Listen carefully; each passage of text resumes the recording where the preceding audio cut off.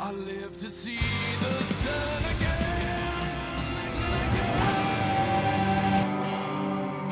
Oh yes! Here we fucking go! What the fuck is up, Denny's?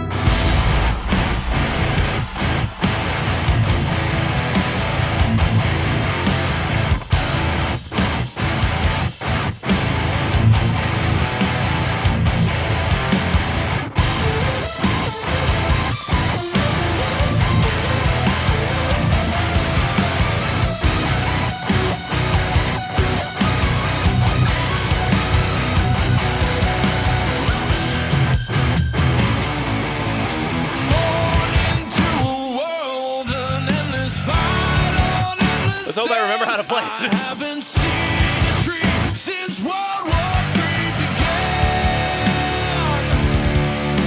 Souls are Let's fucking go!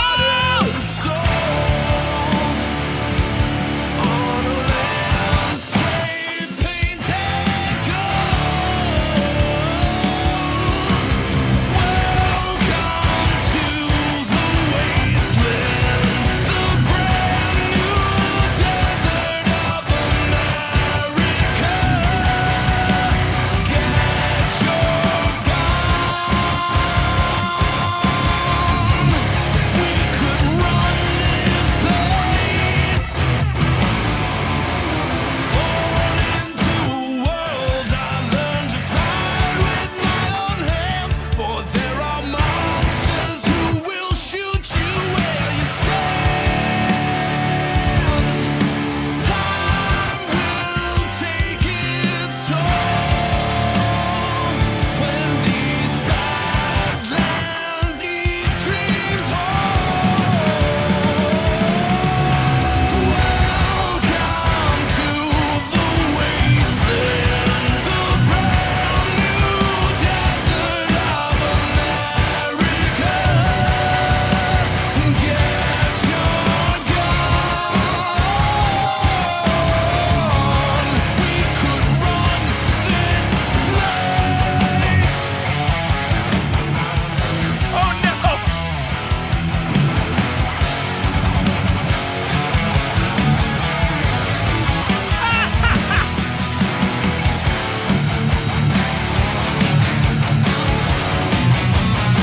I forgot my own rib.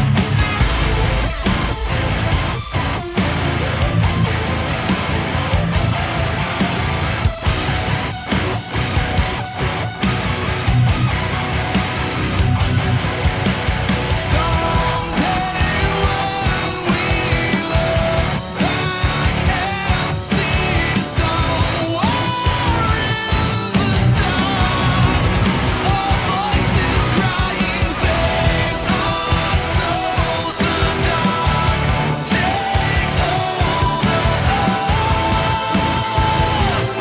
the wasteland in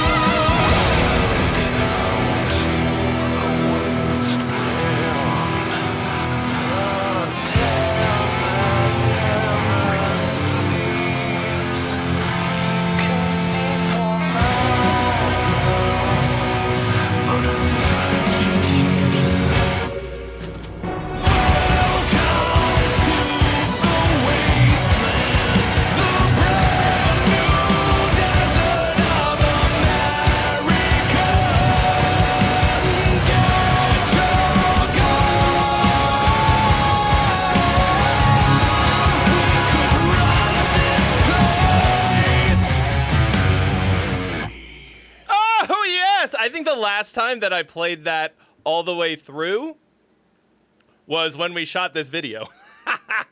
What the fuck is up, Denny's? Oh yes! Thank you all for being here and on this glorious day of release. Oh my gosh, they voted song for my song. That's good to hear because, you know.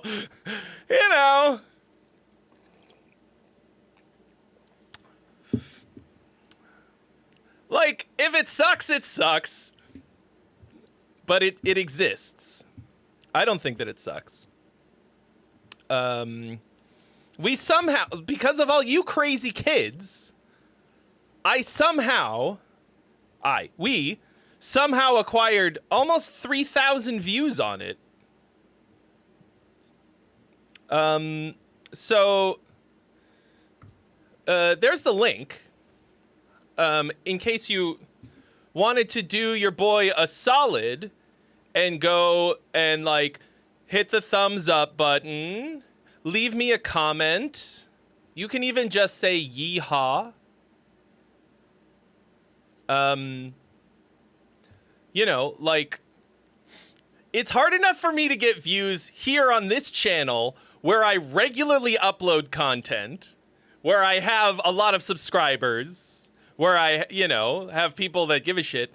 The In Virtue channel, like, the last one we uploaded was like 3 fucking years ago or some shit. So, you know, like, we appreciate all the help we can get. So thank you all so much. Hello. Oh, Hank Hill, Chris Myers, Al Acoustic, Paolo de Freshniff, Guitar Anime Street, Stunts, James Collins, Marcus, Björnli, The Tooth, Omnidos, Andrew Jackson, King Jadex, Mo Clomo, Denny's, Daniel Johansson, Saint Elizabeth, Mick Van Bag, some other friends. Who we got? Sinister Bunny, Fires in Time.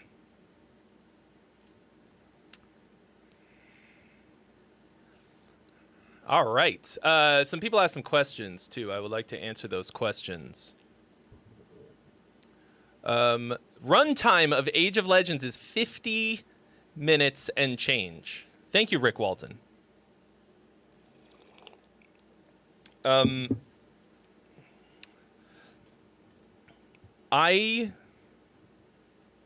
you, Paolo. I love this song.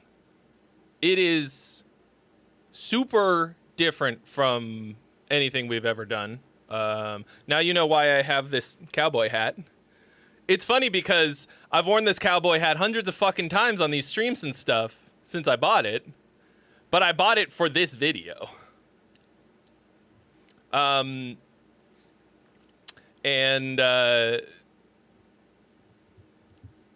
also the boots. And hopefully nobody noticed that my sick duster was just a trench coat that I bought at Goodwill. Do you know how expensive a real duster is? Holy shit. I had no idea. I went to Boot Barn. Y'all ever been to a Boot Barn?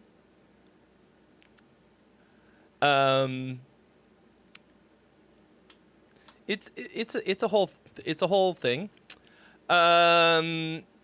Anyway, was very, very surprised by how good I look in cowboy gear. But then I looked at the dusters and they're like, you know, like leather fucking, like, just way too fucking nice. I'm like, how do people wear these in the heat?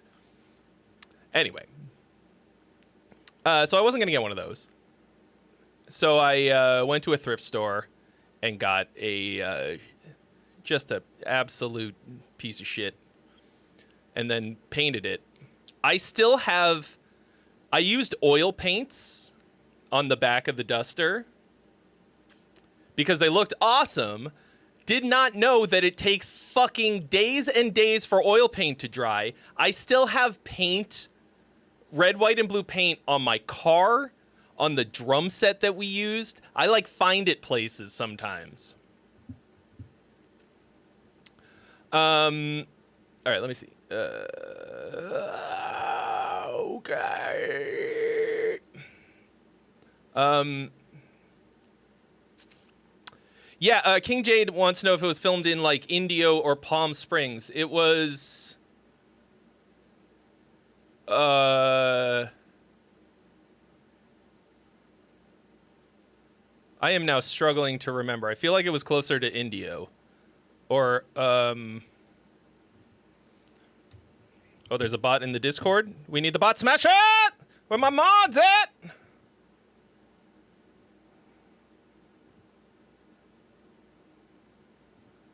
Who be smashing them mods? The fuck is this?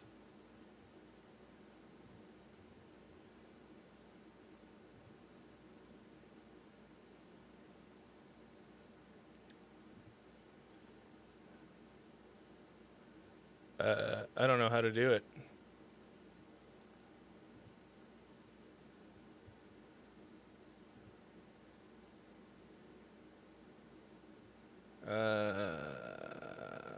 Spam. Okay. I did it. Thank you for the heads up. I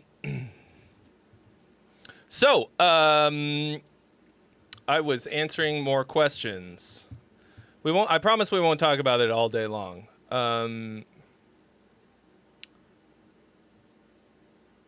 But obviously it's fucking new song day. Like, bro, I've been on you guys for months about finishing your songs so you can put them out. It's so that you can get to this stage of actually getting it out there and then doing the actual hardest part, which is the promo.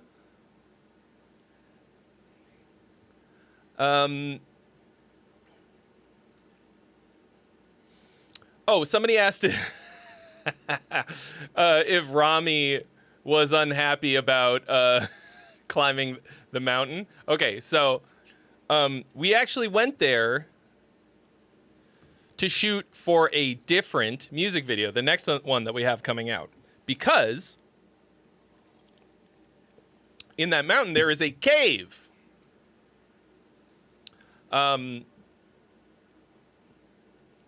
Super fucking sick looking cave. It was an unbelievable pain in the dick to get to this mountain that had the cave in it. We had to drive through the desert, okay, on these roads. And I don't know if you've ever seen like what happens to a road in the desert on hard sand. It gets these bumps. It took 30 minutes to drive like a mile. It was horrible. Cave fucking sweet as hell. Like fucking cool. And it's in this, I mean, calling it a mountain is being very generous. It's the perfect size of mountain hill thing. Because if it were any bigger, it would have taken a day to hike up there. And if it was any smaller, it wouldn't have looked cool. So, but we were like, I was like, okay, let's get a drone guy here and we'll try filming some stuff on the top there. And we, and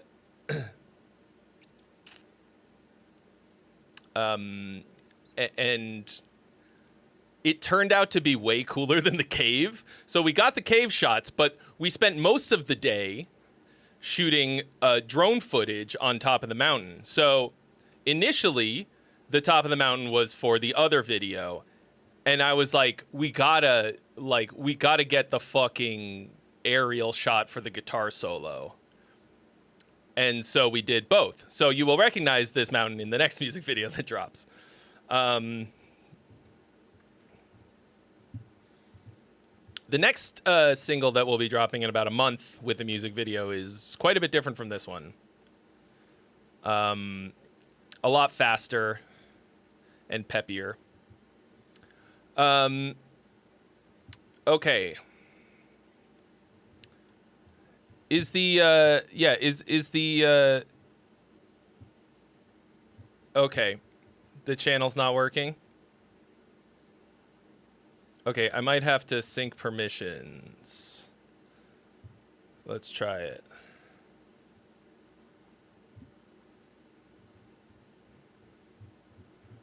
Try it now.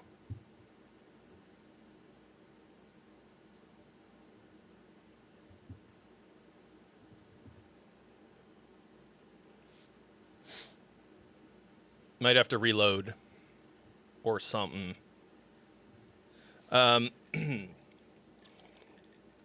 If you posted something, you're going to have to do it again because it's I like closed the channel we usually use and opened a different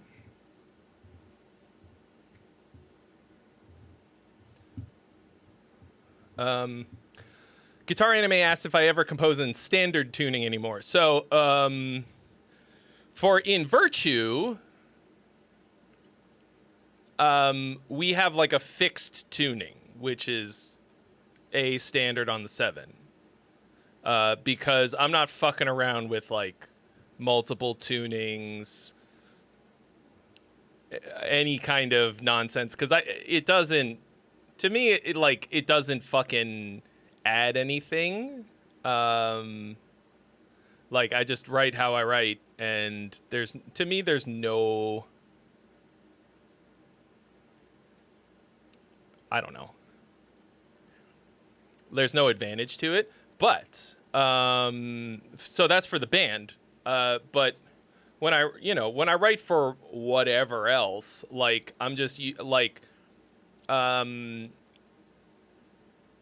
example, the like my little solo thing here, I'm in all standard tuning for simplicity, and I'm planning to write some original stuff for the EDM thing.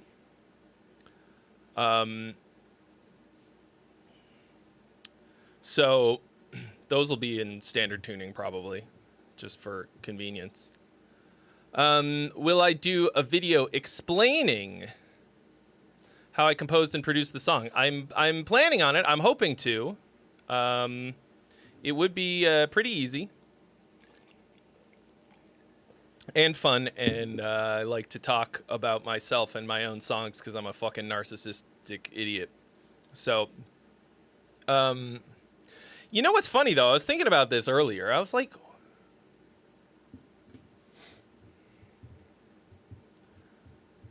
did I wreck it? Is it now worse and not?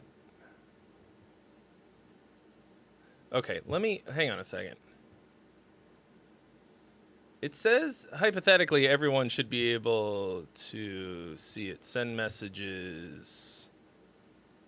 Text channel permissions.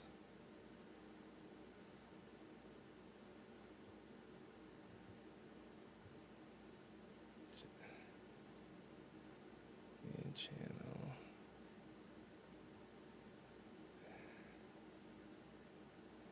Links. Okay, try that. Try it now. Sorry, we haven't done a freebie stream in a while. Let's see. Somebody just asked another question. Drew Haffer, we're working on it. We're working on it. Hello, no one.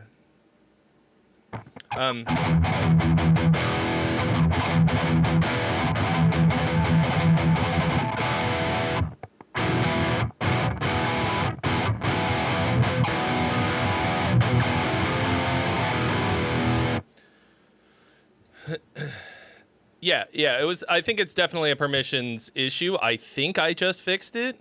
It's very confusing, to be honest.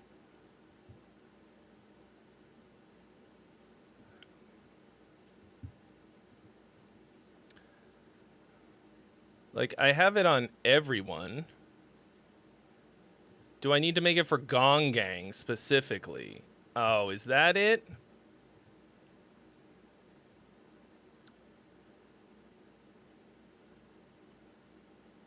I thought that was just view, send messages.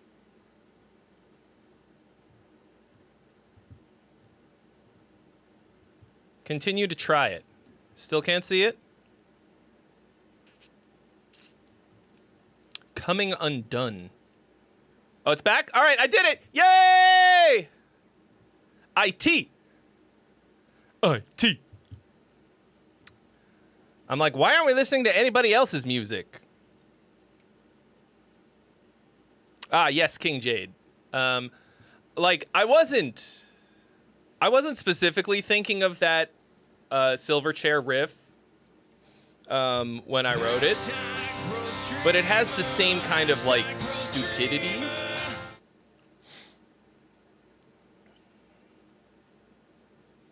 Like, it has the kind of dumb Neanderthalic energy. I don't know if I really remember a lot of the writing process for this song. Like,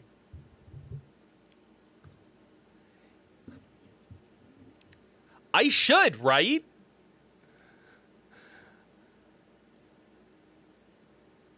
I remember writing basically every other thing. Like, why am I fully drawing a blank? The other thing is, like, these songs, some of them are 10 years old.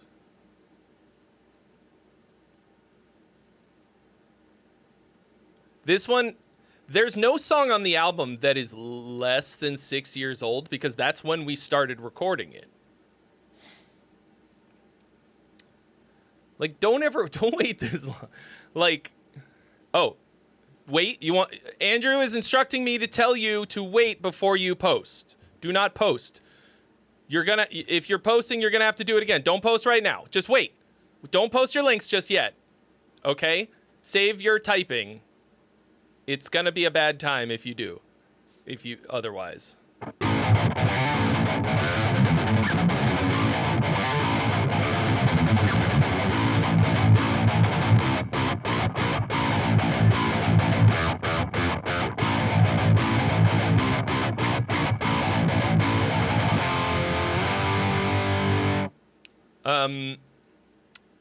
So a number of things happened in between when we started recording and now. Yeah, don't type, folks. Hold on.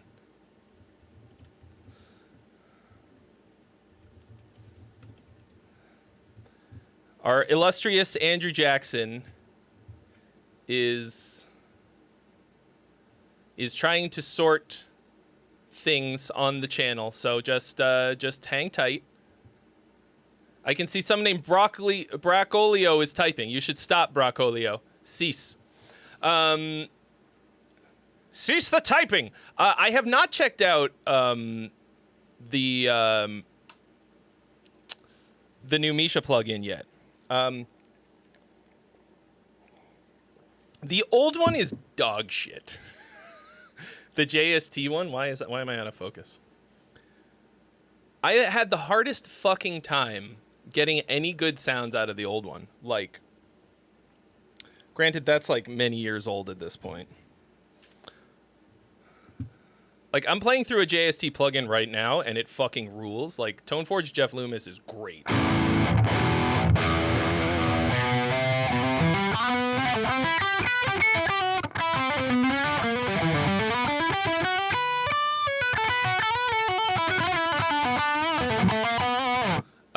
But like,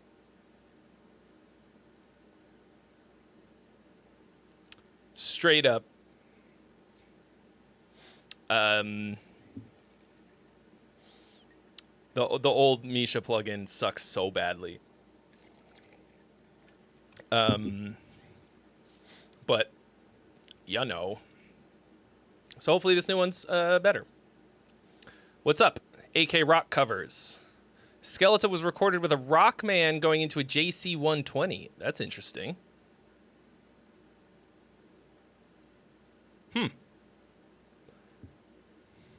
I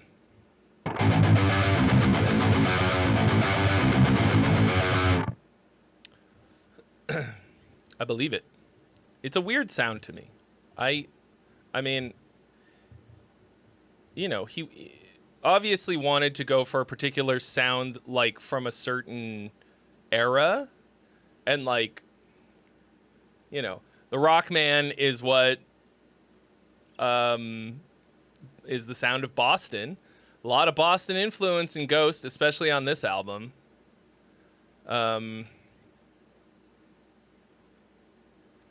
So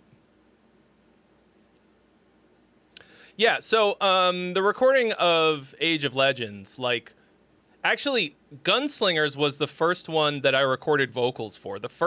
I think it was the first day, like, in the studio, I went in and recorded my vocals. Is that right? It was at least the first one I started recording the vocals for. And actually, at the time, we were waiting on a particular microphone. And so we used my the MA200 Mojave. And it was, it turned out fucking great. Okay. We are now ready. So here's how this is going to work for these submissions, for the freebies. You have to read the rules in the freebie stream. Don't post yet. Don't fucking post yet. All right? Just wait. Wait. Okay? You gotta read the fucking rules all the way through. If you don't, it's just gonna get deleted. All right? And then you're gonna have to type it all over again. You're gonna be miserable. Okay? If your shit gets deleted, it's because you didn't read the rules. Okay? So you more or less have to just go read the fucking rules. There's a button you have to click. It says, I have read the rules, and my song follows them. And Andrew Jackson makes the rest of the rules. And listen to Andrew Jackson. Okay? And no complaining. Okay? And if you want to skip the line, I think I wrote that it's $100 today. Okay. 10 at a time is probably fine, Andrew. Do vocal synths count as AI? No.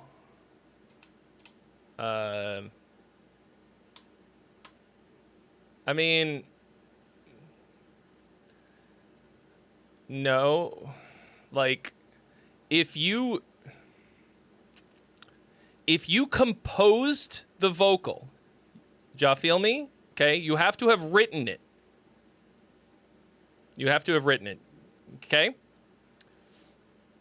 That's the main thing. And no just like sample loops of vocals either, all right? Okay.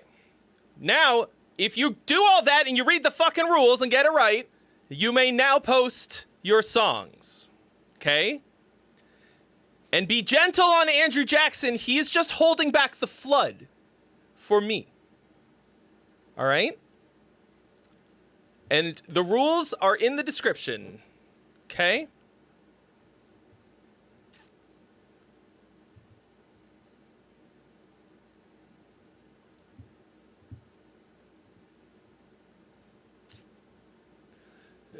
Notice also that there's like a whole glut of rules pinned on top of what Andrew Jackson wrote.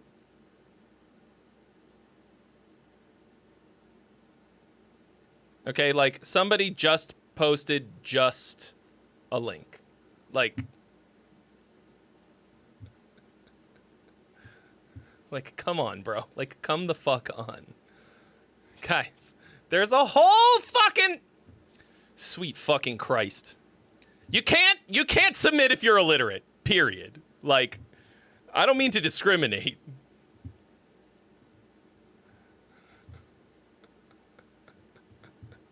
Jeez, you guys. Like, I need to know what your YouTube handle is.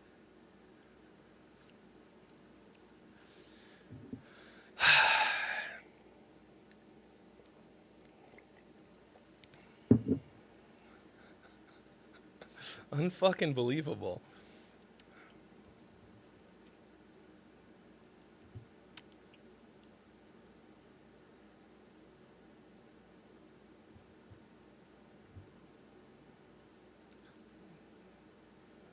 Where the fuck I am 66. Vocals from looperman.com. So you got like a vocal loop?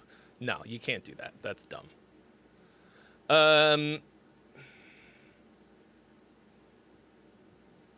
Man, the last time we did one of these was a little less than a year ago. Andrew, are you gonna drop them in the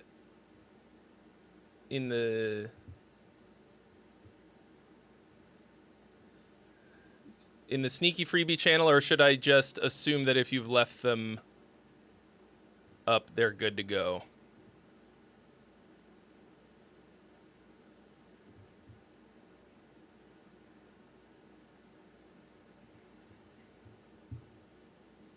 Okay, I didn't I didn't see. Oh, you're putting in the Friday paid?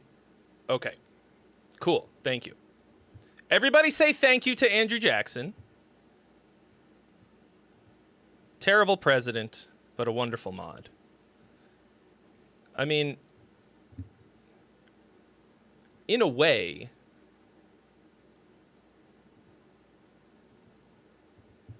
a mod is kind of like a president. You're presiding over this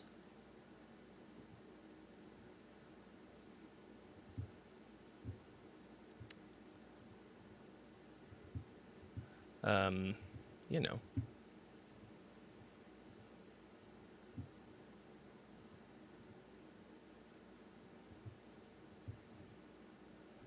Stream.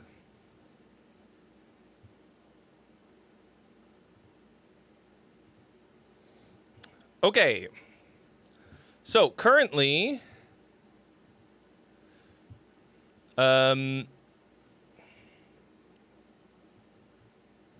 I'm sorry, Andrew Jackson. What is playing? Don't play. No. Not now. We have Drew Haffer, Ninery Set, No One, Street Stunts, Omnidose, Marcus Bjernley,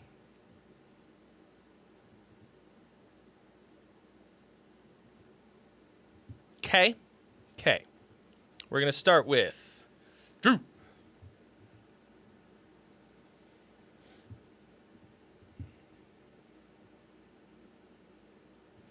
That old school 2000 metalcore type of jam.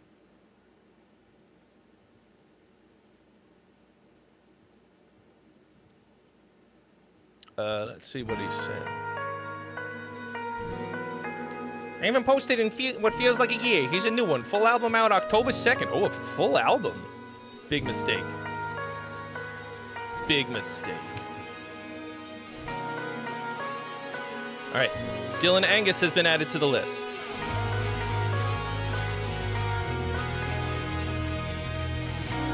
Kill Switch. Inspired. Oh, damn. Andrew's birthday is October 2nd.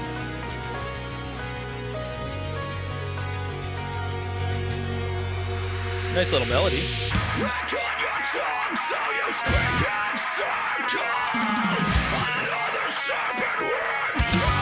Jun riff.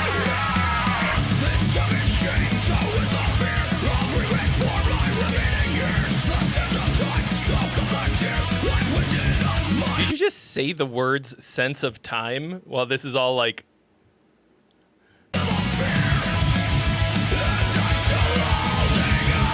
That's really rhythmically messy.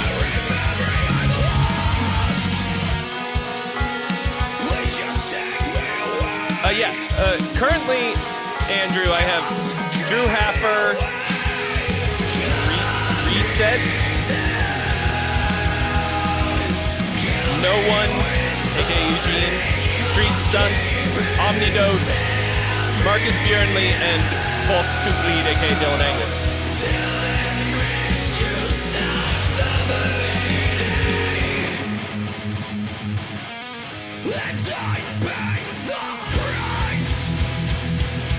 You gotta rhythmically tighten this way up. It's like really sloppy. And so it's like, it doesn't feel good.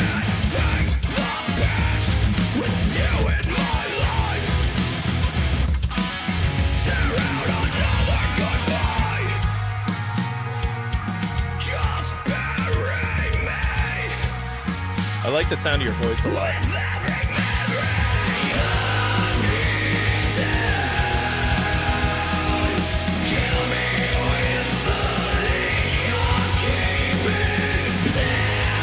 The mix is big mushy.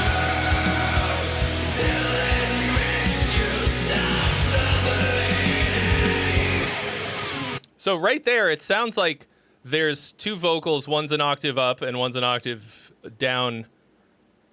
And it sounds like the low octave one is like way louder than the other one, which is a shame because from what I can hear, it sounds fantastic. The higher one sounds great. So you gotta flip the levels on those.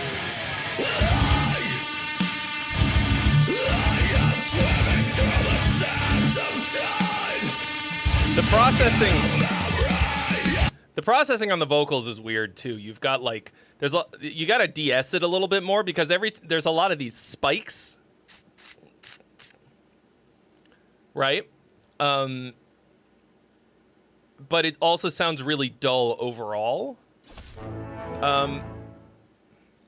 Migderp, thank you for the follow on Twitch. That might be a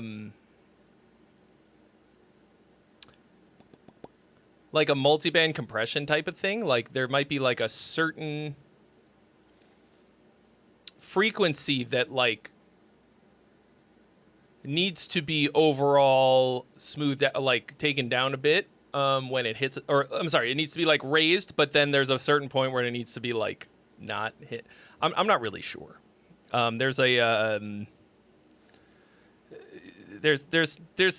something about it that makes it sound muddy, but then every once in a while it's fucking icy, which sucks because it's so vicious and awesome sounding.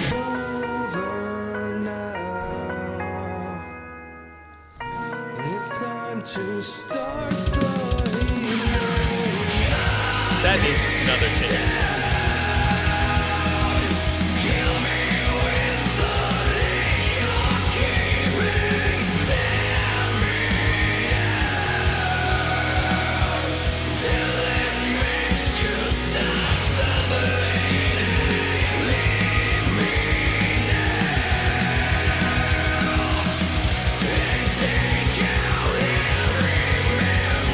Welcome, traveler of space and time, to the greatest stream imaginable. Won't you stay a while? Yeah, like this has so much good shit in it and so much just like wonkily recorded stuff. And the mix is a mess. Like if you've got a whole album of songs that are this level of mix, you shouldn't put out an album. You should get one. You should get your best song, record it and edit it a lot tighter than this, and then send it to somebody like Zyme or whatever to mix, and then release your one song. So whoop.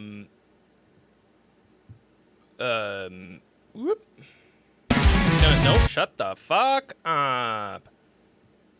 Brain Blast has been, aka Dat Skater Boy, has been added to the list, as has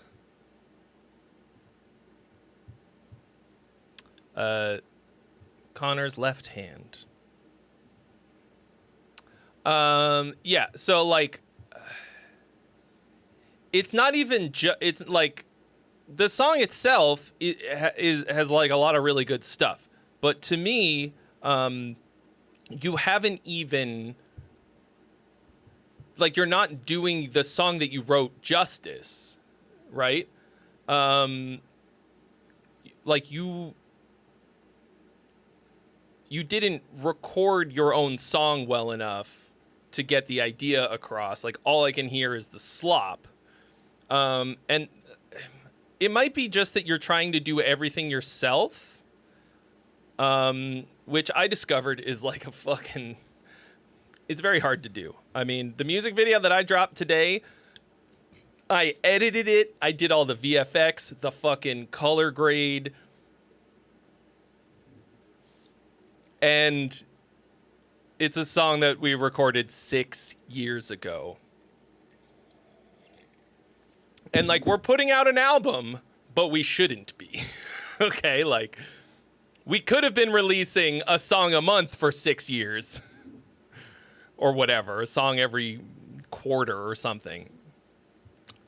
So, like, I would not put out an album of that yet. I think you need to just, like, you don't have to put that much pressure on yourself, you know? Like, finish one song and make it fucking slap. Because if you can't have one song that's just absolutely soul-crushingly amazing, then why is somebody going to want to listen to a whole album of it, right?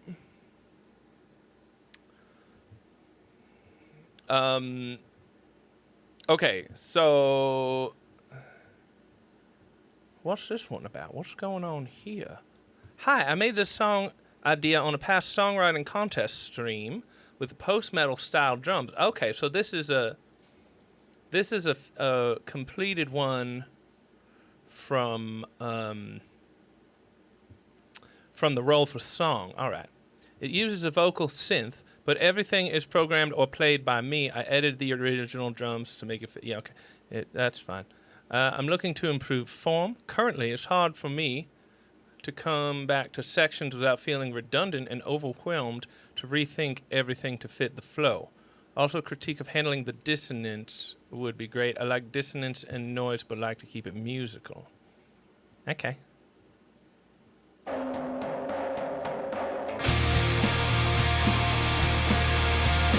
Yes.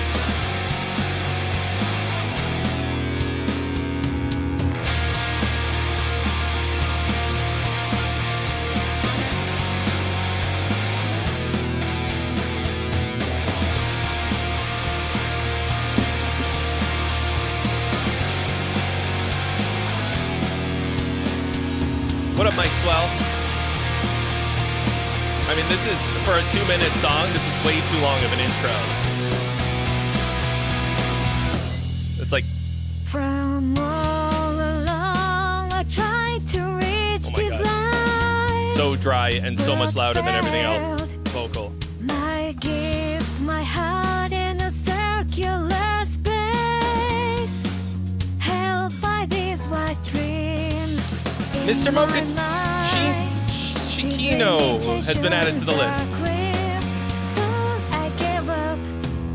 My decisions were made. Welcome, traveler of space and time, to the greatest stream imaginable. Won't you stay a while? Mr. Chiquino. Mr. Chiquino. Thank you for the follow. It's a vocal synth, y'all.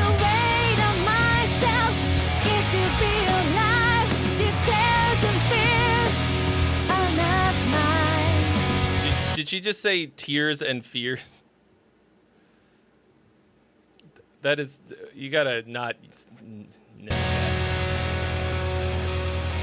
In the afterlife, outside this cage, my heart and dreams.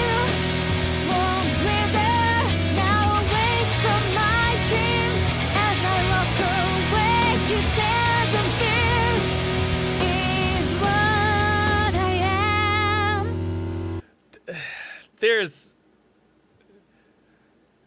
so many great fucking moments in that last chorus thing, and then just dropping the ball big time, like not landing the plane. This is one of the problems with one of the major problems with writing for a vocal synth. Okay, even if you're composing it, if you don't try and sing it, or like if you don't understand singing, you might wind up treating it just like it's another instrument. And that, it feels to me like you're about 50-50 here. There's some parts of it that have like good phrasing and cool melodies, and some of it just feels like, yeah, same with drum programming, says King Jadex. I mean, it's really true of any instrument. Like, you know, you will put things in the wrong octave, like in an octave that doesn't make sense for the sound you're trying to get. You know, like writing a tuba part in the flute register, like, that's the main thing with this. I think you've got some cool chord changes. I think the dissonance that you're referring to, so you're kind of like alternating, right? Like at the end of these phrases that you've got in your beginning part, you have like a couple of sort of consonant chords, and then you have this big dissonance. I mean, to me, it's very clear when you're creating dissonance for dissonance and you're not just fucking up, which is a big problem. You know what I mean? Corky Thatcher says, New in Virtue had me bricked up the whole song. Fantastic on every level. Thank you so much, Corky. He's referring to this one, Gunslingers of the New American Desert, that just dropped today. If you want to watch that music video, I just sent you the link. Thank you so much. So, like, let's listen to this part again. Like,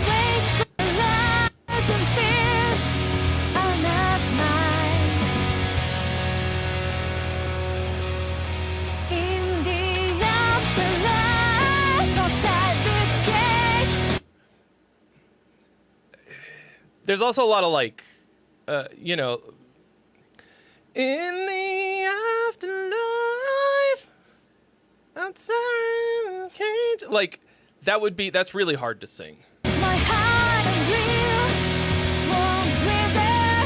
Now awake from my dreams as I walk away. These tears and fears is Fears kills me. what I am. Bin Bash made it through my entire video before realizing it was me in the band. Damn, dude. I mean, I guess I hammed it up too good. I'm too good of an actor. So you need to like write something that a person would actually sing. This is a fucking good start. Like, genuinely, there's something in there.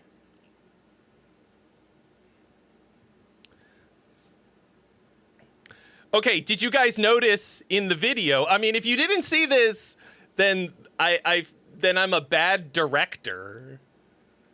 But in the video, the point is that he shoots himself. Right? The reveal is that both of them are me. Luis, this is your first song finished? Oh, great, dude. That's a fucking great start then. Bro finished a song. That deserves a party. We're throwing a fucking party for Luis.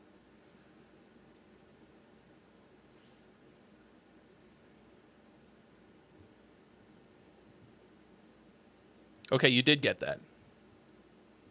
I mean, I guess in the reaction video, I also pointed that out.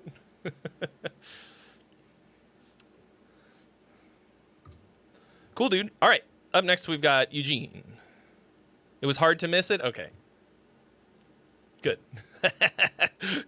I mean, you don't want to hit it on the nose too hard. All right. Oh, I should read what he said. Something for my band. Overall general feedback would be nice. Okay. Yeah. Sleepless. Feel like there's going to be a lot.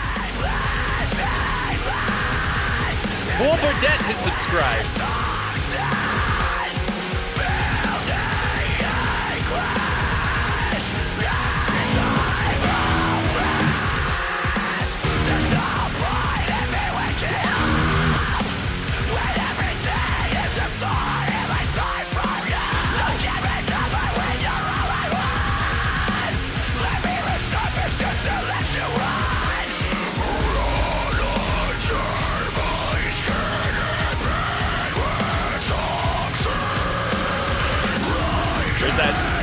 The perpetual 3 against 4 of Gen. 1, 2, 3, 1, 2, 3, 1, 2, 3, 1, 2, 3, 1, 2, 3, 1, 2, 3.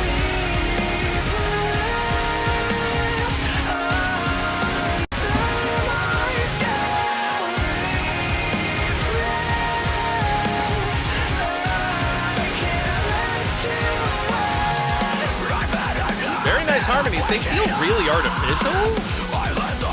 The harmonies sound to me like of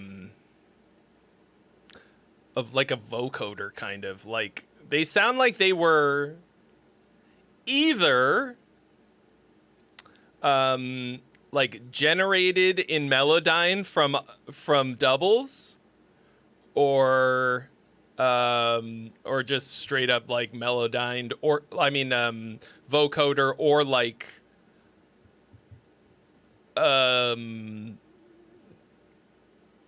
or just like the harmonies are overly pitch corrected.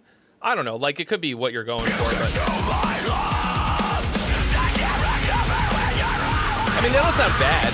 They might be a little hot in the mix. God, I wish I could fucking stream like this. I've been working on it all month.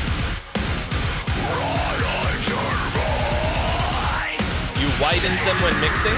They might also just be too hot or something.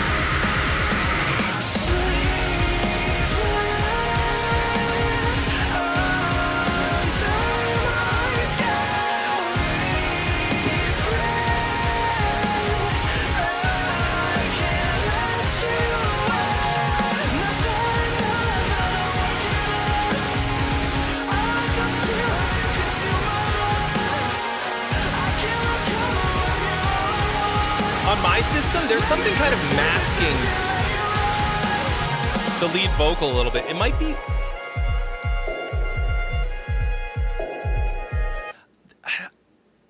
It might be the ambience of it. Like, I am definitely nitpicking because everything in here sounds really good.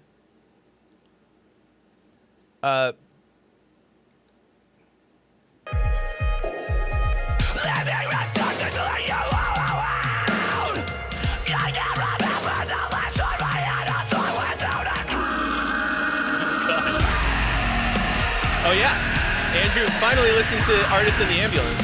Great album. Okay, that was an intentional effect. Okay.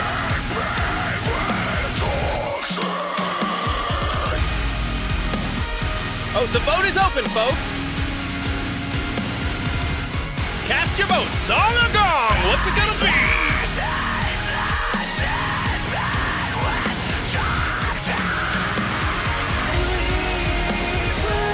That's a weak transition into this chorus here. What? Why?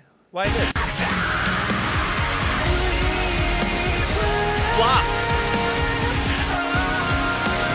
Sloughed into your chorus. There's no sloughing allowed.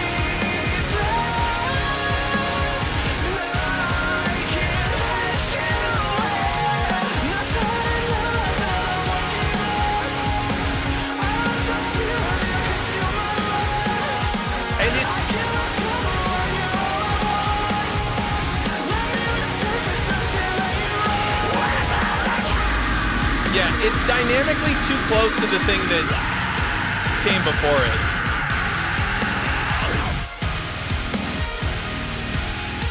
That's the main problem.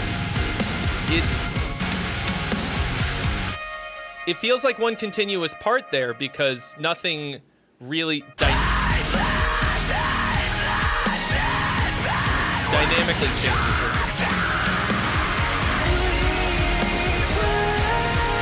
The drums are even riding on the same cymbal.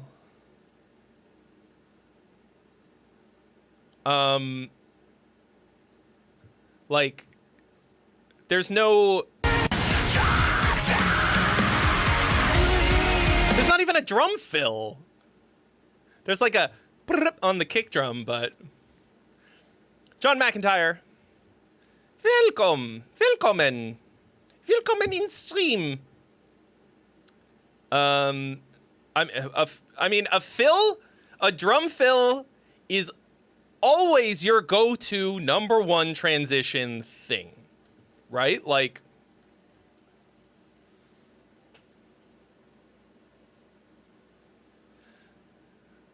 a drum fill is like nature's transition, right? Like, long before we had a reverse cymbal, a fucking riser into a bass drop, we had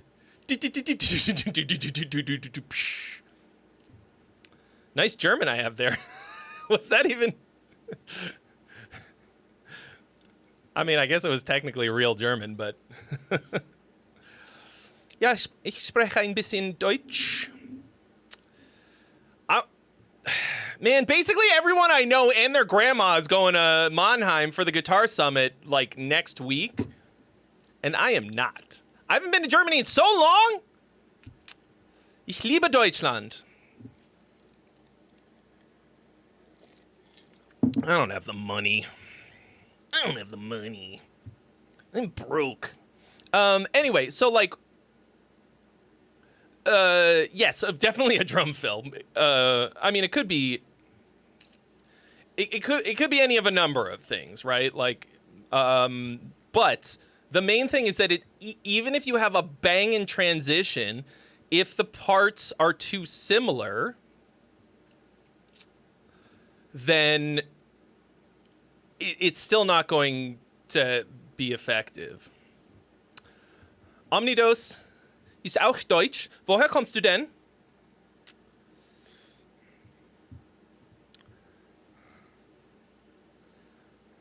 Your grandma got you a McChicken, Mr. McChickino. Is that... Man, your grandma must love you. Dresden. I don't think I've ever been there. But anyway, so this vocally, like, the screams are outrageous on this, okay? Fucking great singer. It's kind of got the BT Bam vocal thing, which kind of always bugged me a bit, where the screams are so vicious and gnarly sounding, and then the clean singing is like so like sweet all the time with like zero grit, and it's mostly just that it's really a lot of head voice, a lot of like falsetto kind of stuff. I mean, that's to me is a weird dichotomy. Like, how can somebody be so Welcome, fucking traveler of space and time, to the greatest stream imaginable. Won't you stay a while? And then like complete 180, like no grit at all? Warum?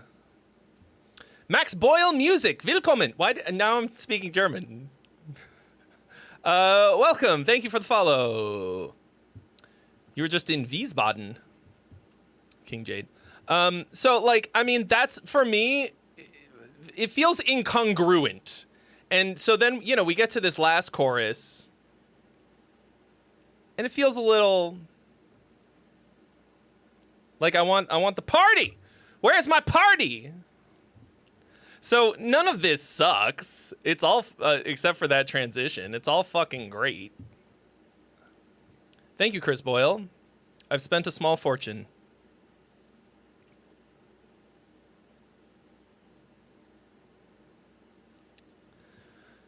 I mean, not really. A lot, but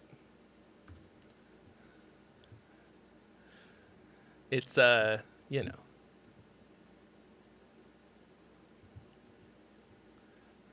It hasn't made, the lights and shit themselves have not made me any money. I used to make more money on these streams before I had a sick setup. Like, I think people see a professional setup and they like their expectations change. They just want it to be a dude, you know, fucking hovel. I think. But I'm bougie, all right? I have bougie taste in production. Anyway. Saren is here due to the video editing on my latest vids. That shit is amazing. Thank you.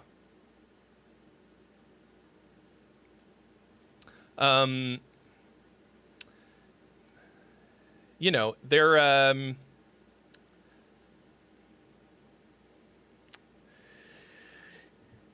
that to me is the most fun part. Like, bro, I shoot those reaction videos in like an hour, and then I spend 9 hours editing.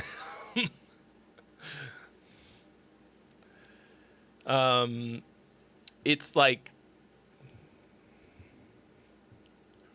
it's kind of a sickness. But I do love it very much. I got my first normie ad read today. So, y'all be excited for me. The money is kind of dog shit, but it's just it's a start. It was something that I wanted, and we'll see how it goes for another reaction video. For a Trey style reaction. Anyway, so in case you guys didn't know, I released a new music video today, which John McIntyre just pointed out. I risked life and limb to get cinematic shots of a rattlesnake and a bald eagle in so many, like, specific, you know, like, how did I train the eagle to, you know, and fly? It was not stock footage that I manipulated.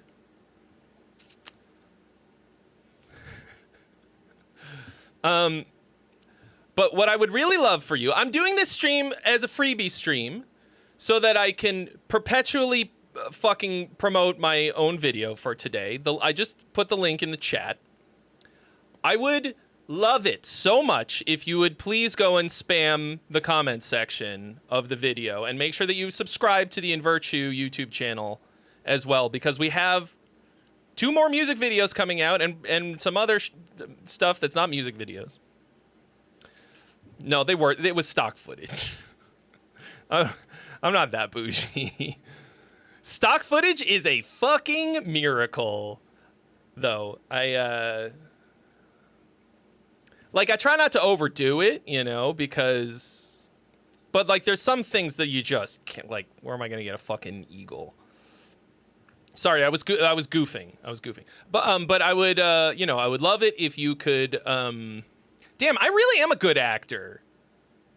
I thought see, I assume that, like, it's very obvious.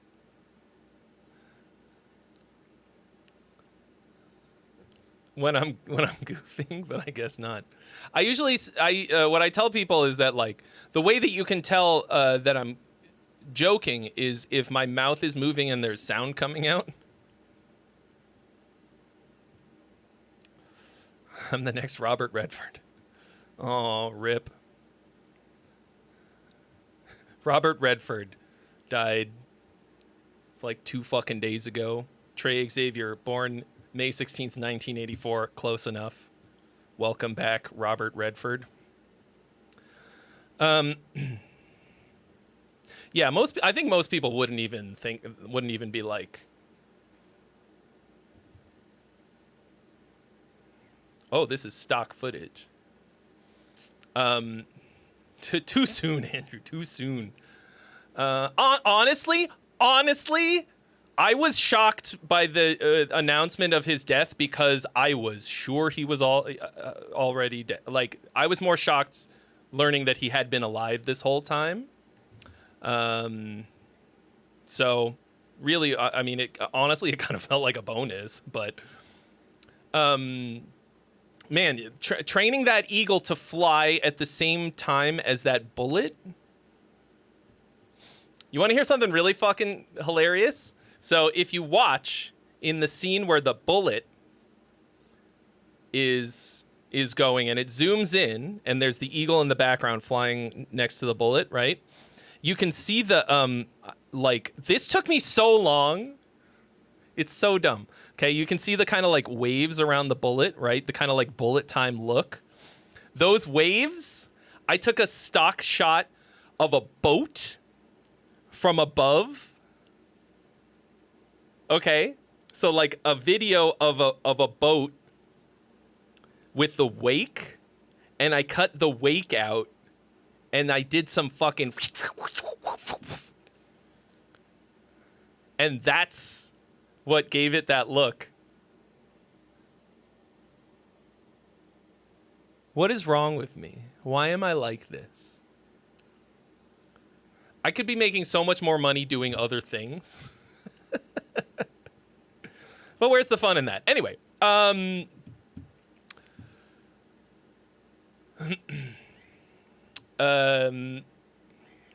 but I'm very happy with how it came out on a very low budget, just pure passion, you know? Like, I don't know that it could, like, it probably could have been more high def in a lot of ways, you know, like, or like, I don't know, there's a level of production value that would have made it more cinematic, but I don't know if I would have liked it more. Like, I'm so happy with how it came out. It's just, you know. All right, let's line these up a bit. We got some more submissions here. No, shh, no, not yet. No. Don't. Okay. So we've added Dookie Eater, Migderp, and Max Boyle to the list. Currently, let me just, I'll let you know the list, okay?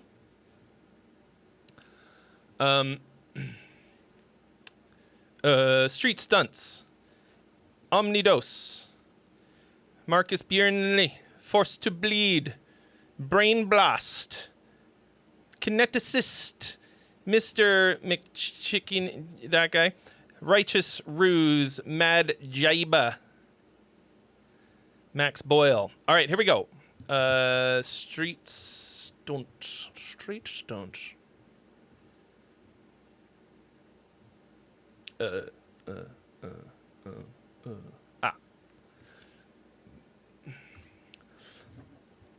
Hey man, this is sort of an experimental electronic rock track. Trying to hone my own style, but still want it to sound good. So feedback on anything from your ears is appreciated, but vocals is my primary focus at the moment. All right, sing it back to me. Sing it back to me.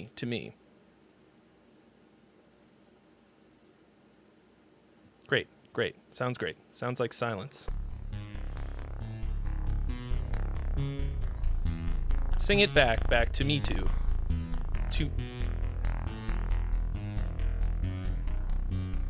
Oh, look at Captain Riz over here. Oh no. Perched high up on a mountain wall, fell a note and reveled why. Every day, all the time. Sing it back to me. Everything you're that hi-hat is a bit rough. That hurts. Keeping the ship from sinking. Sing it back to me. Everything that currently, production-wise, is killing me. It's prohibitive. Everything else is cool. So.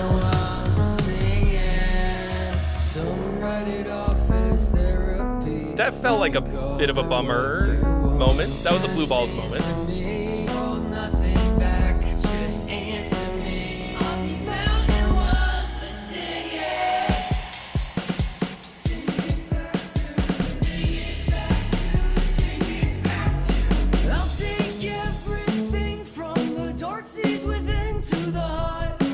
What the fuck just happened?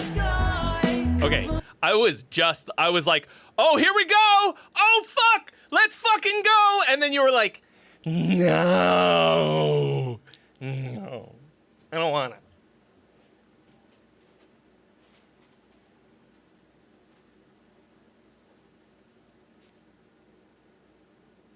And what the fuck is going on with the drums? Why is there so much gooning music now? Why is there so much edging fucking nonsense? Like, stop it! Just fucking drop where the drop goes.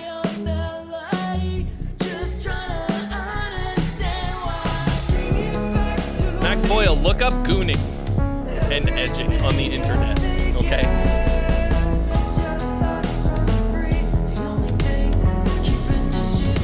Just keep safe search on if you want to.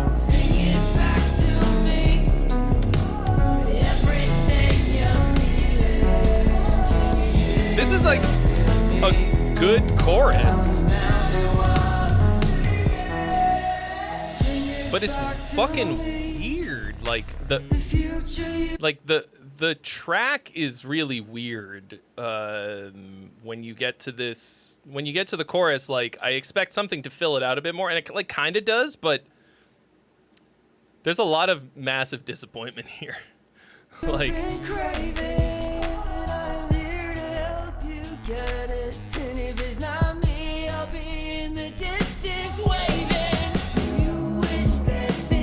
and the drums are weird. The drums are like weirdly.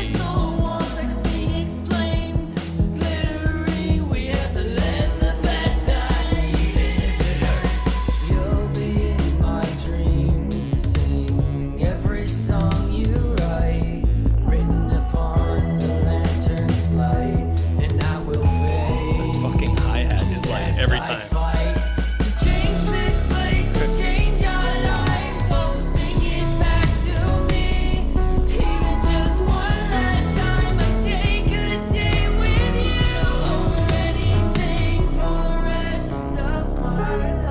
See, like, what is that? Like, you just keep trailing off at the end. Like, it does. It like you. This just feels like you're never landing the plane.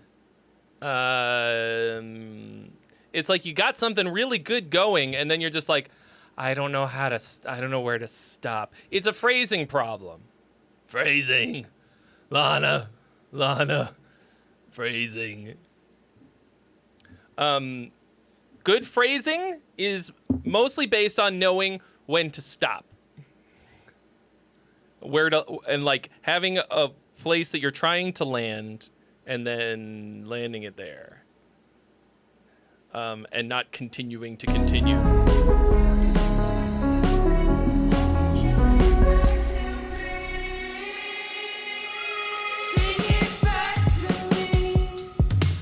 These drums are fucking nonsense. Absolute fucking wanky nonsense. Like, like, forget whether or not a real drummer would play this. Like, it's not groovy, and it's not taking the song where it needs to be. What about blending into different sections? What does that mean?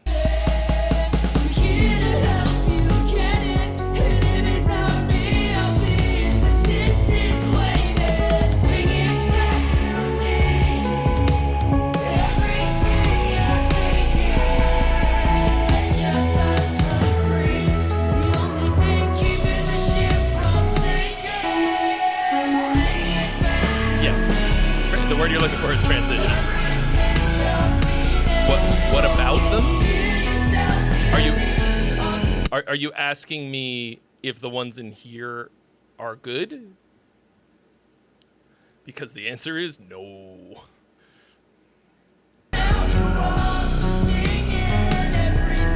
Like, you need to... Oh my gosh. And you didn't... Dude. Like, if you simplified the drums 90% on this, it would be 1,000% better. Because the production aside, and like the actual expression of what you've written here is all fucked, but the core song is like mostly really good. Like the transitions were choppy, so you tried to find ways to blend it together. That's putting lipstick on a pig. Don't try to fix it with production. Like, write it better. Like, you've got a solid fucking good chorus. Sing it back to me. Like, you've got a lot of great starts and shitty finishes. Like, if you got yourself a decent fucking producer who can help you take this basic start of an idea and turn it into something, it could be spectacular. Right now, it's like you're just shooting yourself in the foot. You're hamstringing yourself. Yeah. What up, Jim Winters? I agree. Just like delete the drums entirely and start from scratch. And like find something that grooves.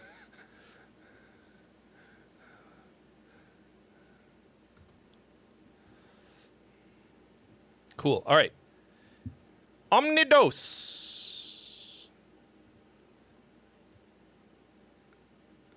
Anthropocene collapse. And it's not going to do it naturally. Come on, bro. Come on. Let's fucking go here. Okay.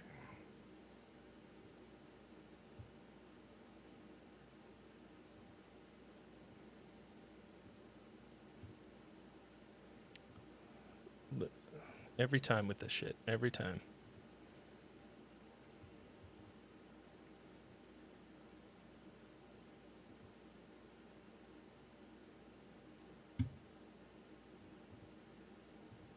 It would be super fucking cool if the goddamn track would fucking play. Like, that would be so cool. It would be great if we could listen to music. Right, I don't know what this is, okay? I don't want any of that. Is it because I can't fucking... Ugh. It doesn't want to, like... Because I have... multiple Spotify, what's it called? Tabs open, it's like confused. Okay. I don't really know what to do about that. Like,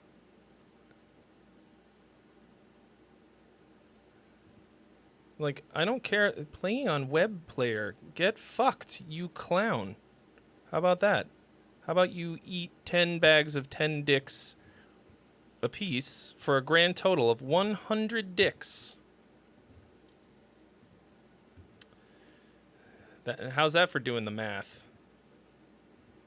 Oh, wait, it was going and I hit stun. No, it was going. What have I done? Maybe it wasn't. Maybe what if I were to continue to do the same thing over and over again?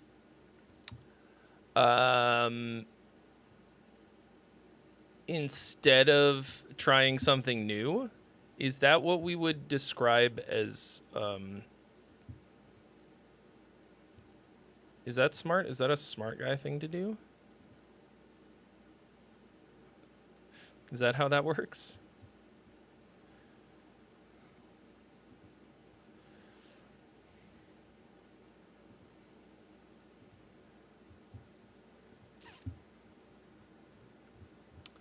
Okay, maybe if I delete the internet and start from scratch. How about that? Why the fuck people be sending in Spotify links anyways? Let me help you with your song that you already released.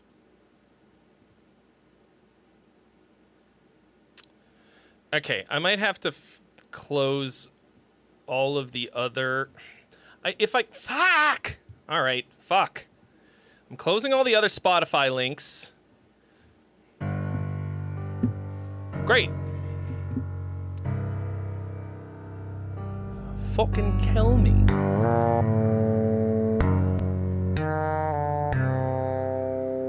Oh, let me read what he wrote. I probably shouldn't have hit pause.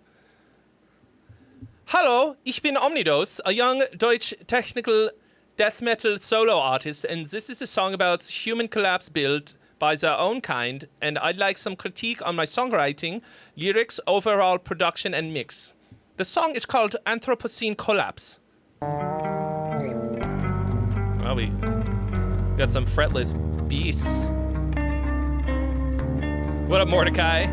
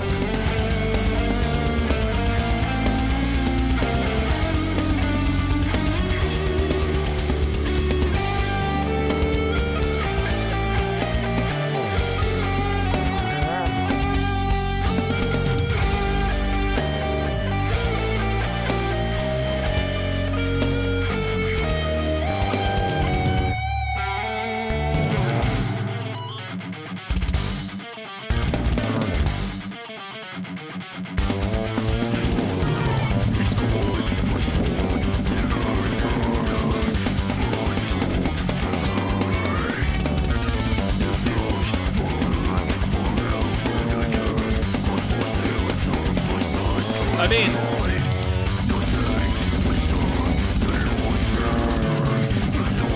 that fretless bass is super fucking loud. It's louder than the vocal.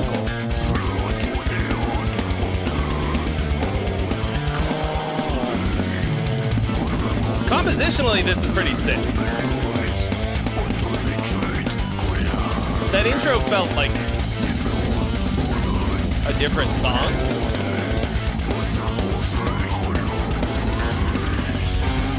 The vocals are real mushy sounding too. Like very, very obvious influence.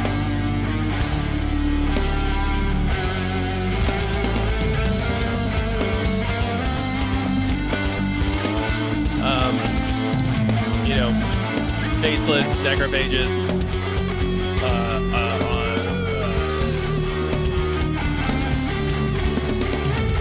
any of the like alkaline, fucking, any of those German tech death bands.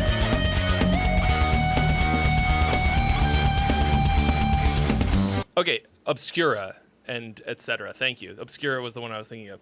I mean, the guitars do not sound aggressively performed at all. That's one of the main problems, is that like it feels like you're like very sort of gently like it doesn't have a fucking intensity to it. But the parts are fucking cool. I mean, it does just sound like Obscura worship.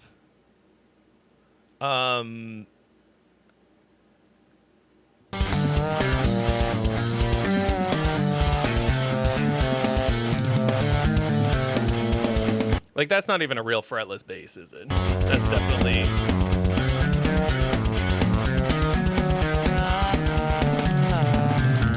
Yeah, that's definitely programmed.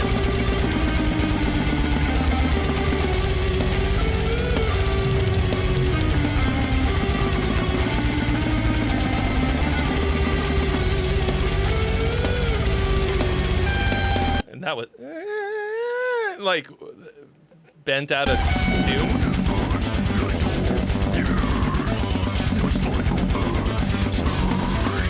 I mean, it's like they're not real drums either. I'm not worried about that. It's mostly just that they're incredibly fucking loud, or that it's very loud.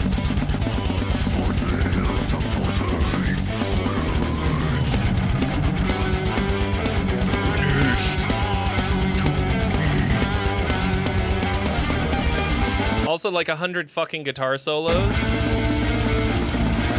It feels like you have guitar solos instead of choruses.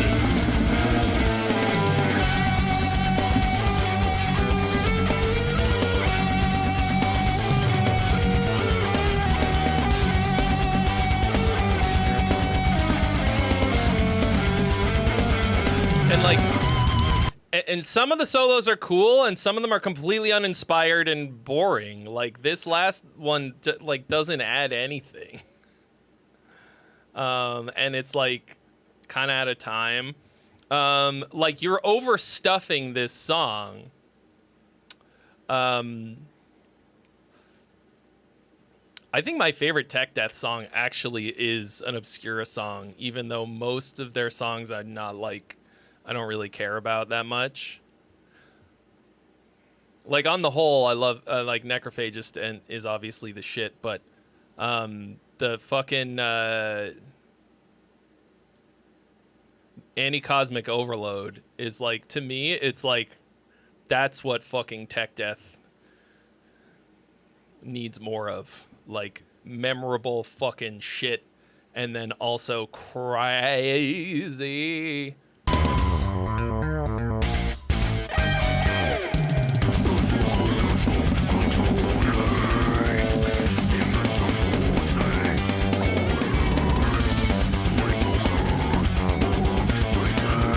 There's a lot of this that I really like. It gets my fucking blood going.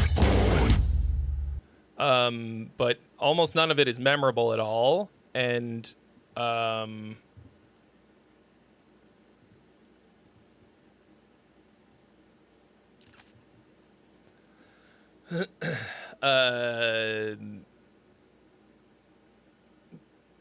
the mix and performances need a lot of work.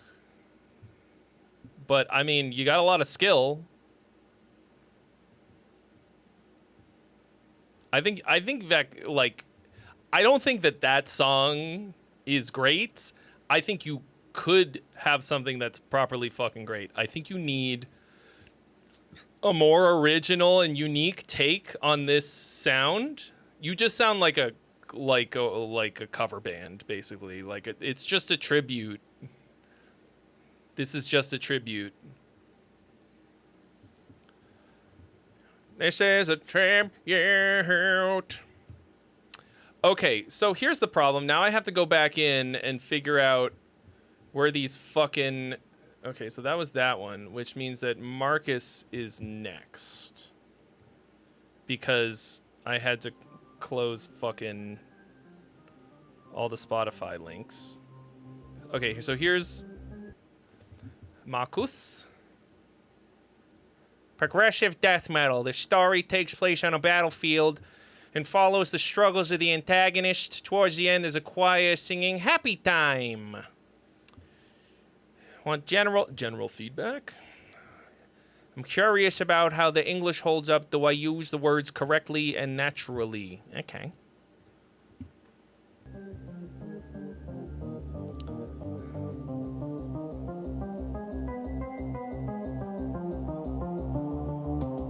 Who is VMod?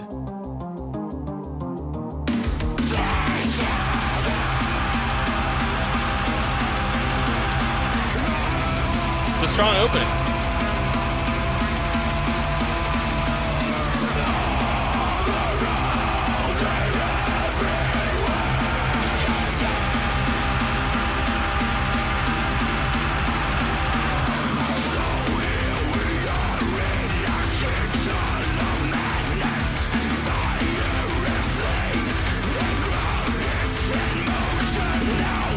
This mix is overcooked.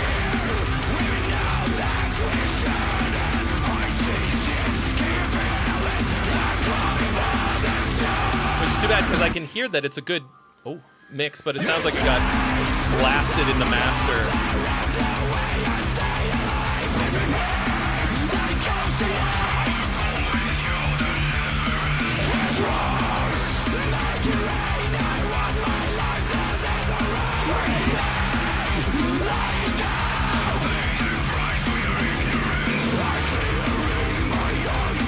Okay, so right now I am like already, what's the word? Fatigued listening to this. It's got a really cool intensity to it.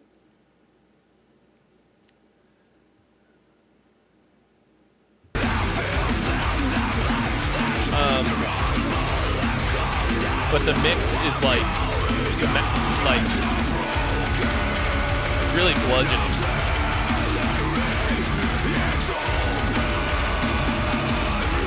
It sounds Swedish. Marcus Björnli sounds Swedish. Crazy.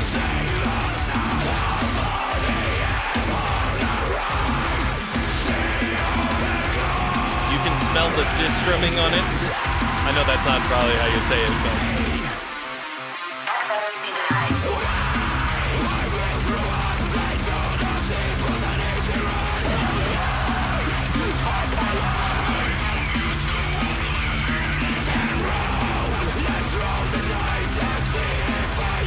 riffs are really fucking boring.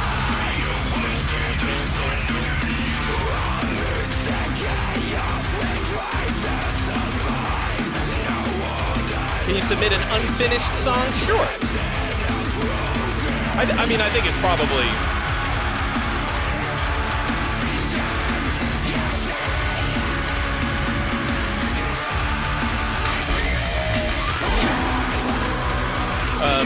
This is probably a good spot for that. Space for that, actually. All right, I'm adding...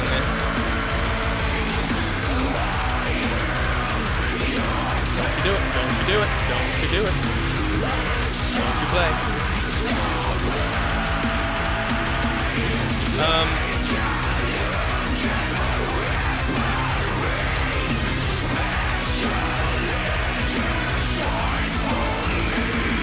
I can't really understand what you're saying, so I can't really comment on your English usage. I think that the sounds are cool. The production, aside from the like absolute fucking way overly smashed to a level of, I mean, I've heard way worse, but it's very fatiguing to listen to. Aside from that, the production sounds kind of cool. Your vocals sound gnarly. It sounds like there's too many layers of vocals happening all the time, but the song is like really boring to listen to. Like, I can't believe we're only halfway through, and like, it feels like it's gonna go on for eternity. So that I've just added Ace Forever, FT, and Twin Tails to the queue. And I think that the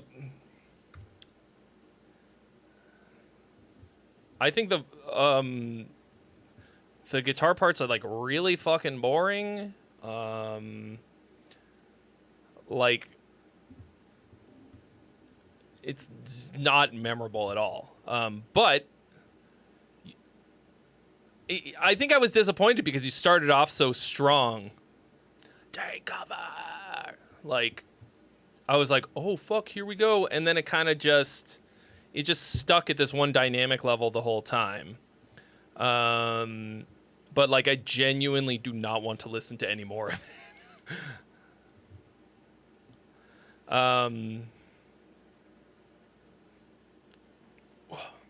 I think you have to make something that's a lot more interesting than that. Oh, and it's not just more interesting.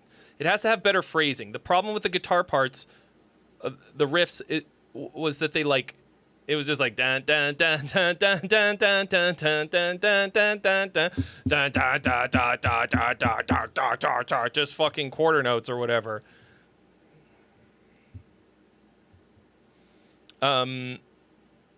But you've got the skill, so now you just have to like make something that has better phrases that I can like, you know, take a fucking bite out of that I'll remember. And tell the mastering engineer to take it fucking down a notch. All right. Let me.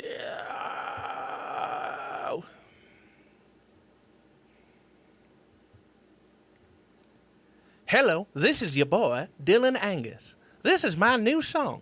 I want to know if the mix sounds fucked or not, or if there's anything wrong with the structure.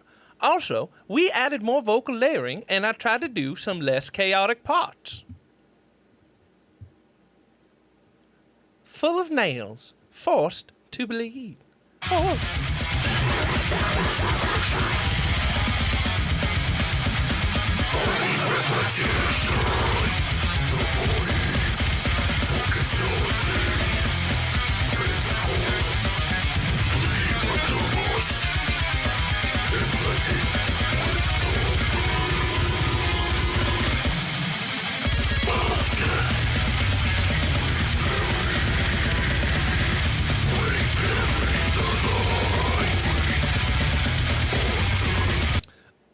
To me, the hi-hats are jumping out again as being a little painful. I don't know if it's just my system again, but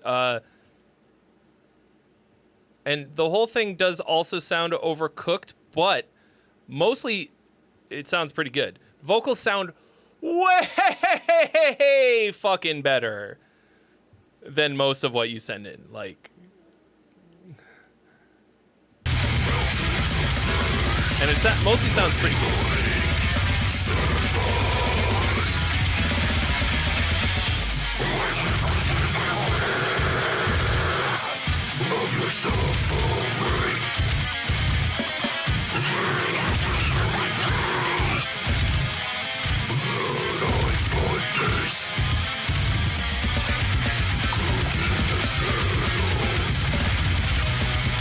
I'm just Magic Mike.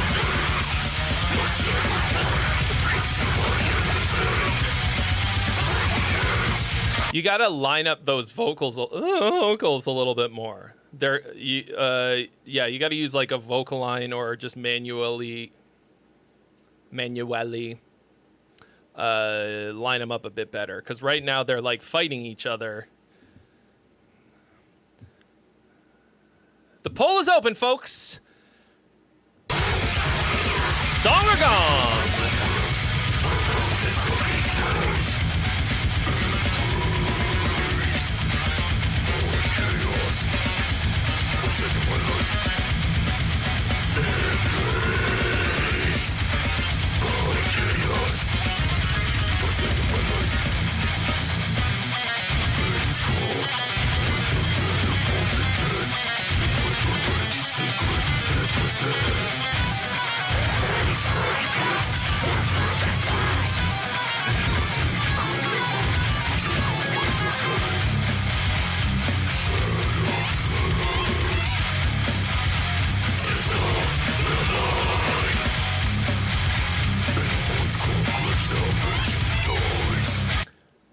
That, like, mostly closed hi-hat is kind of a weird choice for this section.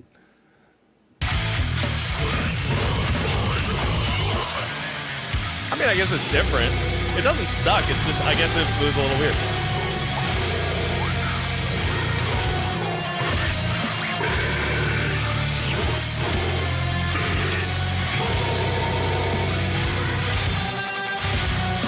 This is cool. Yeah, that's working real good.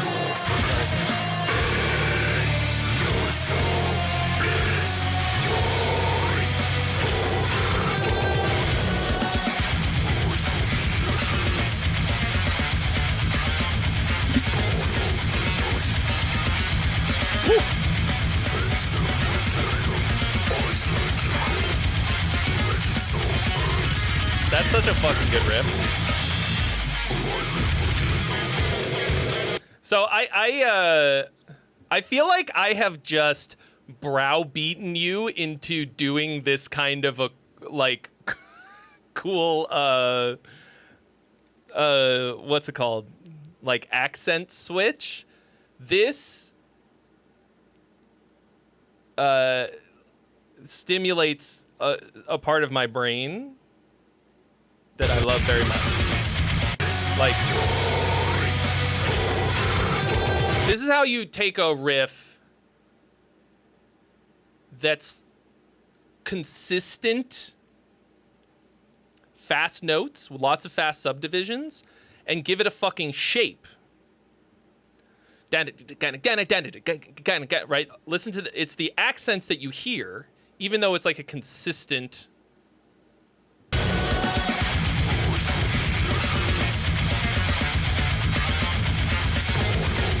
And it's got really cool syncopation.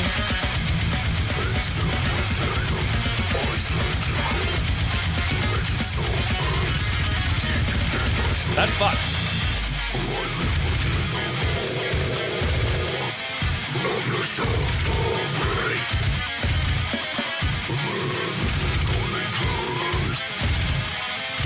That's how you do it.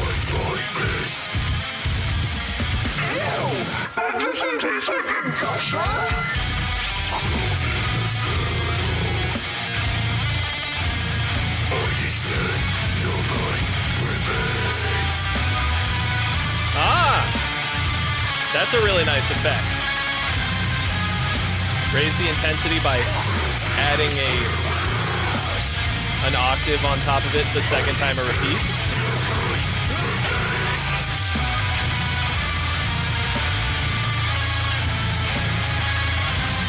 Bro, is that what he said?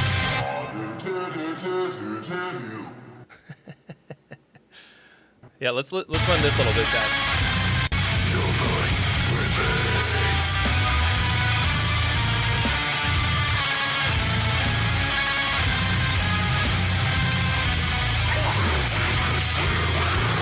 Wait.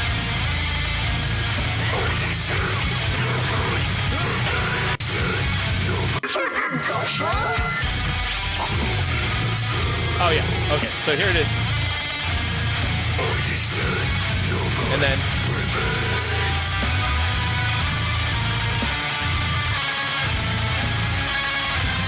And then the rhythm guitar changes. Maybe not.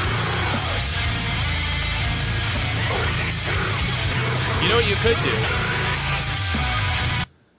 For that last bit, so you do the melody once in one octave, then you do it again and you add an octave up. You could then change the rhythm guitar so that it's those like kind of long chugs, like jong, jong, jong, jong, jong, jong, jong, to crank the heat up one more time.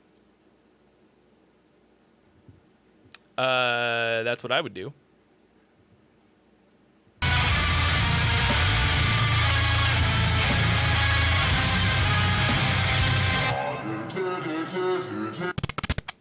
But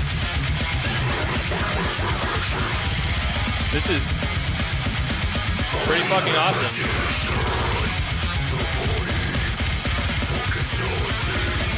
I think it's got just the right amount of chaos. Because it's not like complete fucking nonsense. But it's like really crazy.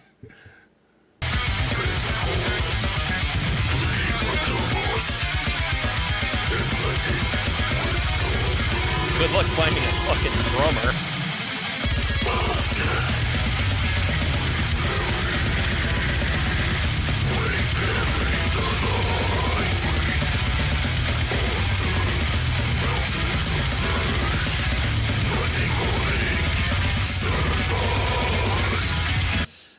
So the production on the vocals, like, I'm mostly hearing these things like on the way in and out of phrases. There's like a little like mouth noise thingies. There's something about the way that they're being like compressed on the ins and outs that they become sort of like painful. That might be like you have to kind of crossfade them, or just like I noticed that happens when it's a vocalist who's a very quiet singer and they're really up on the microphone. I don't think it's too much compression, because when it comes to vocals, like, you can't. There's almost no such thing. It's just how you set it, the attack and release, and like a bunch of other things that I can't really give you a good like. You're gonna need. You're gonna need somebody smarter than me to get that all going on. I mean, it's gonna depend largely on how the vocal was recorded and a bunch of other things. But there's like attack and release settings are probably going to be it, and then some kind of automation. But you just got to watch for those like the starts and ends of phrases. Might be cutting them a bit tighter and that sort of thing. But they do sound worlds fucking better.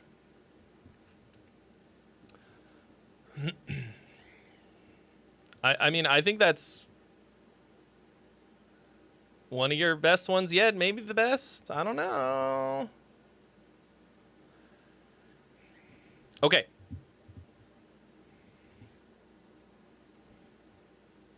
The vocals are recorded badly on a $20 USB mic. Like what? Like what?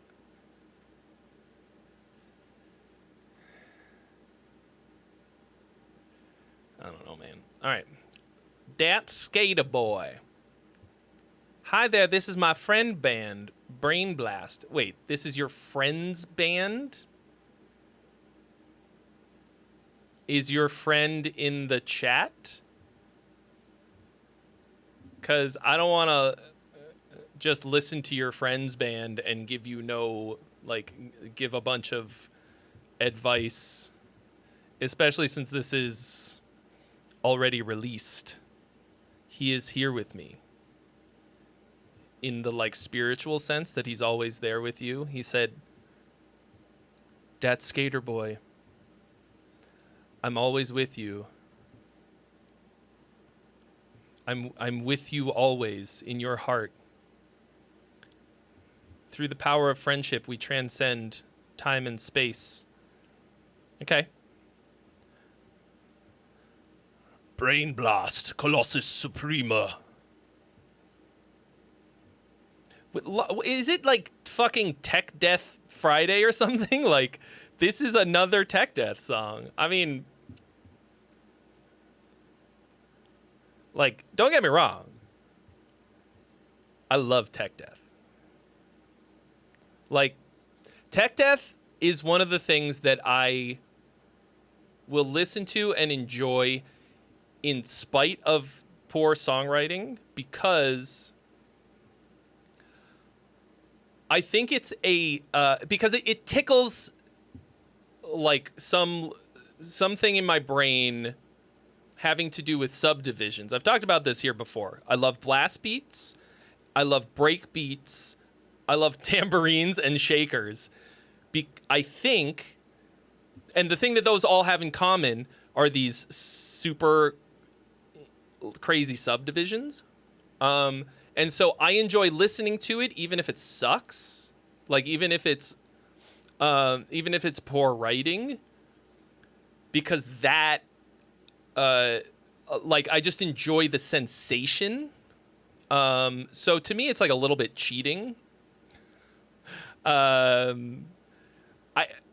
you'll see me struggling here listening to these, because I'm just like, yeah. But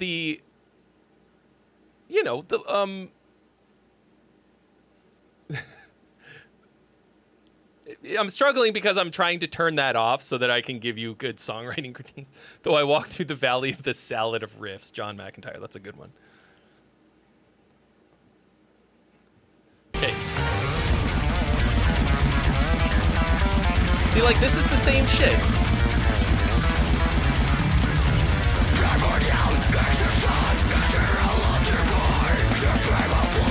But it's...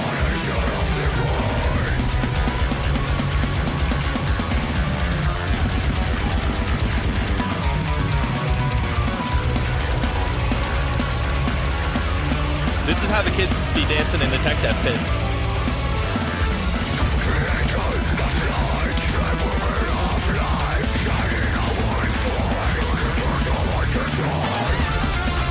Universal archetype? What?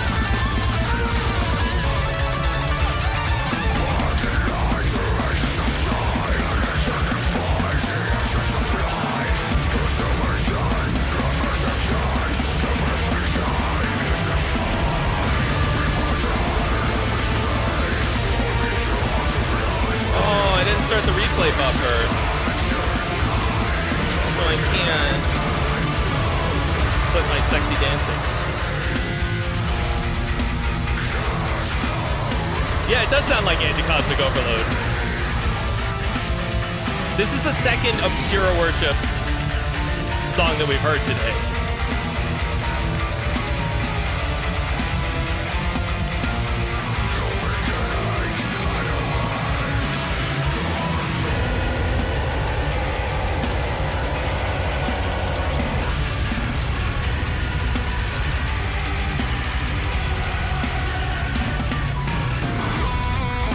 I love the orchestration.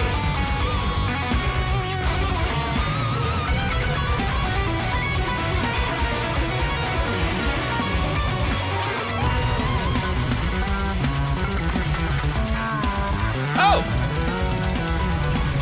Forest!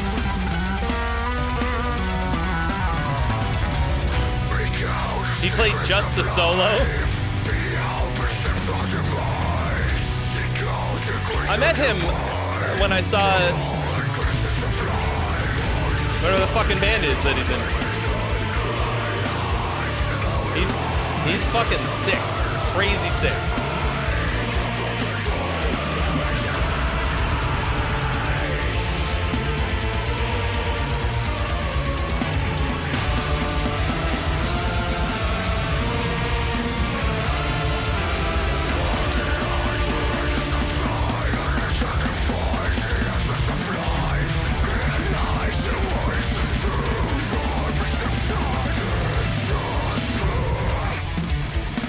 Your perception is just blur. That's fucking cool. Hold on. I want to hear this again. Hold on.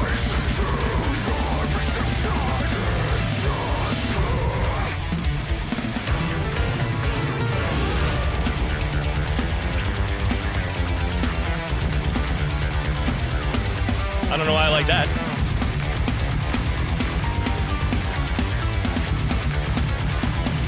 Gang. Paragon of Virtue.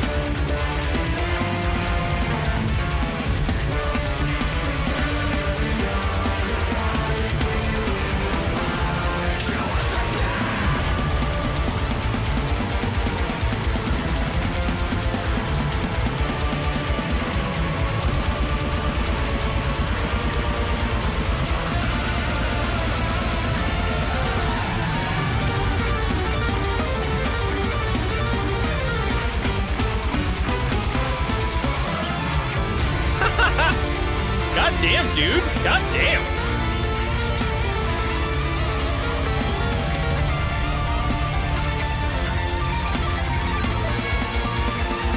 Look at all you guys commenting on my video. Thank you.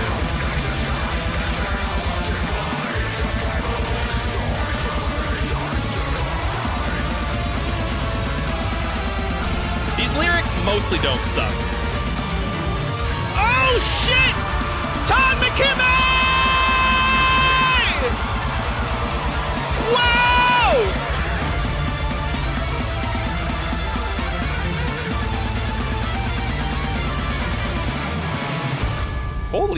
fucking shitballs.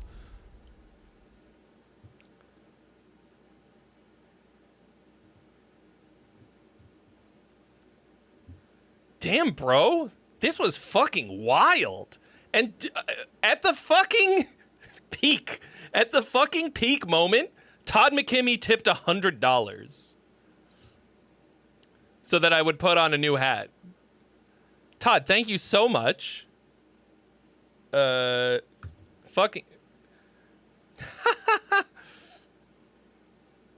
Hey. I pushed the party button. Where's my dance? Wow. All right. I just need a second here.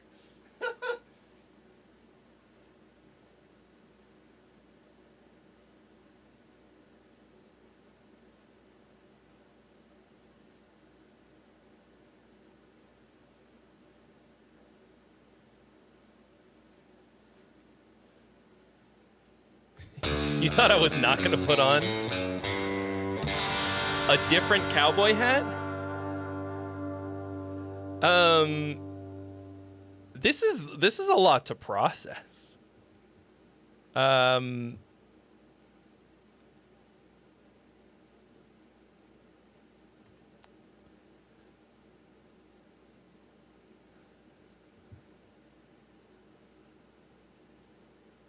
These are real drums.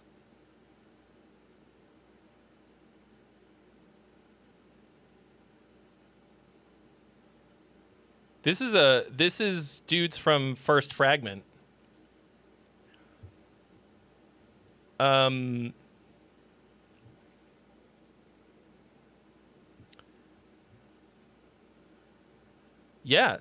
Songwriting, orchestration, guitars, vocals, and co-produced by Ed Jimenez. Dominic Forrest LaPointe on the fretless bass solo. Okay, so these are some Canadians.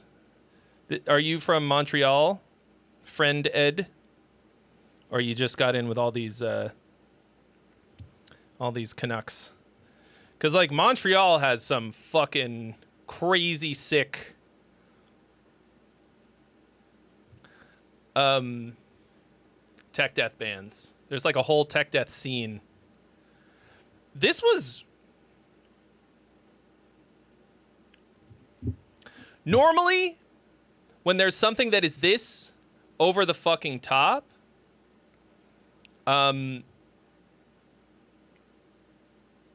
get, like, I don't know, kind of overwhelmed, and, like, I don't know, annoyed or something. But, like, this, I completely ignored the song structure in every sense. The thing that I was describing at the beginning,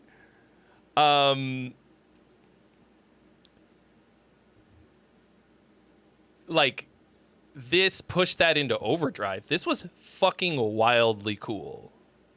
And it makes me feel much better to know that it's, like, real performances. So it was real fretless bass as well from the guy from Annihilator. Annihilator also from Canada, right? But apparently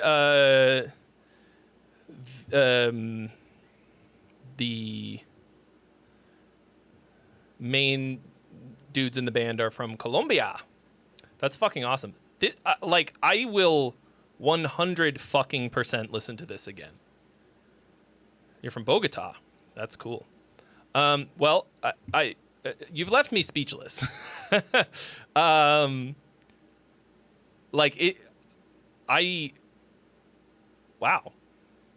This fucking did it for me. I don't know if any of it was particularly memorable, but you blew my fucking mind. Brain Blast is the perfect name for this. It's a stupid name, but it really works. But, like, it's just true. This must have been an unbelievable fucking undertaking. There's so many layers and everything's working together pretty well, but it's just so dense. It is fucking dense. To me, this is dense done really well. Money for me? Like, even with the most density. Thank you. I'm so hungry. I'm guessing that's the for no fucking reason delayed notification. Oh, now the party button's gonna work. Just imagine that that's what I was doing. Fuck, I didn't even finish the fucking sentence. Really good. Really fucking good. Like, I'm gonna listen to this again later. Just on my own time. So, congratulations. It's fucking gnarly. Like, truly fucking gnarly. It takes a lot to impress me.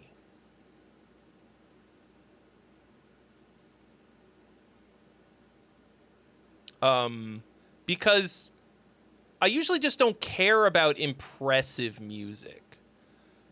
Right? Like, I mostly want, like, something I can take home. But when I want to just fucking, I don't know, just party, I guess. That's the kind of shit that I like. Very impressive, very impressive. And they've got a whole ass album coming out also in November. That makes two of us. What day are we going to compete directly against each other for album sales? For selling CDs? Ooh.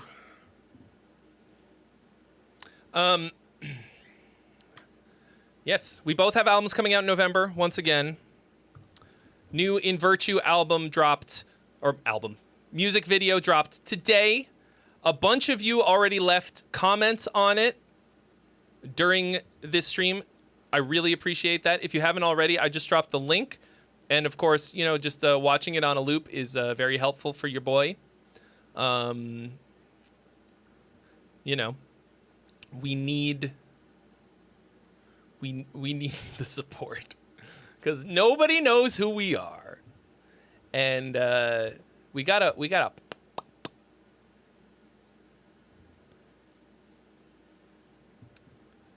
deleted this one because it only had a sample. You mean for vocal? Oh yeah, okay. I don't remember what it said.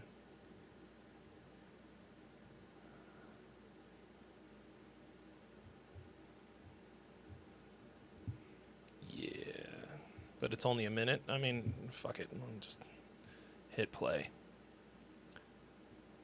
Raja beat down.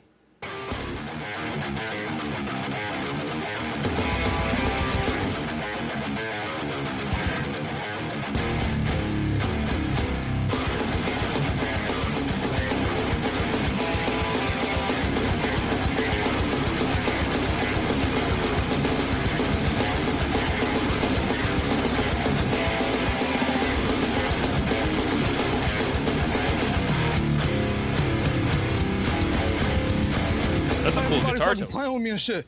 Think I'm always playing and shit. Call me bitch and shit. Not a fucking bitch, bro. At the end of the day, I'm standing up for my fucking self. Because I'm tired of everybody fucking playing with me, bro. Real shit. Have you ever seen Abiotic John or Riffified who do these videos like this? Because if you didn't, if you haven't already, like whatever, I don't know what this is a clip of. But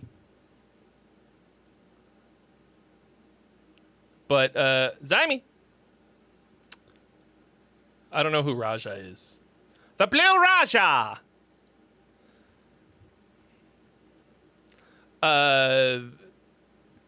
You know, where he like just plays along to a viral clip. Should definitely do that.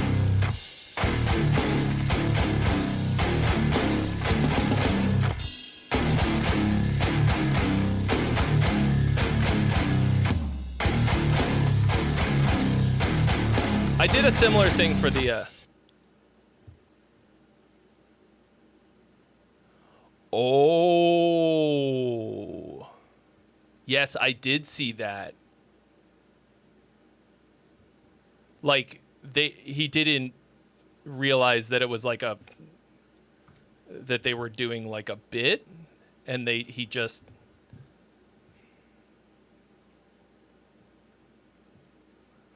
I think I didn't realize that was real and that really happened. I don't know, fucking the internet. Well, I mean, I don't know who Rampage Jackson is, but so this was heavy. I mean, it's not a song, but it's heavy.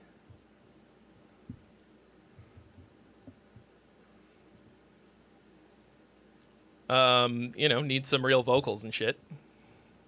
But also you could, like I said, like,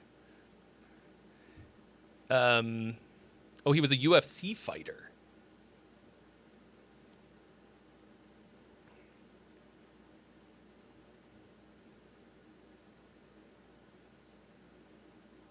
But anyway, you could make a little clip and capitalize on, you already did the work. Capitalize on some virality.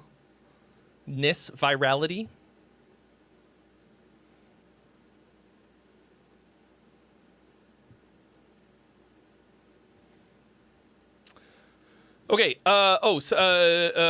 Somebody asked me a question. Max Boyle. So Max Boyle, it's going to be this one, and then one more, and then no, two. Sorry, I can't count. We've got. There are 3 more, and then you, Max Boyle.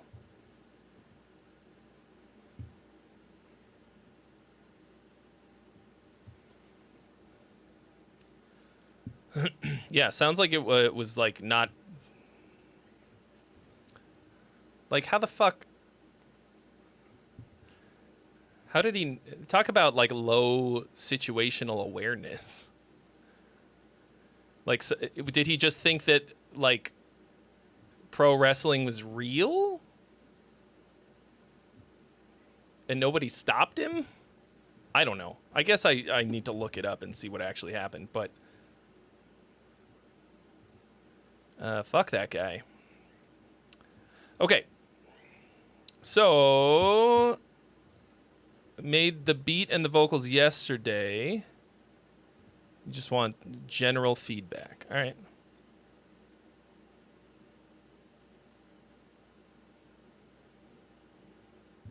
So far, Mr. McChiquino.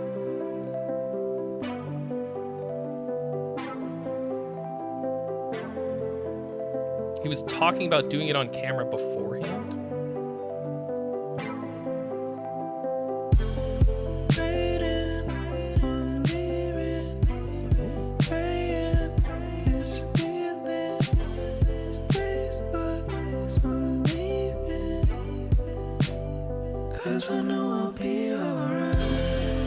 Ooh.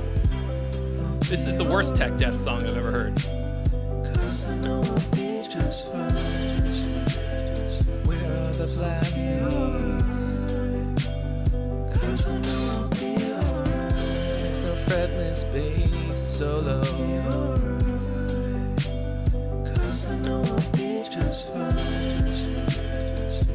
These gutturals suck.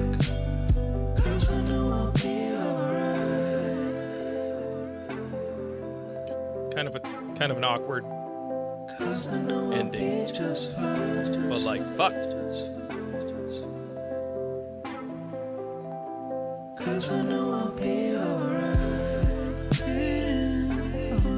This is you singing?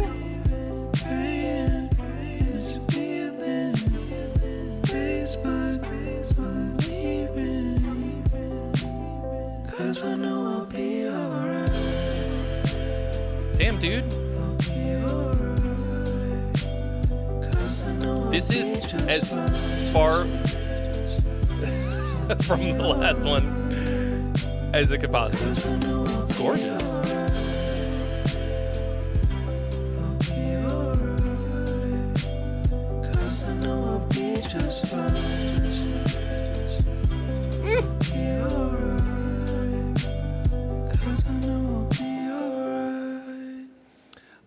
It feels like you have these like kind of like ending bits when the drums drop out and stuff, because they're probably like some kind of sample, but you don't have like a crash. I hate that. It just feels this like, and like, I'm gonna have to run this back. It's a short one.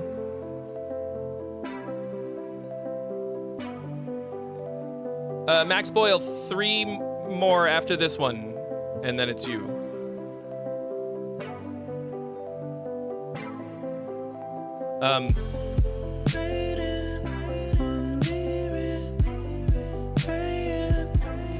Yeah.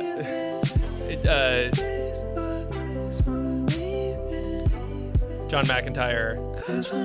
It does also sound a bit like that. But that's what happens when you use a like. That's what happens when you use a really basic chord progression. Harmony is a cage, right? When you have a chord progression, they're like sort of fixed. There's sort of a limited number of things that you can do that are going to sound good. And when you use a chord progression that everybody uses, you're going to probably write melodies that are going to sound like those things because, you know,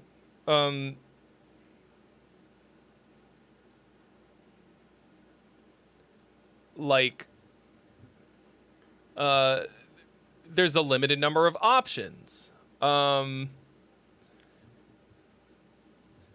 So like this. The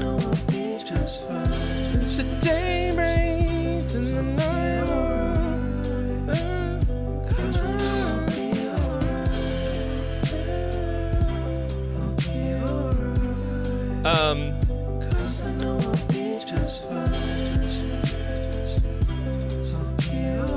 But like it's a fucking killer vibe. Very nice lo-fi. Making new puzzles with the same puzzle pieces.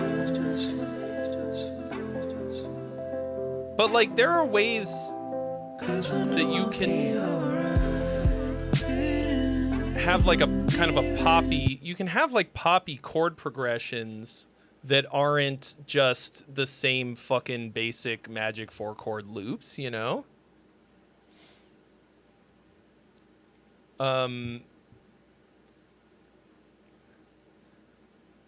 I find that I come up with better things when I'm not creating the track and then slapping vocals on top of it. Alternatively, you can kind of go back in and reharmonize it. Like, you don't have to completely reinvent the wheel. But you can take chunks of things that have been done and sort of like use them in other ways. Like you can kind of like I'll use like chord progression cliches, but I won't just like slap it on as a loop. It's like a particular section of it that's gonna that like works in a certain way. Anyway, and that's just how you avoid cliches like this.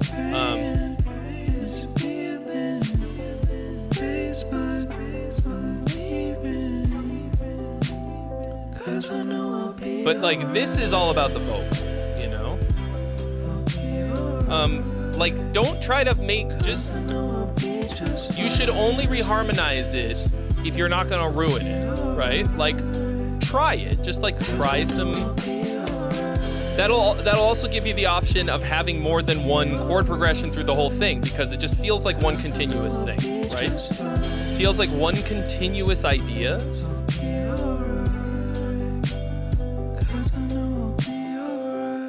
And the chord progression is going to make it feel like it's not, okay? Like, if you have a new chord progression or like even just some small variation then it'll feel like we've got a new part. But I love the vibe of it. I love the soup, the feeling, the vocals, the way that you're singing it is super. You've got this like really laid back phrasing. You know, you're really leaning way back on the beat. It's real fucking molassesy. You're really like digging into every part of it. You've got a hook. I think if you can make this more unique, more musically unique without ruining it, you should. You should do as much as you can to give it a little bit more musical personality, because performance and production personality is all there for me. Ooh.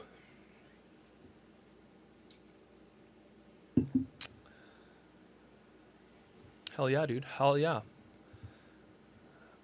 Righteous Ruse, aka Dookie Eater. Dookie,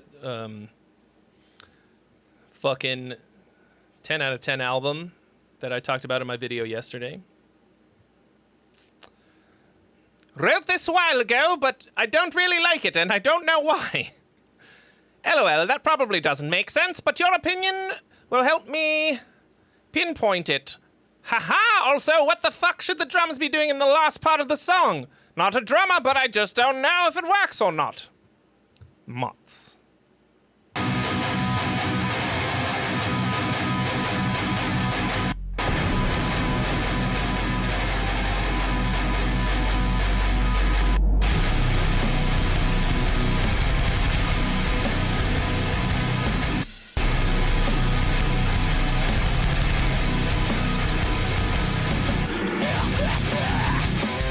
You didn't double track the guitar.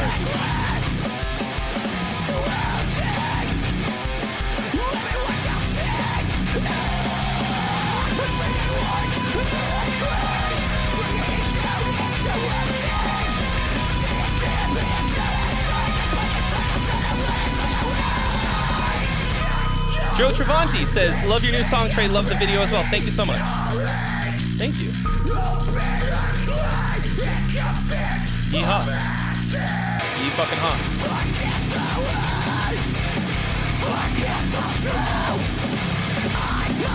You said it was written to practice mixing, but you didn't double track the guitars?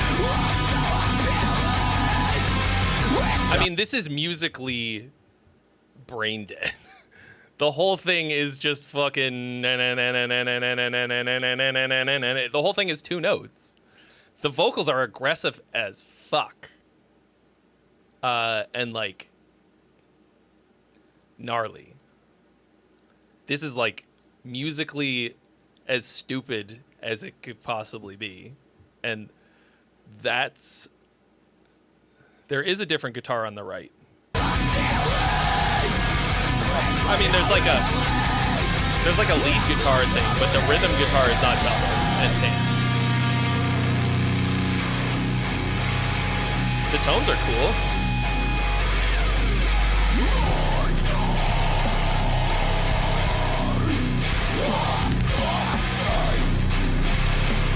Oh, the drums might be mono FT.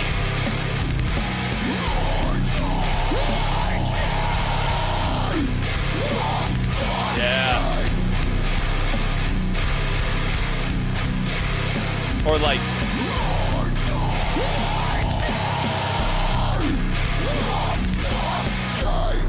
It might be just that the right guitar is like way lower.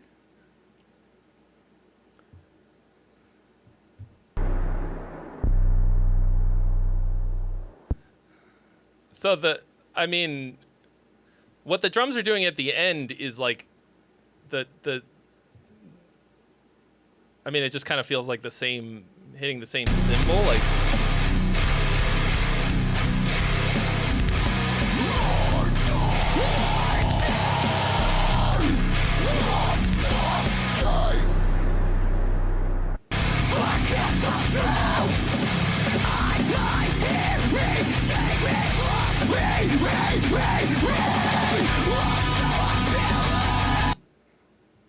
I mean, you kind of just gave up at a point because you feel like you hated the song. I mean, well, that gives you two choices. Like, if there's something that you felt like was redeeming about this, that like you thought it needed in terms of or that like that you thought was worth keeping, then like maybe there's an element of it that you could take out and like sort of write around. I think the vocals, from what I can tell, sound fucking cool.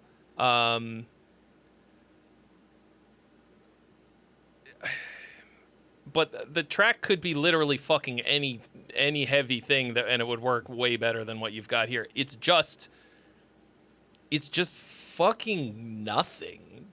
Like, the reason that you hate it is because there's nothing about it to like. You know? So it's there's no music in there. But you could just like write a new song around the vocals that has way more to it, you know? Because if it's I feel like since you've got such, like, I feel like you could probably knock out sick vocals like this on whatever it is that you're doing. And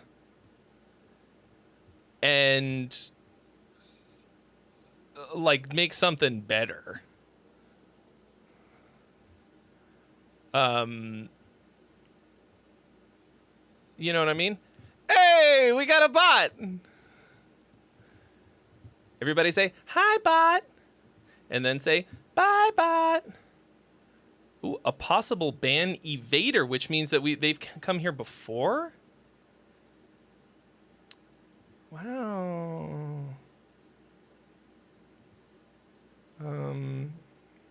Ban. Bye, bot.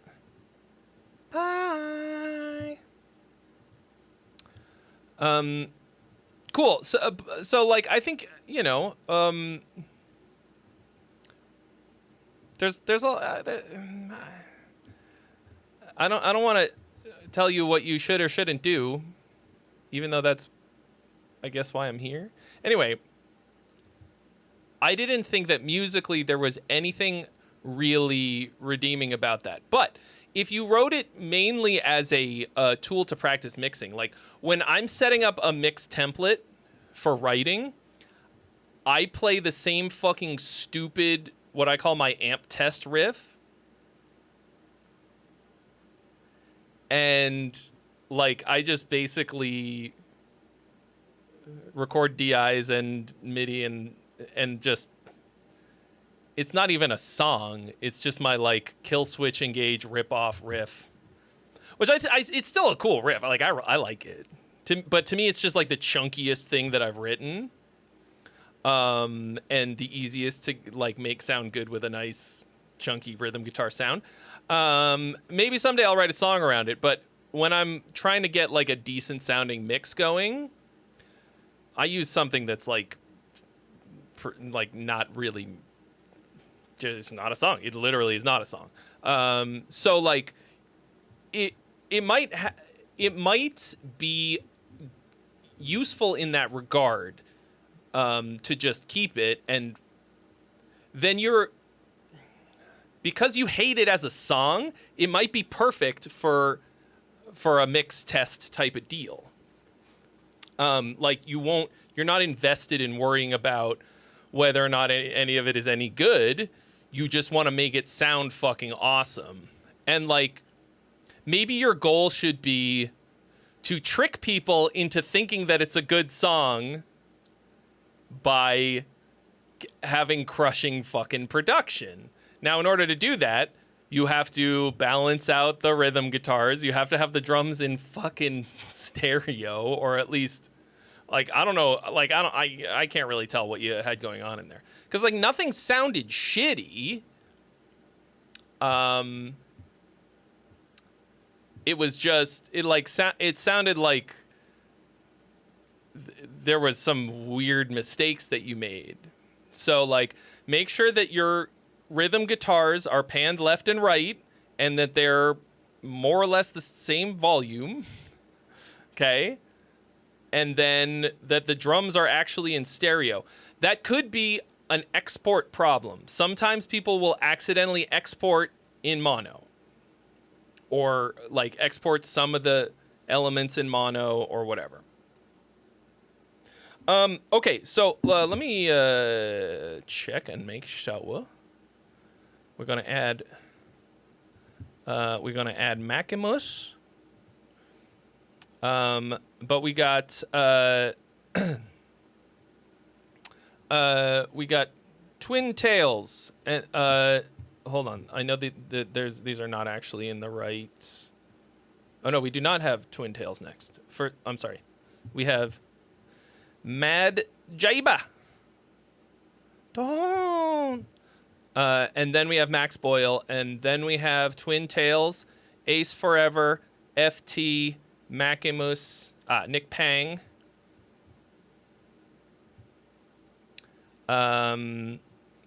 But for this exact moment, your boy is going to take a quick commercial break to go to the bathroom, grab a snack and some agua.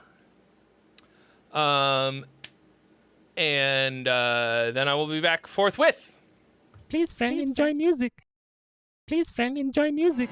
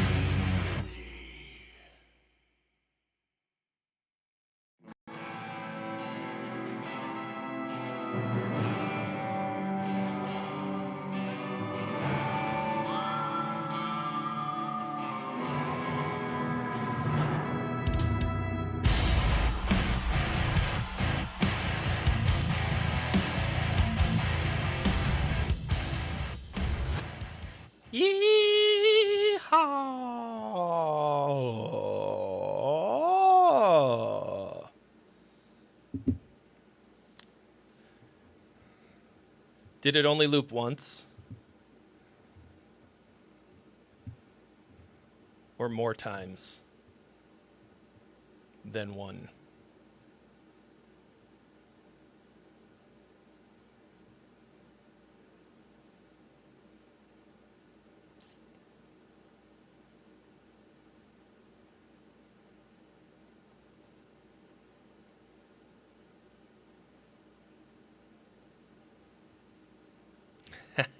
Yeah, so like we actually, no joke, went shopping for Rami for the like for a cowboy outfit for him on top of the thing, and like the hat thing just wasn't working out. So we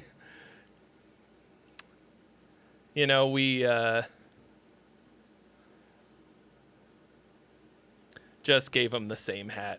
And we're like, no one will notice. It's just a black cowboy hat.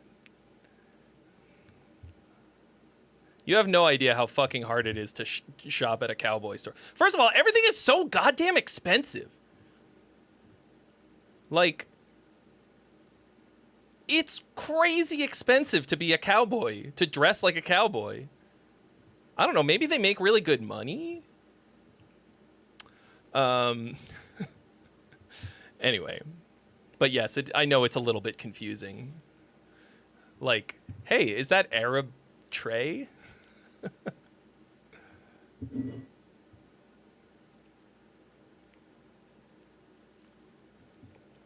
Anyway, it's not.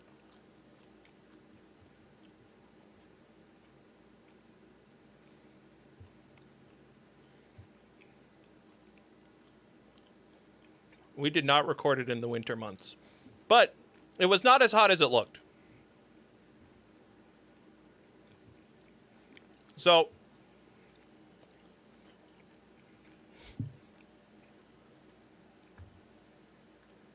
that's not the side that the water comes out of. I have now heard that song hundreds of fucking times. I still think it's one of the fucking greatest guitar solos ever. I had nothing to do with it.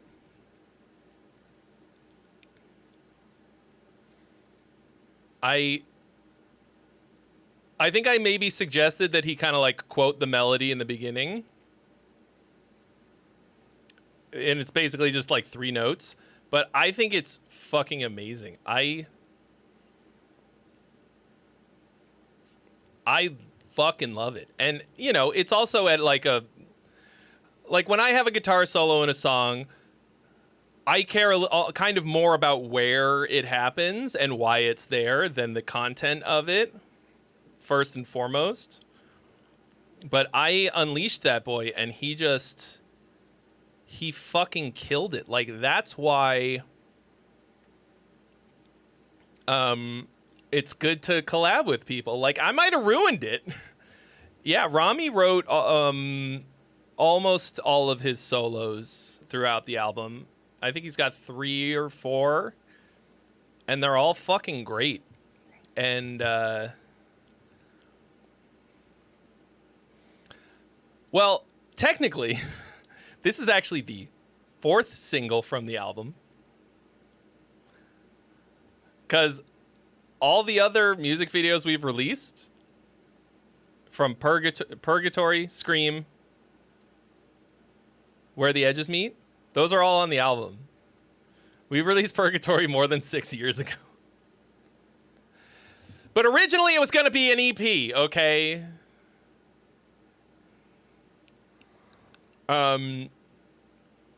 So there are 14 tracks on the album. The intro is like an orchestral 30 seconds. And then the outro is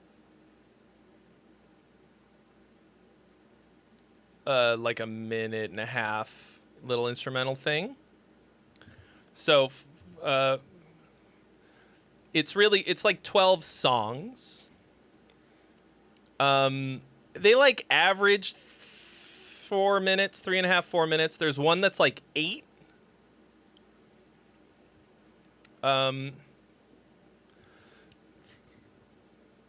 how many of this? Oh, how many did I write? I mean,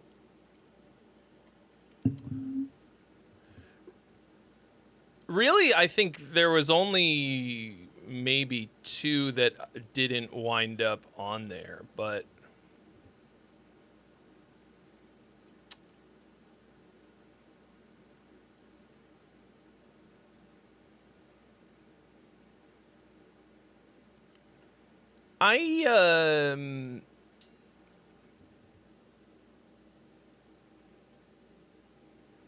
okay, weird metal pinging noise. Sounded like a spring. I am just realizing that there is a straight up a butt on my screen right now. I probably shouldn't have that. Yeah, I guess I didn't there's like an instrumental that I wrote for it that was just like not that cool. I wrote one that I was planning to try and get Elise for a vocal feature, and it just didn't come together. But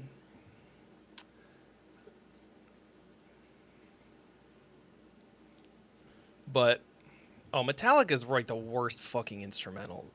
Metallica's instrumentals are garbage. Every single one of them fucking sucks. Like, Call of Cthulhu is fucking nonsense. Like, they took the same idea as Hangar 18, and they like made the worst possible version of it. Meanwhile, Megadeth crushed it. Orion fucking sucks. Fucking sucks.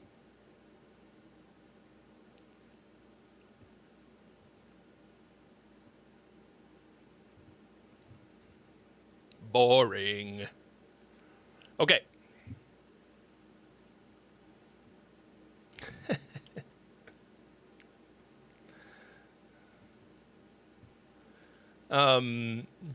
Like every time I listen, I've heard them. I've been like, what? Why?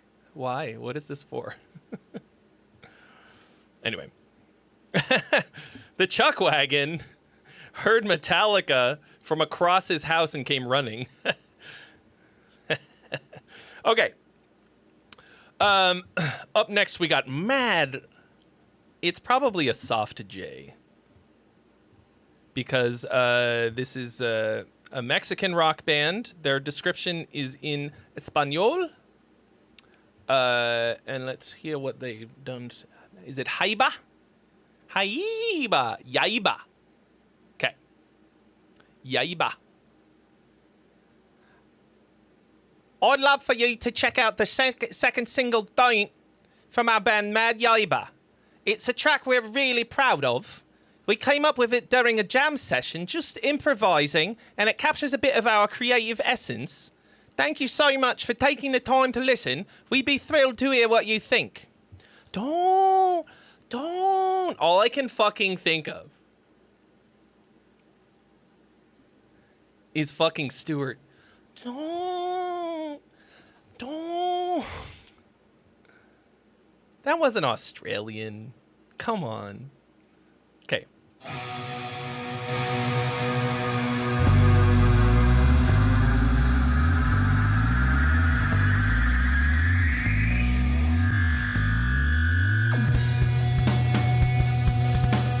Arnar. Darn.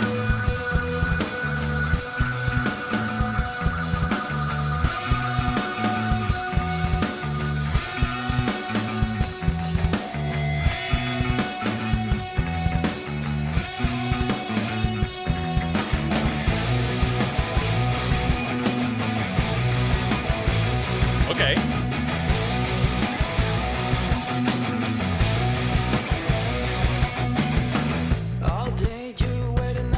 You should cut the first fucking ideas out of that. Just go right in with that riff.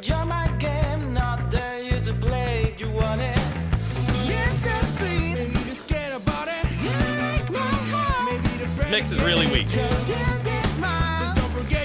But now I'm into it.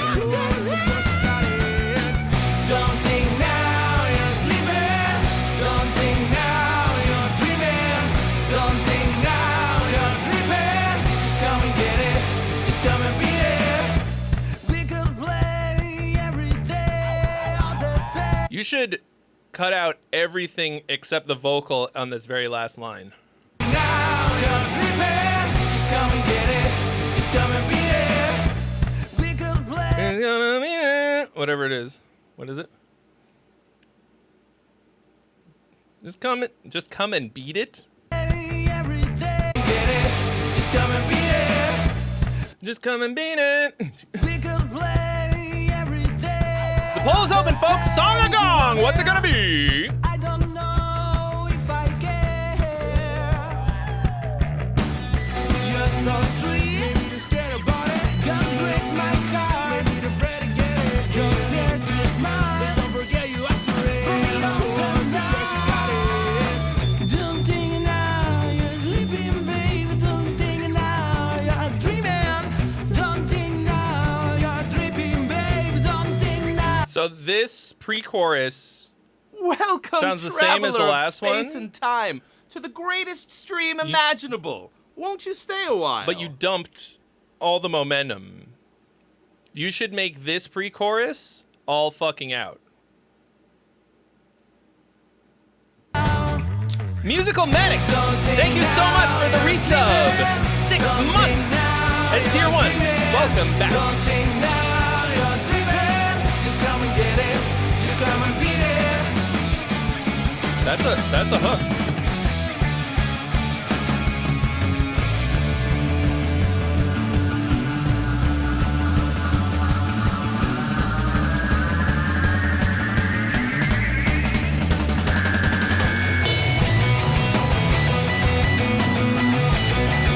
Really working that whammy pedal.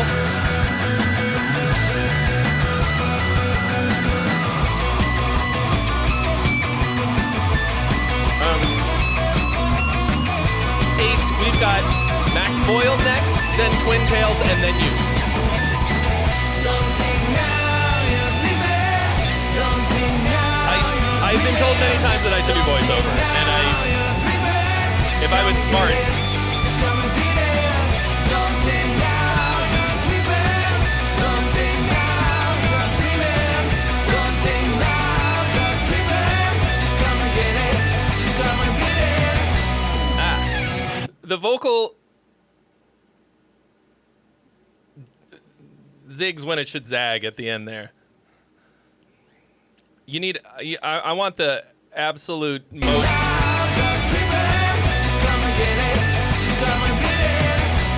Like, end on something.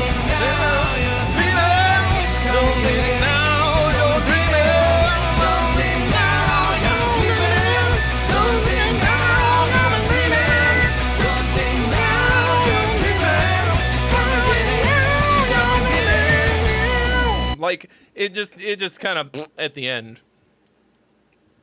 So this is really good. This is fucking solid. The production sucks. Like, I like the garage rock type of raw sound, but right now it's really weak. Too much whammy. I like a bit of whammy, but you kind of just, it's just too much. And this intro, you've got like 50 fucking intros. Like, this is the part. This often happens when you're working something out in a jam space, okay? You come up with these ideas, you kind of like, you jam out some things,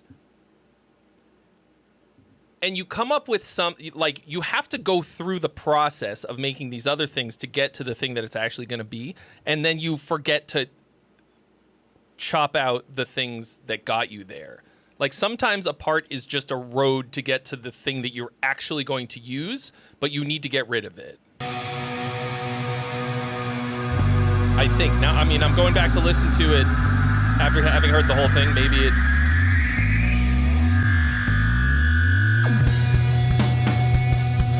Yeah, this has nothing to do with anything. Like, you should jump from this cool little noise thing straight into this riff that happens when we actually kick in.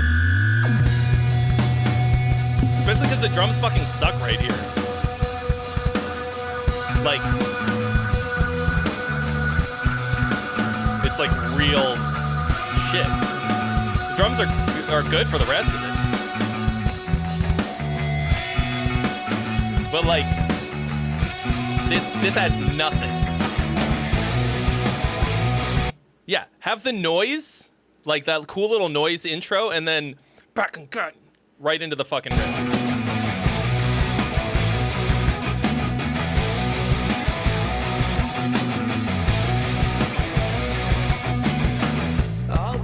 And just get yourself a better mix. The vocals also do not have the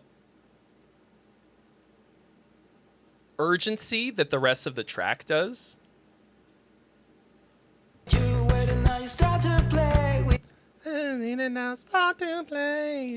me some.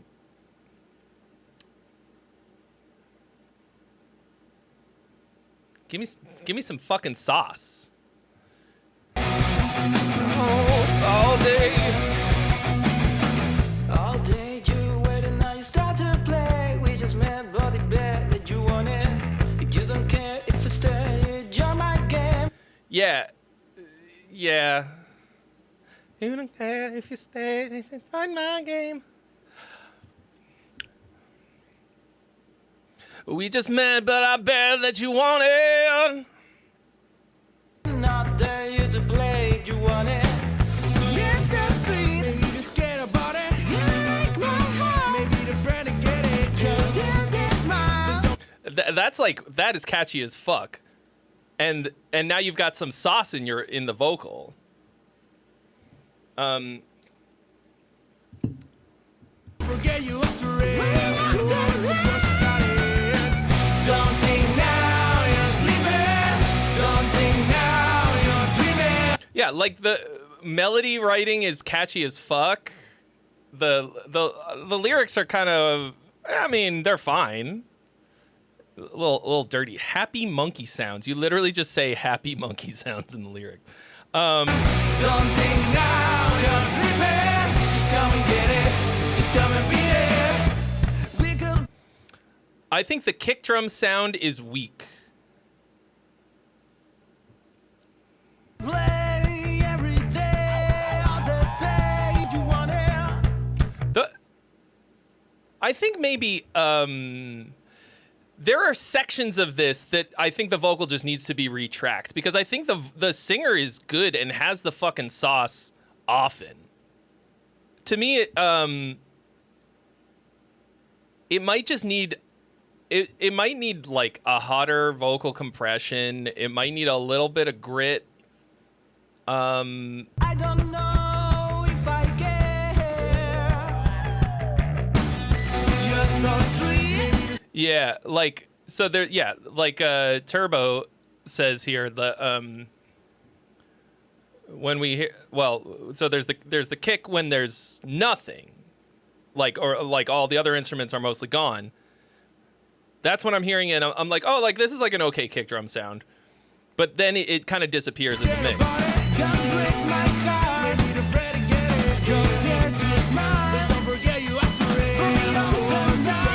A lot of the vocals really dry too. Don't think now you're sleeping, baby. Don't think now you're dreaming. Don't think now you're dreaming, baby. Don't think now. Don't think now you're sleeping. Don't think now you're dreaming. Don't think now you're dreaming. Just come and get it. Just come and beat it. So during the chorus, you've got like a bunch of layers of vocals. It sounds like it's actually taking away from the intensity instead of adding to it. because it's all the kind of a similar low energy. Don't think now you're leaving. Like, you gotta record those with more, like, just fucking more sauce. Like, this, okay, I would do this. Imagine, if you will, for a moment, that this same song was recorded by The Strokes. Okay? Like, imagine it was recorded by The Vines. What would it sound like?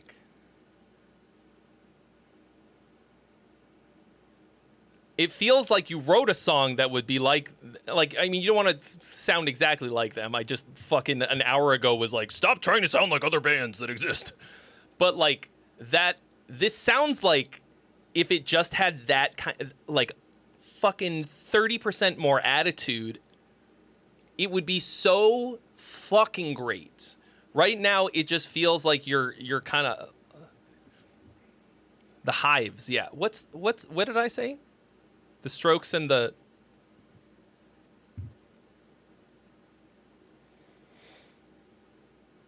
whatever. One of those garage rock bands that has some craziness to it, you know? The Vines and the Hives. Yeah, I did say that. The Vines were right. The Vines had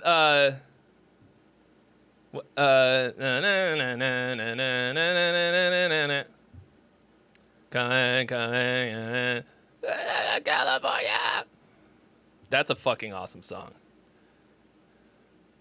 And they fucking just, they rock starred way, way, way too hard, way before they had enough fucking clout to do it, and they just burnt the fuck out. Anyway, but like, I think this song is pretty fucking great. I think you've blown it in the performance and production. And I think if you just get that together a bit more, I think you could mostly take the recording that you have, give it a better mix, and like redo some of these vocals,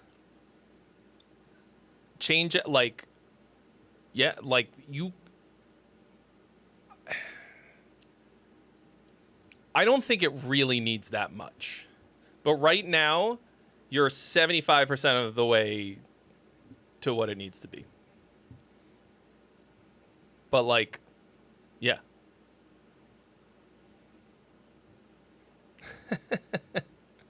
Robert Vick says, all of the advice I'm hearing seems to be, if this didn't suck, it would be good. Well, it's the difference between sucking in the composition and sucking at all the other parts. Like, because it's like the difference between a typo and a thinko, right? Like, you can, I'm actually working on a video right now about the campfire test, right?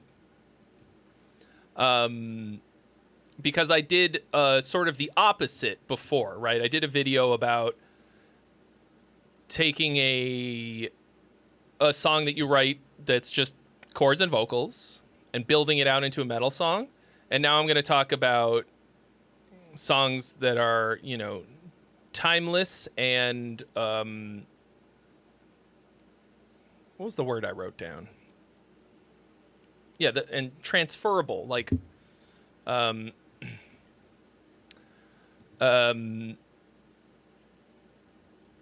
so I'm gonna take like songs that are a bit more built out and produced and see if they're good campfire style, and just talk about the value of that idea. but like you can write a song that's fucking great and then have like a bad performance, a bad production, all of that stuff. And I don't think that it ruins it because, you know, I think the composition is king, but the production and performance sell the composition. So anyway, Maximus thinks a good mix saves a shitty song.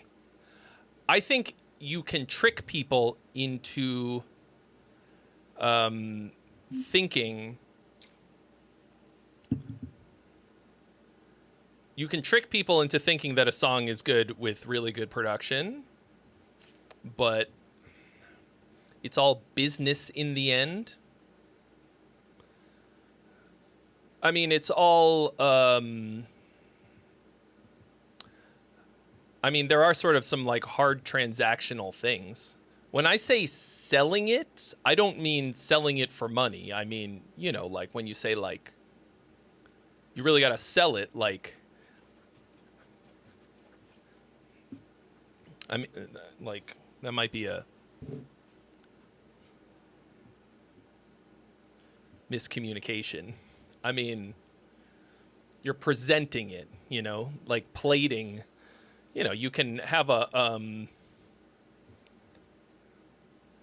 like if you had the same meal from a, that was plated like at a Michelin star restaurant or dumped onto a plate by a teenager in the back kitchen, and it was the same meal,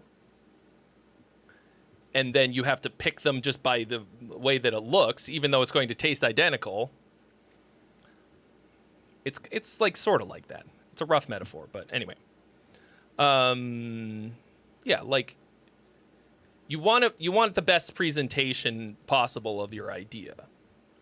There's a lot of elements of that. Okay, anyway.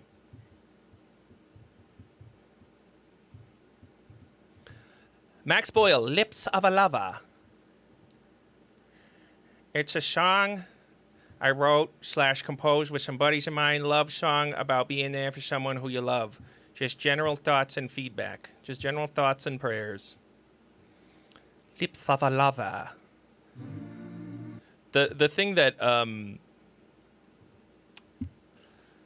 Tina Fey says about the word lover is... I think the greatest thing ever. She says, I hate that word unless it's between meat and pizza. I guess it's lovers. Meat lovers pizza. Anyway. Oh, you got a little visualizer thing here with bisexual lighting.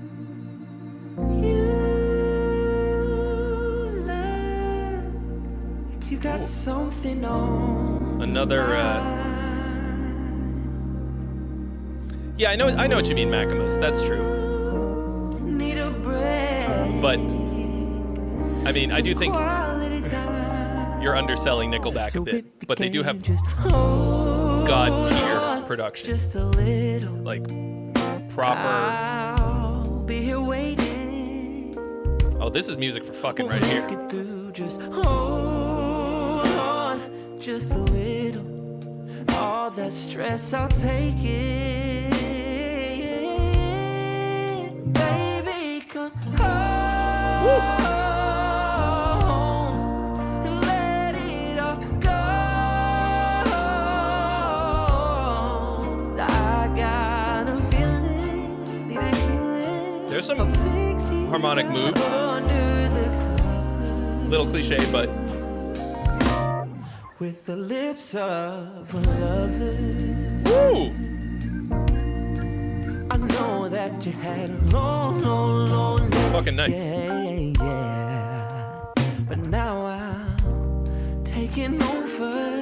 I just got pregnant. Just now. When it's body on back, I know where it's at, and now you smile every time my hands slip a little over. Well, if you can just hold on Nice harmonies, nice big backing vocals. I'll be waiting. Well, if you can just That had a nice little chord in there, a nice little chromatic thing. stress, I'll take it. Oh, baby, come home. I feel like the drums should kick up a little bit right there.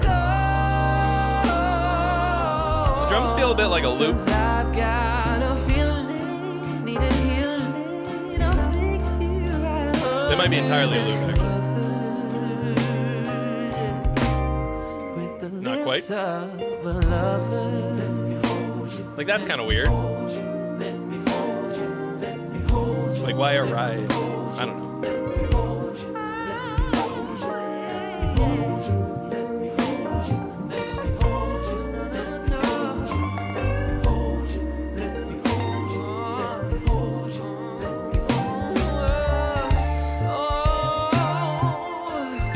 It's very understated.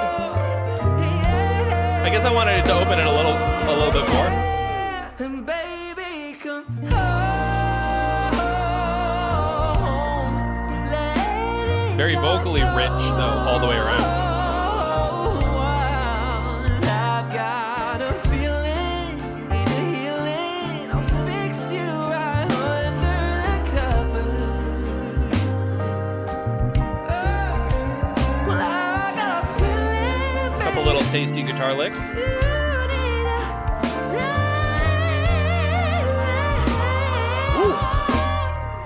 with the lips of a lover.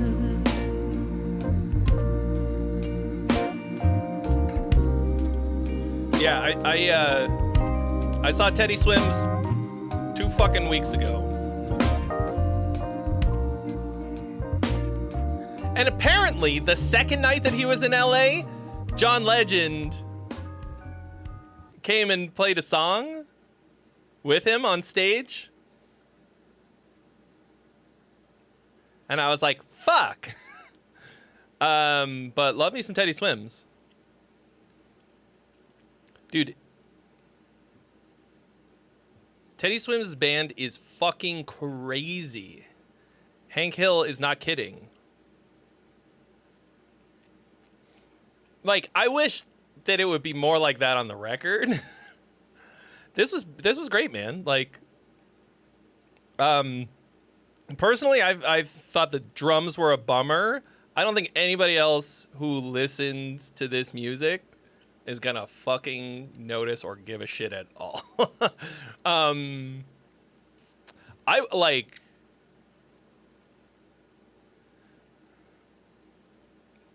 would have loved for it to just open up just a fucking teeny little teensy baby bit on the chorus with the something about those drums. Like, are they a loop? Is it samples? I don't think that's a real. It's something, right? I can't imagine paying a real drummer to play this. I mean, I don't know. Fucking, I come from the world of prog, and I tend to overdo the drums all the fucking time.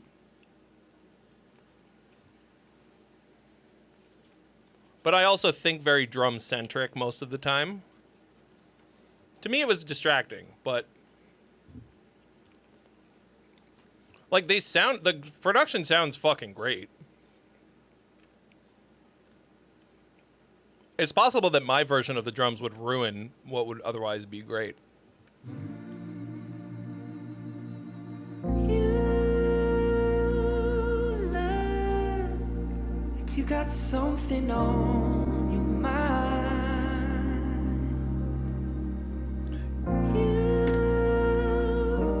need a break. Yeah, Some quality time. So if you can just hold on just a little, I'll be here waiting. this has tons of space in it, which is rare for things that get sent in here. I mean, Today is Tech Death Day for some reason. What the fucking dichotomy on this stream? We've had 3 or maybe 4 Tech Death songs. Okay? And then, like, absolute fucking just the chillest sex music of just, like, that has all of this space. Crazy. Like, how do we combine these two? How can we make something like this that's like...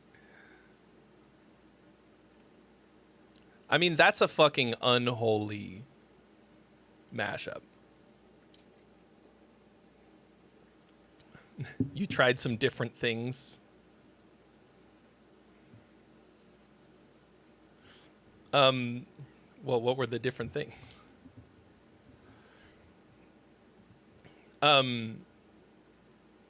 Like, I want to take these vocals and just like... Lips of a lover. Anyway, that would not work. I mean, I guess you never know until you try. I did a bro country gent mashup that worked way fucking better than it ever should. But this was fantastic, dude. Like people will make babies to this.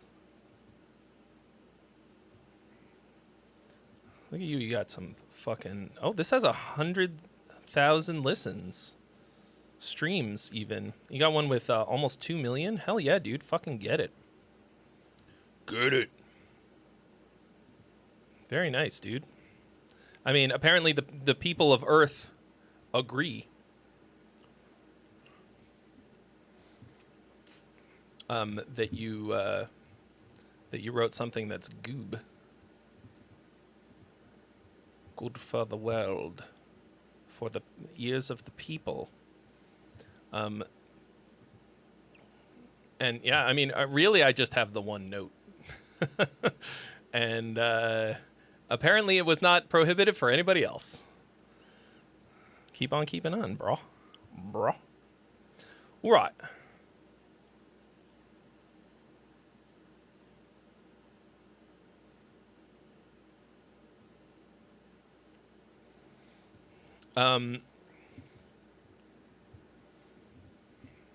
Yeah, man.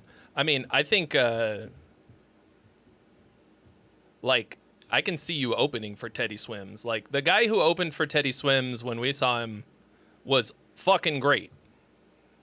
And it might be like it might be like you would kind of swag jack a little bit, in the sense that, like, if you were to open the Teddy Swims show, it might be too similar. But you would absolutely match up very well. Like, the guy who opened did all... it was like acoustic, kind of folky stuff. But did I tell you guys the story of how I spoke to Teddy Swims and I didn't know it? It bears repeating. I went to see the final... Oh, you were on The Voice. Oh, damn, dude. John Legend was your coach on The Voice? Shit. Fuck yeah, dude. So I went to see the final show of this band called Issues. And it was at this venue that's, like, fucking weird. Like, there's an upstairs and a downstairs at this venue, but in order to get to the downstairs from the upstairs, you have to go outside, down the fucking street, across a bridge, and then down and under. It's like, you have to walk like a fucking quarter mile there's no stairs inside. And of course, everybody goes to the front and they're like, no, you got to go to the downstairs. And then, so, like, you know, me and I went with Rami, and we're like walking, you know, trying to get there, and we're all just complaining, And the guy, we started like kind of talking to the guy in front of us. He's like, yeah, this is kind of dumb, whatever. You know, and we like walk down, just like shooting the shit, just not talking about anything in particular. Like, man, they should put up a sign or something. And we get down to the show, watching the show. Rami's like, man, there's a lot of dudes here with face tattoos. And I'm like, yeah, like a lot of like grungy looking metal dudes with these like face tattoos. The next day, so Teddy Swims is my girlfriend's favorite singer, period. She loves Teddy Swims. And she's going through just like watching his stories, and she's like, look, he was at the fucking, he was at the Issues show, and I'm looking at him like, oh my God, I talked to him. He was the fucking guy in front of us. Anyway, she was so mad at me. She's like, what are you talking, what the fuck? I talked to Teddy Swims. I guess he liked Issues. He seems fucking cool. He let a kid in the front row who had a sign. He said this fucking, probably like, I don't know, 12-year-old kid had a sign that was like, let me sing with you on Lose Control. And at first he like signed it, you know, early on. And I was like, oh, okay, he's not going to let him do it. He let the kid sing like a fucking half of a chorus. Just like went down and put the microphone in his face and let him sing it. I was like, and he was signing shit for people while he was singing. He had the microphone in one hand. I don't even know how he did it. Like during songs, he would go and like take people's hats and shit and sign it. It was fucking great, man. Anyway, that's cool. You were on the Voice. That's great. Fuck yeah, dude.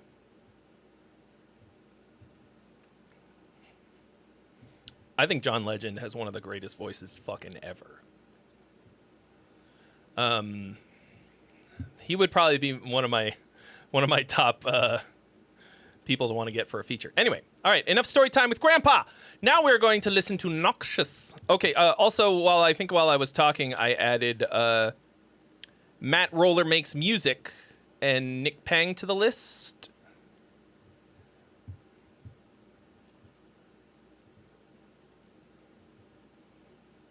Yeah, dude, All of Me is such a fucking banger. All right, what's this person said about this? Where's the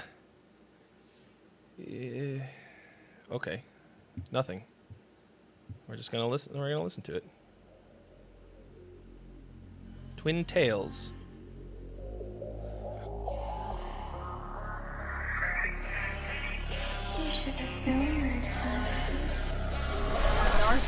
Calling on my phone cause you're lonely. If you really want me, boy, you gotta show me. Acting innocent, do you think I'm happy? Poisoning me again. Jim! Gunslingers of New American Desert. Holy shit! I never noticed that! Technically there's a the, but...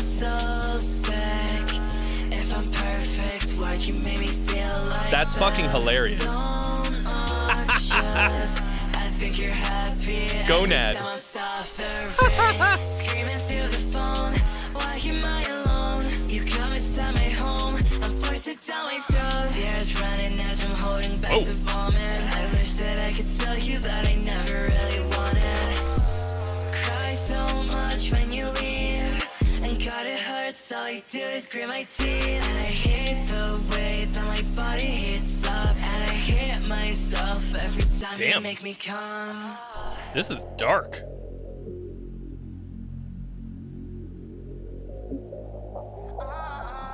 The poll is open, folks.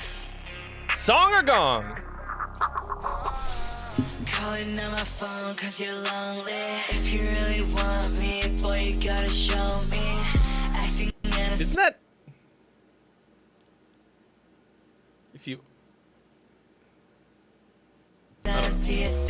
Oh, see you later, Daniel Johansson. Poisoning me again. You only wanna fuck me when I'm drunk. It's kind of a boring vocal melody. You make me feel I'm never good enough. I'm alone there now, in our special place. Do we have any? Do you want to tell us anything about this? The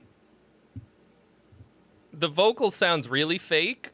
Sounds. I mean.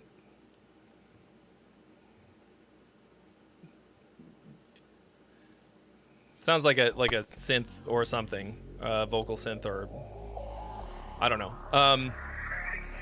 But it might just be very overproduced, or like just very what's the word?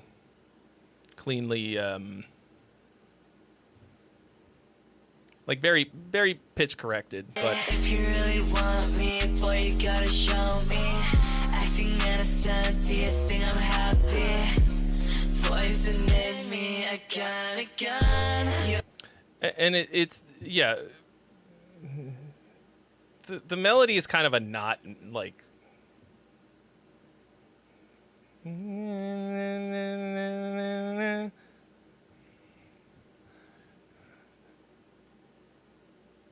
wanna fuck me when I'm drunk.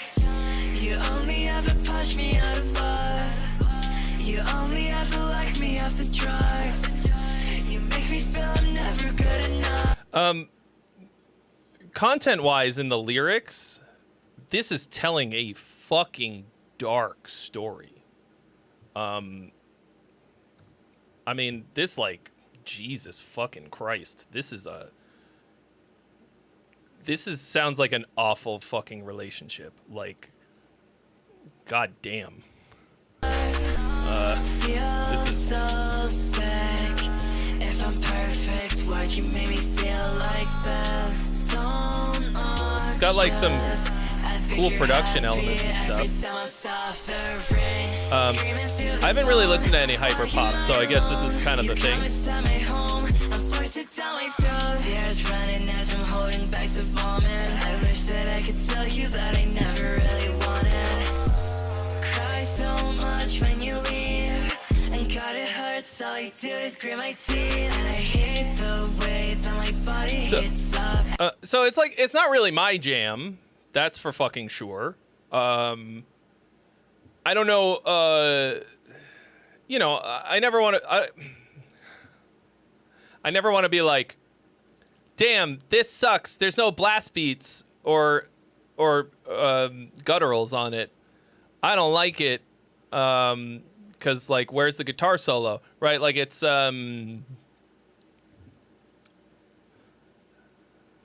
like people who listen to this kind of music might fucking love this, and I'm a fucking idiot. But I think it's musically very fucking boring. It's not just like simple, it's like bland, like melodically just feels like it feels like fucking nothing. But like I think you're telling a story in a way that like you can't really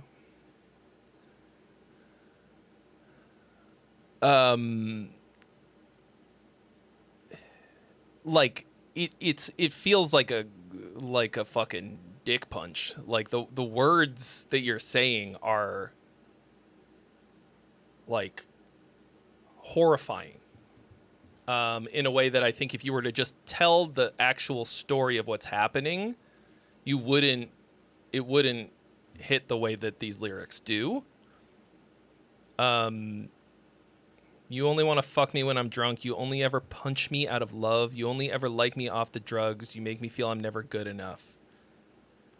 I mean, this is like Jesus fucking Christ. You know, like call the fucking cops.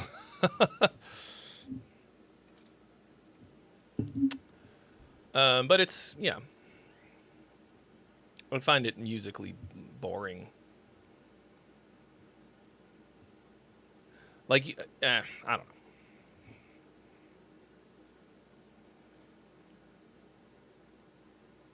know.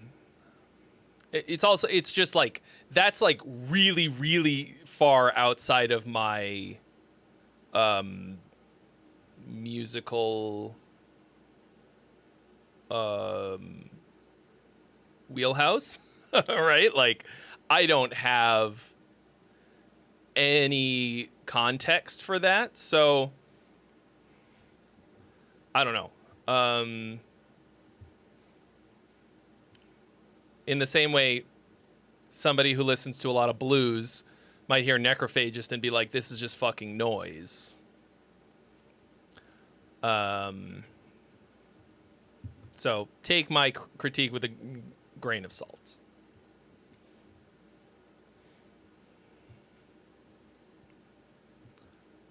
I mean, yeah, I don't know.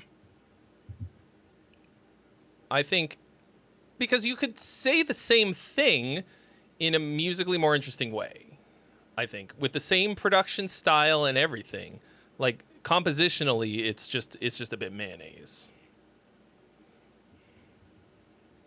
Okay.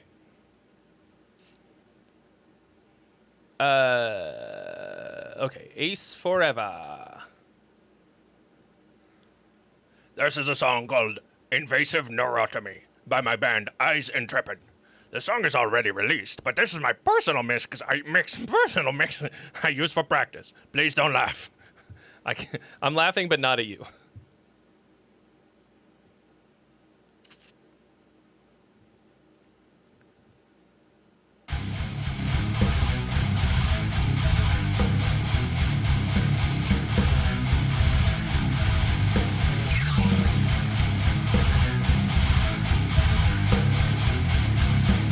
I was laughing because I couldn't say words.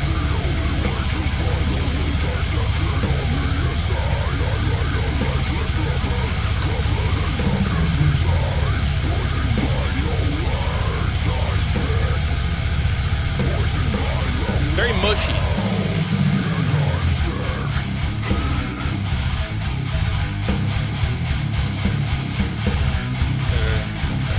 It's a cool riff though. It's like slammy without the like blandness of the typical slam riff. I mean, I think the concept of slam is like on paper and most of the time in reality, the like dumbest musical idea ever is like it's always just these fucking quarter notes. It's like the polar opposite of phrasing. It's like we're gonna base a whole genre off of literally not having phrasing. It's always these just jun jun jun jun jun jun jun jun jun jun jun jun jun jun. This kind of takes that idea and like gives it a little something to make it interesting to me, at least.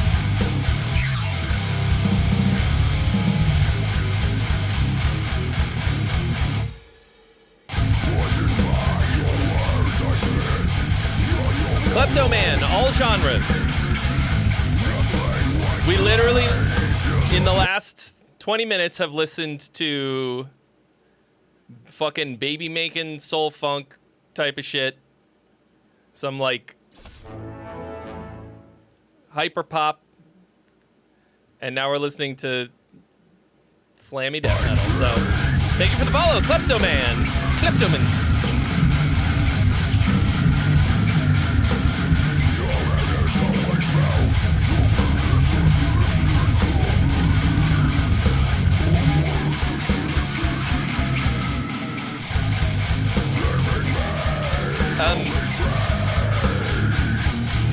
Type command FREEBIE rules to get all the rules that you need. Kleptoman. Because there's a...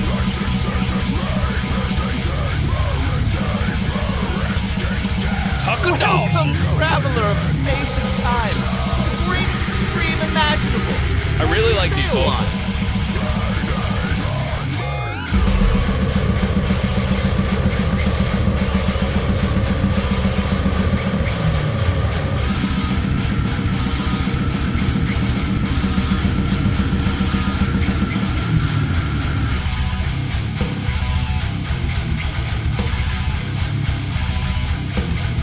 Pretty groovy. Yeah, I mean the mix is fucked, but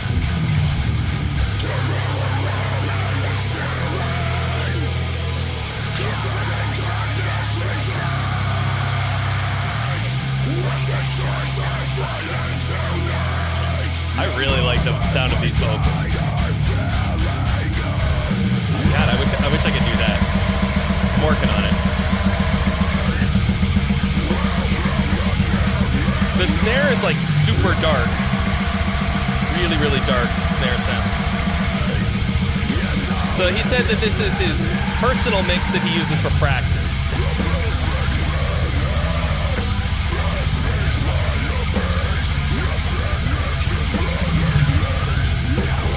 What are you mixing on?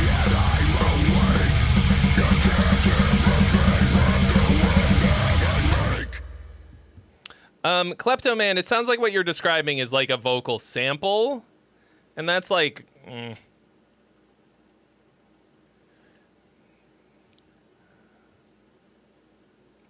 I don't know. I mean,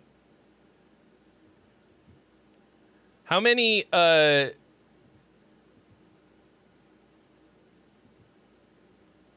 do we have a, oh yeah, Tucker Dawson has been added to the list. Do we have a lot of do we have a lot of stuff, a lot of submissions backed up? Because like right now there's only this 1, 2, 3, 4, 5, 6 total in the queue. So, like, I don't know, like, I do like dubstep.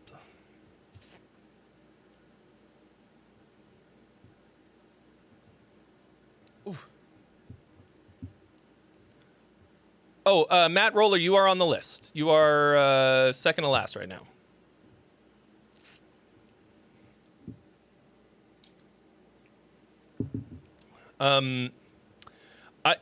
I think this is pretty cool. Like it, you know, once this is kind of the same like.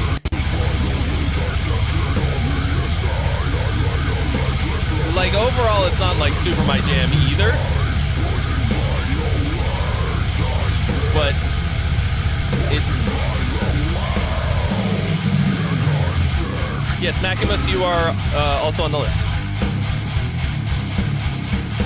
Hold on. I'll just run down the list so that we all know who's on it so far. We've got this one, then FT, then this is Maximus, Nick Pang, Matt Roller, Tucker Dawson. But I think to me it feels pretty fully realized. It feels like song-wise.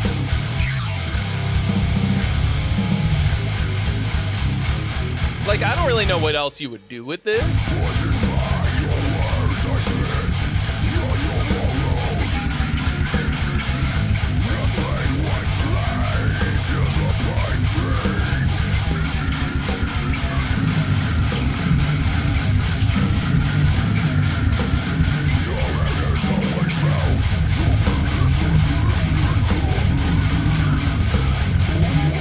This section feels weird to me. And then of course we're back in like basic bitch slam land, but now we're in triplet time. Jun jun jun jun jun. Pirate slam. Jun jun jun jun jun jun jun jun jun jun jun jun.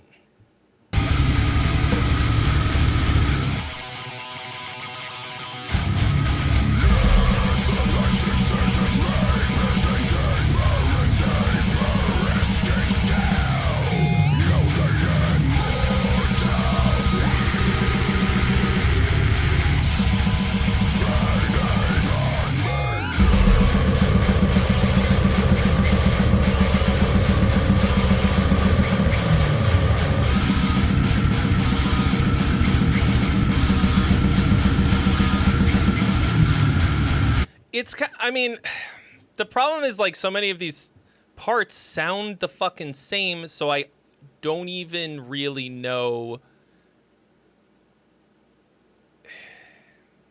if it's like structurally cool, because like you could come back around to something and I wouldn't even really notice it, you know.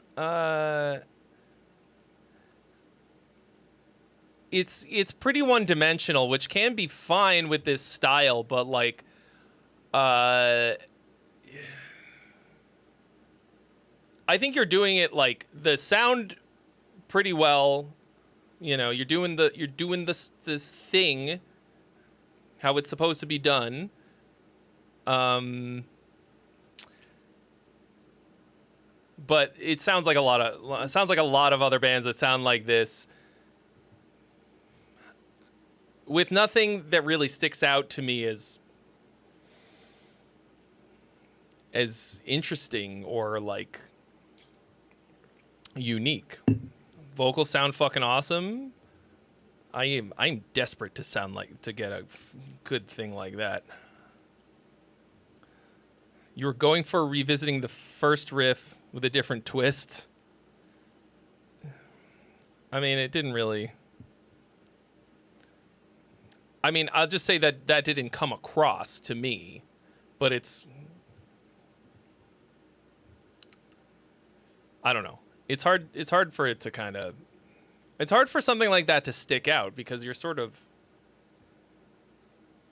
I don't know. Feels like you're kind of locked into a very particular thing, but.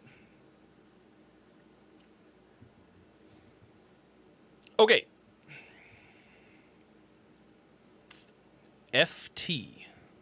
Short for fuck that. Up above. This song is the last one I released some years ago. A short blend of a beat/rock, but I really don't know where it falls genre-wise. I went with the vibe. Feedback? Just see how to get some more catchy and how to pop more, just to help for the next one I'll release. Up above.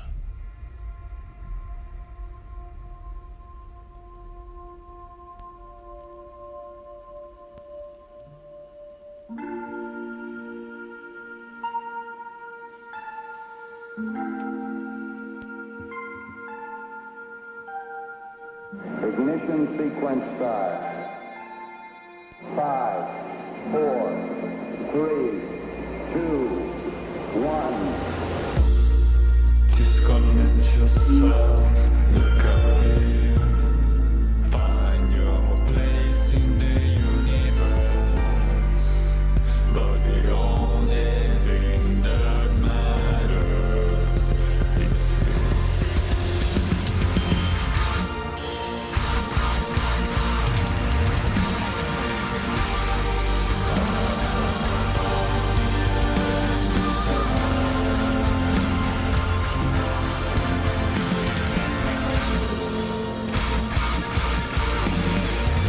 Interesting.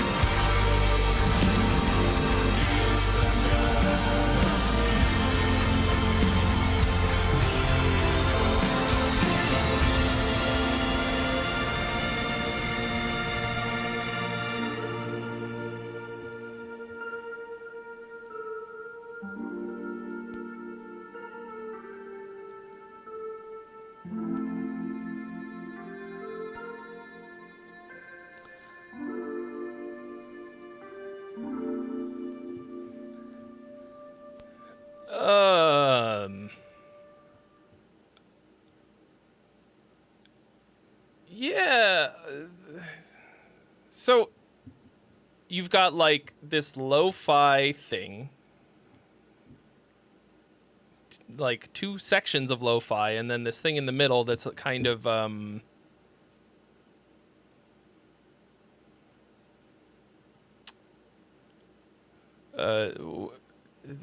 that's sort of like lo-fi on top of a kind of genty sort of a thing. Oh, it's my favorite Australian pop punk band. What's up? I think the lo-fi parts you're doing really well. And I think like this mashup of sounds could potentially work. Like you've got there's like a nice kind of cinematic quality to it when it kind of kicks in.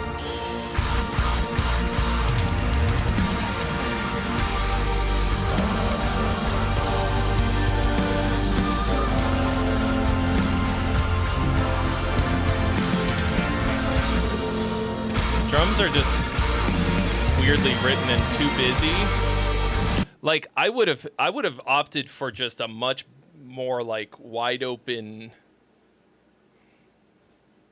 thing. Like the kind of like skittery proggy drums are just like do not match the feeling of everything else that's happening. There's like a little bit of a Devin Townsend kind of a thing if Devin Townsend was like a fucking baritone.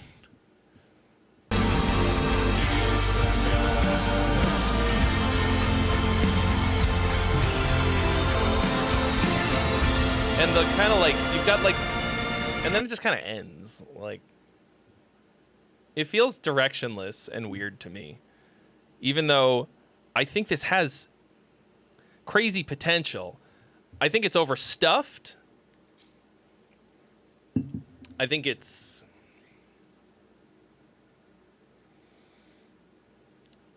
It feels like you went from super minimalist to kitchen sink and back. And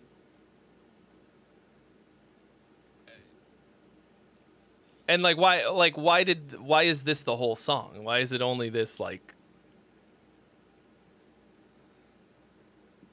sub 2 minute jaunt?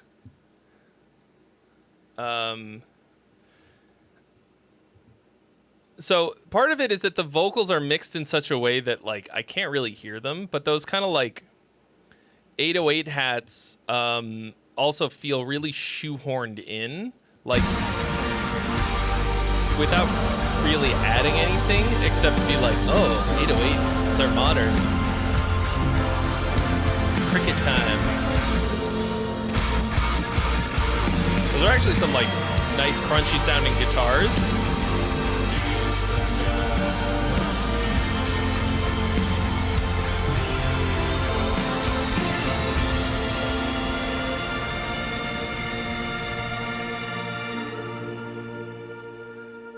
Yeah, I mean, this feels like a basis for something, you know?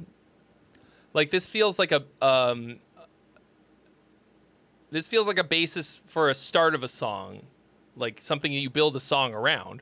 Right now, it's just like a nice couple of ideas, and I don't know, like what. It's not a complete idea at all. It's not a complete thought. It's just a nice start. So you wanted to know like how to make it more catchy, like in order for it to be. I mean, I talk about this in my songwriting course. In the there's a whole section on. No, there's a whole section in the lyrics course about how to make something catchy, like what makes something catchy. It's so I recommend that you take that. There's links in the description. But like, in order for it to be catchy, first of all, we have to be able to fucking hear it, and it has to have some shape to it. It has to have phrasing. Right now, it sounds like monks chanting in another room. And it sounds nice. I think prog has ruined us, you guys. Look at these two. Sounds like an intro to a concept album or something. Immediate next one could be the beginning track to a concept album.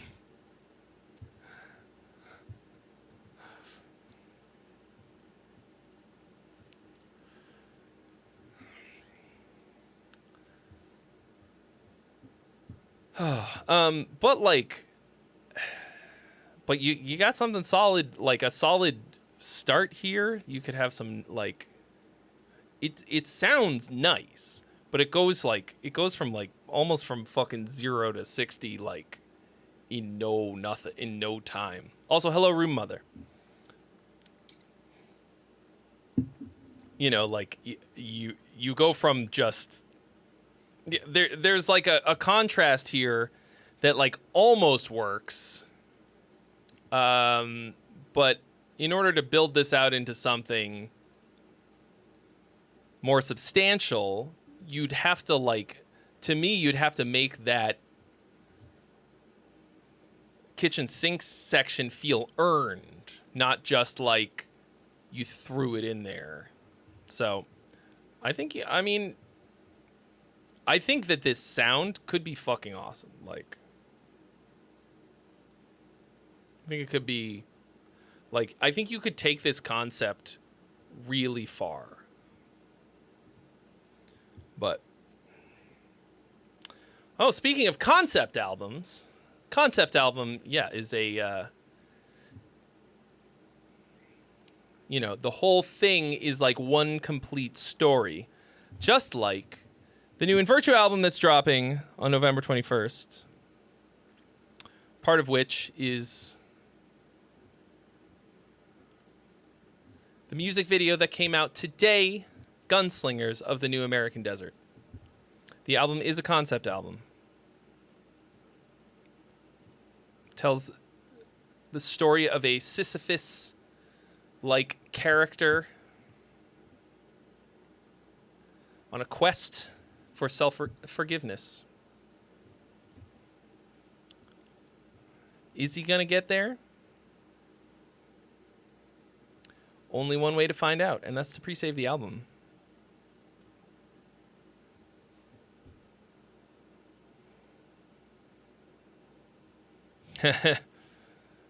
Jax Rians. That's the struggle. I recommend that you do not make a concept album. I mean, don't even make an album.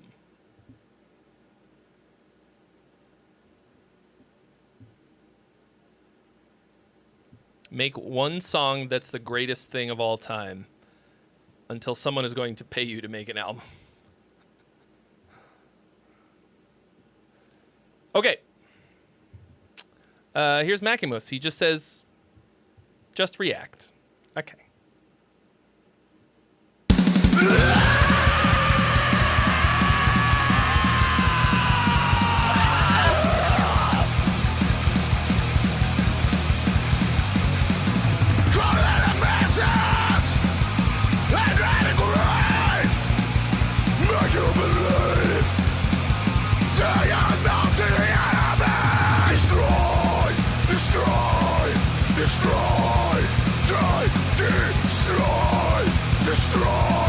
Destroy.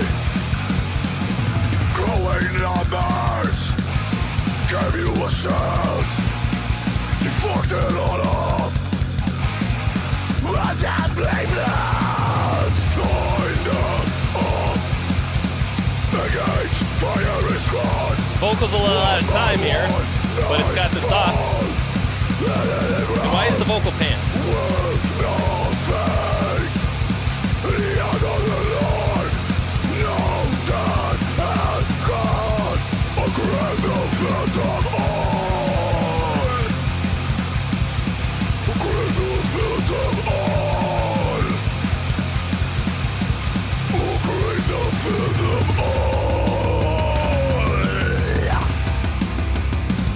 Yeah, weird that the vocal is panned.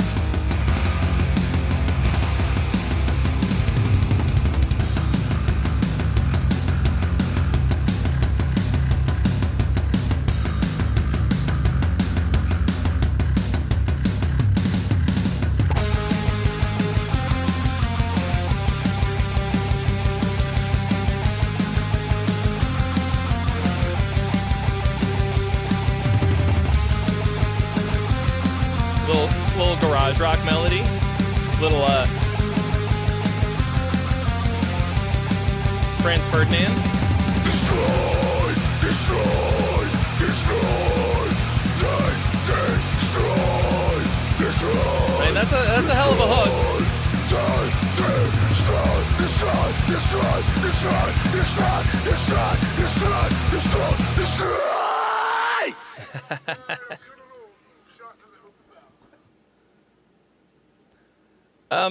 Yeah, your little like instrumental bridge here thing was like almost cool.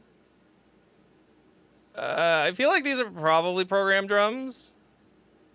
And I feel like maybe a more organic drum perform. I don't know, maybe I'm wrong, but they feel pretty static. But this has some fucking energy to it. You know? Making me move my old bones.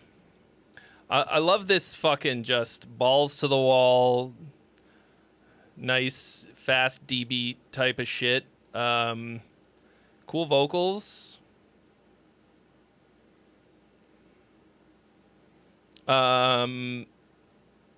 Feels like it needed more than one layer of vocals in some places. And it kept like falling out of time, which like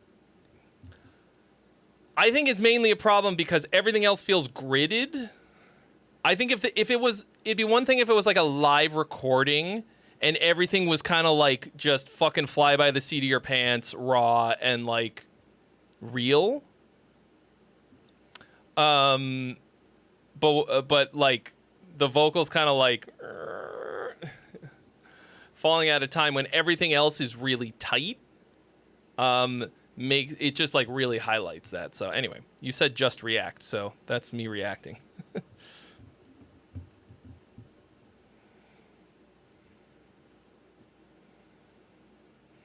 But it's cool. It's intense.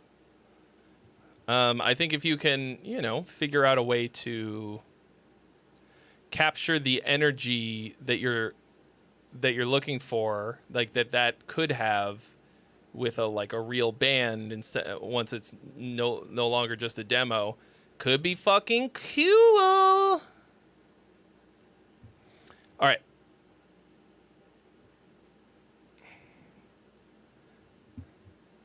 Nick Pang. I produced and did vocals for this track.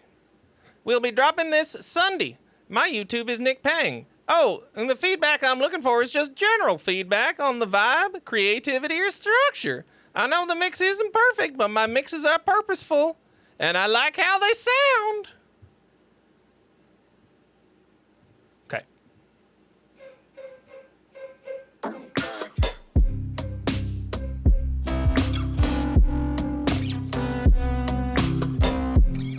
Is it just that...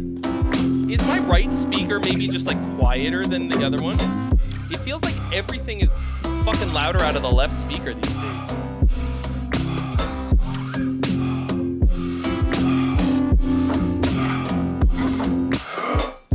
She told me to breathe, so I don't wanna be me, I don't wanna be me, I don't wanna be me. Dilla time drums.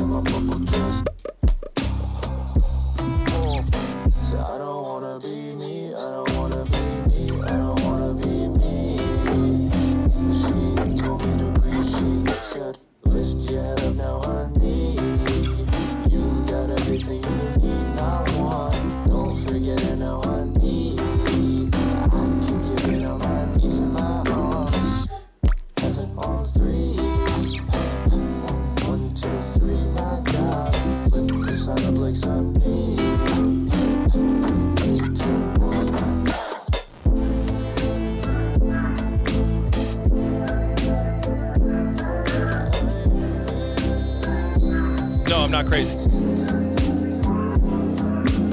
a little unbalanced. I guess I should go in for a hearing test. I'm very protective of my hearing, so I don't know how I would have lost it.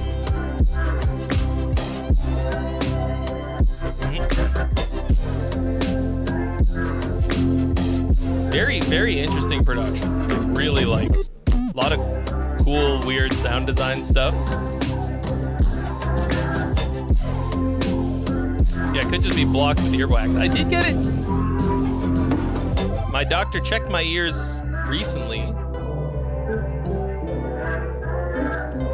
Said that they were clear.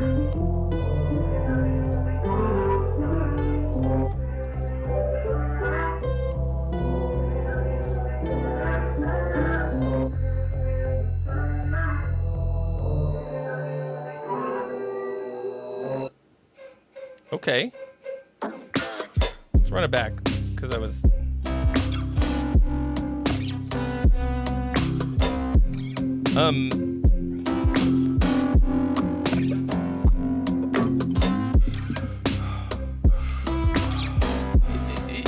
to me, it doesn't really feel like it goes anywhere, but...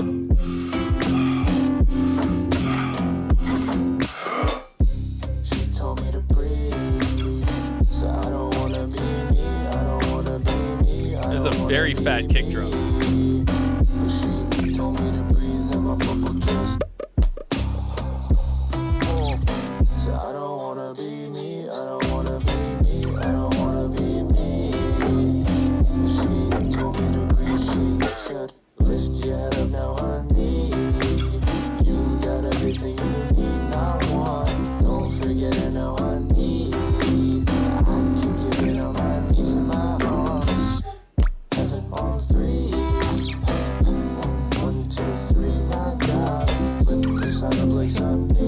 One and only comment on this.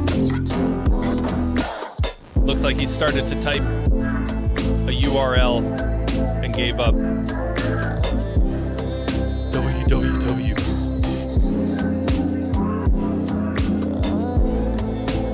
Okay. I don't think I noticed that we have a little bridge.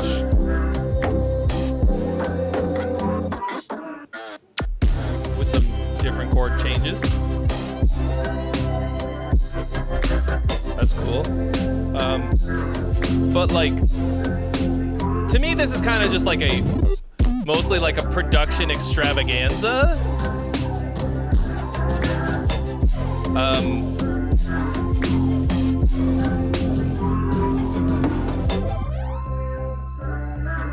Like, I don't know why we don't come back to the right here.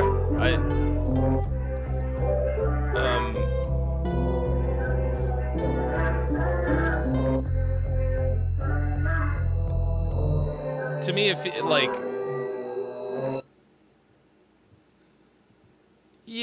just feels like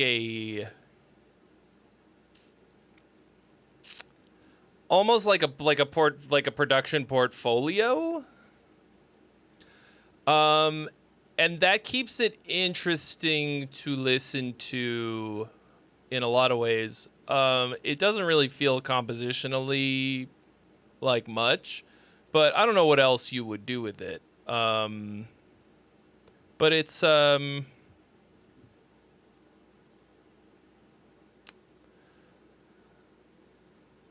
Zyme, I think what you're describing is like often called like Dilla time. It's like this kind of that kind of like drunk feeling drums. That kind of like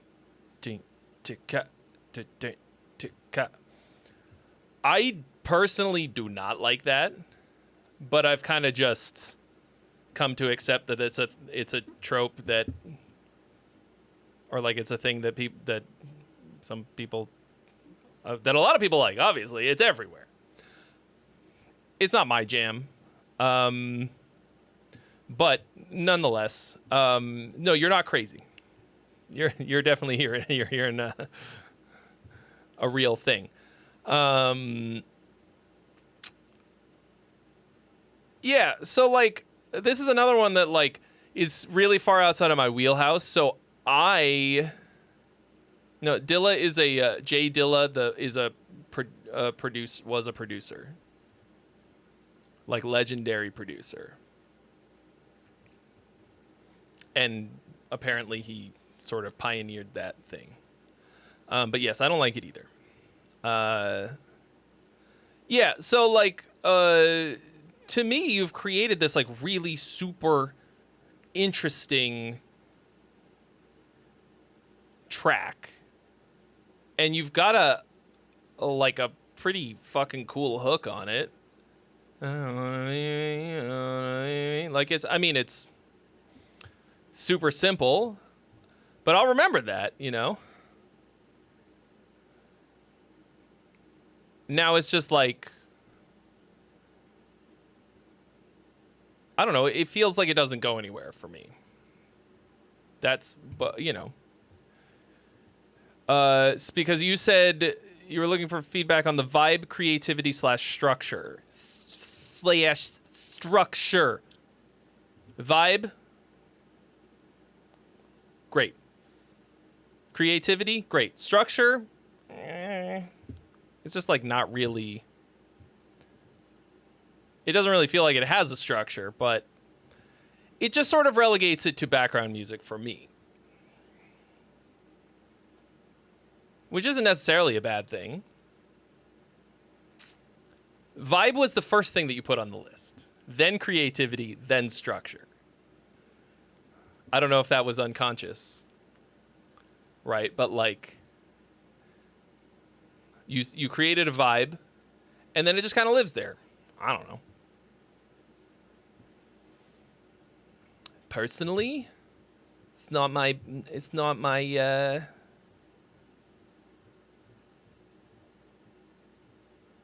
jam. Andrew, let's stop taking submissions for the time being. I'm gonna stack up these ones that we got so far for the time moment of being of this moment of time. So we've got Matt Roller, Tucker Dawson, Embers of a Waning Sun, Painsayer, and then Fires in Time.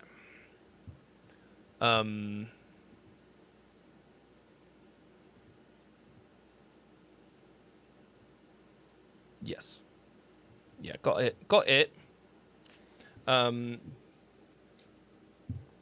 So like, I think I'm starting to like a little bit. It's only fucking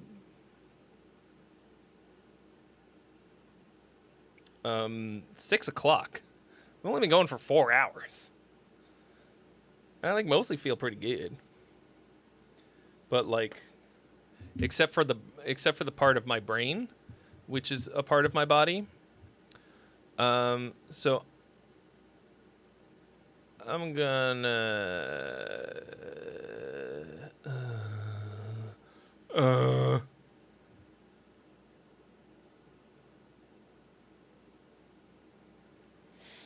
yeah, maybe we'll just cap it off for the moment at least. I don't want people to be submitting and then feel like they're gonna, like they're waiting and then it's never gonna happen. So I am going to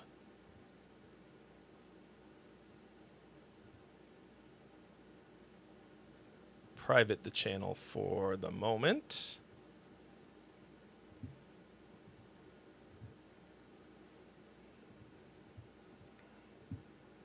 Okay.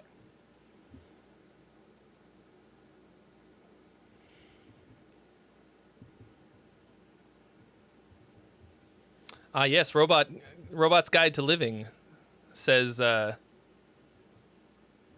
discovered that they figured out that I'm an old man.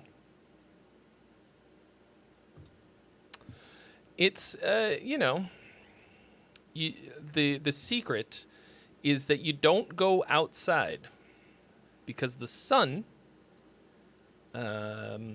over time makes you look old. And also, you can't grow up like socially. You have to continue to be a child, and your everything will reflect that the way that my skin reflects the sun. It's probably because I'm extremely immature.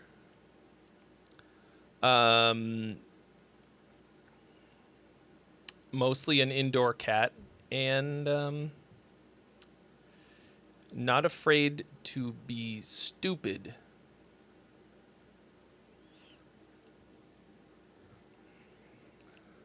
Yeah, I think it's probably a combination. Also, I dye my beard. If I don't, it's like it's much more salt and pepper. I do it in a pretty subtle way. So it doesn't look like fucking boot polish, you know?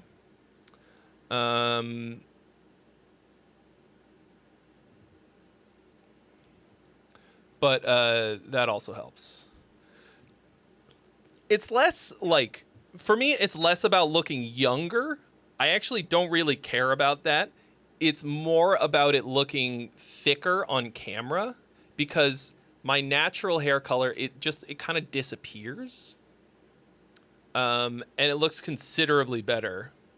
It's just a very, like, it's just to make it more, like, consistent looking. You know. And, you know, it's... I don't want to embrace the salt. I want to embrace the pepper.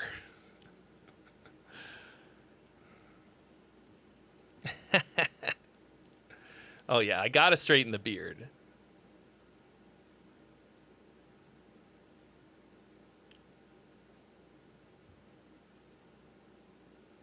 Got to straighten the beard. Fellas.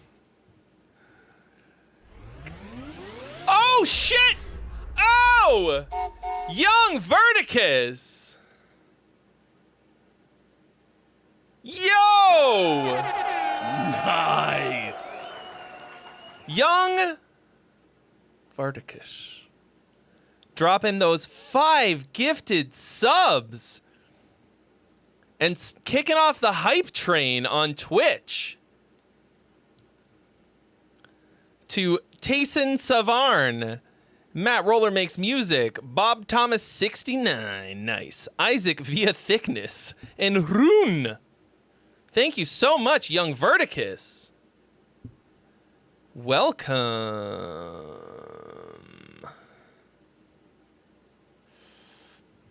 Yeah, like, you have, if you're gonna dye the beard, you got to do it lovingly, you know, like, because it, like, you know, like Warren produced like a pro, like you, that's not a shade of black that exists in nature.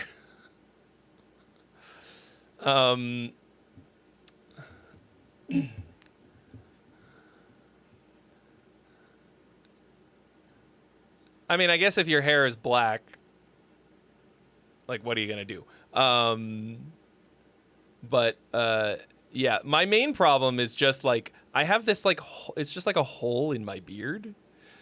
Some days I'm like, can I just get like a henna under, like, just to make it, because like if I want it to be like really hard lines, I have to cut it down to a level that bugs me. I don't know.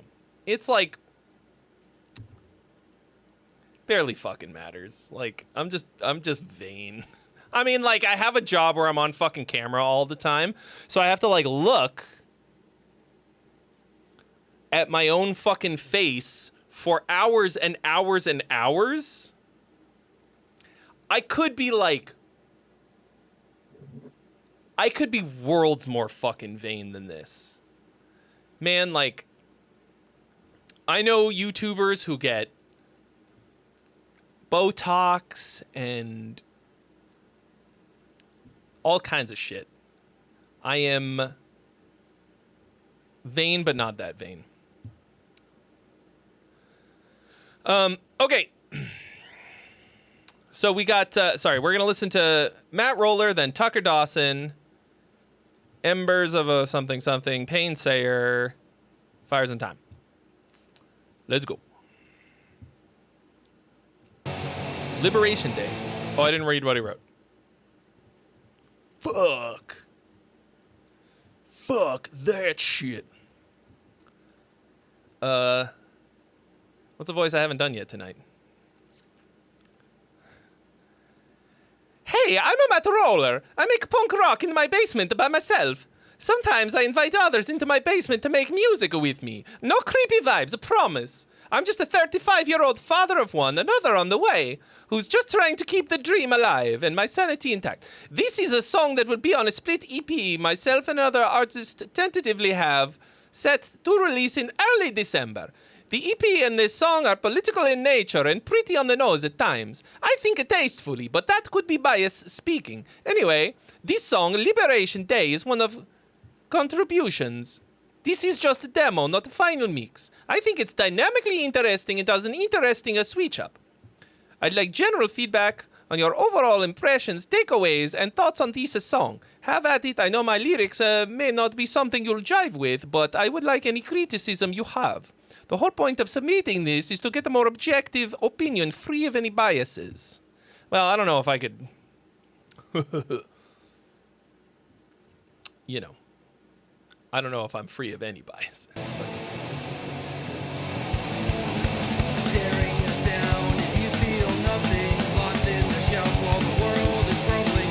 Birds of collapse, you must obey. Fall into rank or be cast astray. Robot's Guide to Living wants me to call him Keith. Nice try, Keith. Fuck, I did it.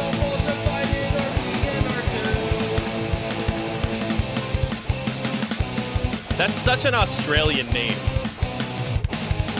This is my liberation day. Right off those motherfuckers' bay. No more bad news, no more lies. I won't reply. They want conformity, not unity. I won't comply. Oh, the train's a-leaving. From the poor to give to the rich. It's about to crash and be a really loud noise. Is this a sea of red hats, bigots and racists? If America's so great, then you are its faces. Justice for all are corrupted Oh, you and think- broken. Our country's so fractured that we go unspoken. It won't die overnight. Are you suggesting that you can't be Mexican and Australian?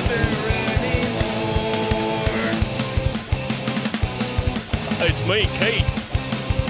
From Guadalajara. There it is. This is kind of a jam. There's the crash.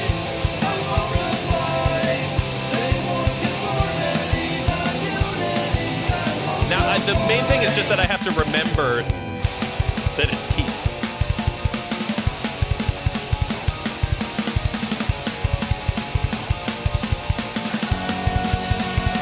What does it sound more like? The vocal makes it sound more like... this will probably feel like an insult, but it sounds a little bit like...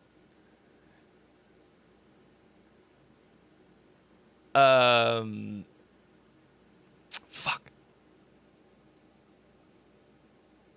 Me and my black metal friends...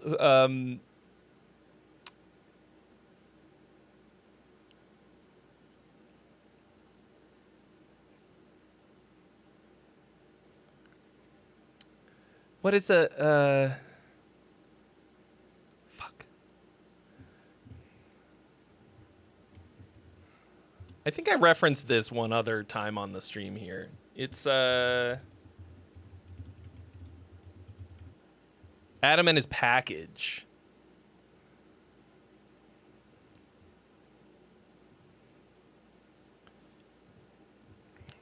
I guess maybe it's just the vocal that kind of sounds like this. I hit this button. Nice. When you donated all the subs, Young Verticus, but it didn't do the party.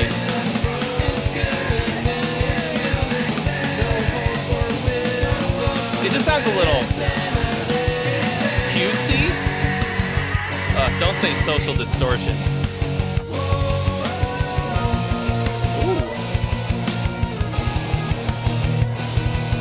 I think Social Distortion is the worst band of all time. I fucking hate that. It's very rare that I actively think that something sucks so badly. This is cool.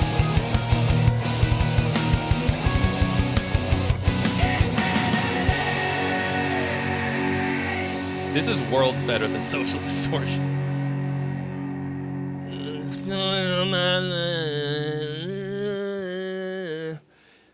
Okay, I really like. Yeah, you were right about this little switch up in the end at the end here.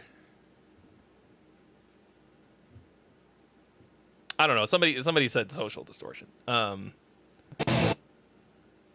glad. I'm glad you guys agree with me. Thank you for reinforcing my.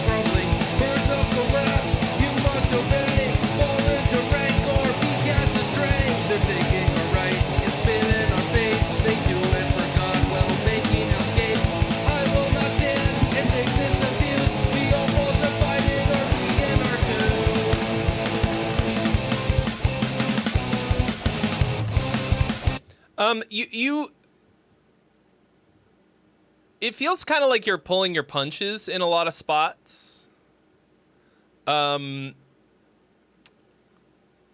Like, you've got some cool, if a little bit, like, straightforward and boring, vocal phrasing and melodies. But it's just that, like, they wind up feeling a bit repetitive because you have, like, a very similar cadence, like, each time. And, like, you don't have a different ending. Like, usually what the best way to make something feel kind of, like, complete, like you're landing the plane, is to, if you've got, like, a 2-bar sort of repeating type of pattern, then you, like, change up the phrasing on the last one to make it feel a little bit more, like, complete.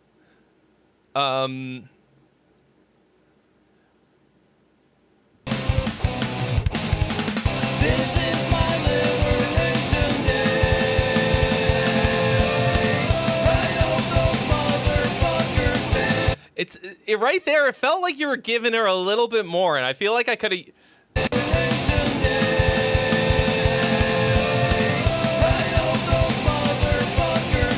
And I want you to go in. I want you to go in on that like your voice sounds good. It's just a little, like, it feels a little low energy. I like the drums.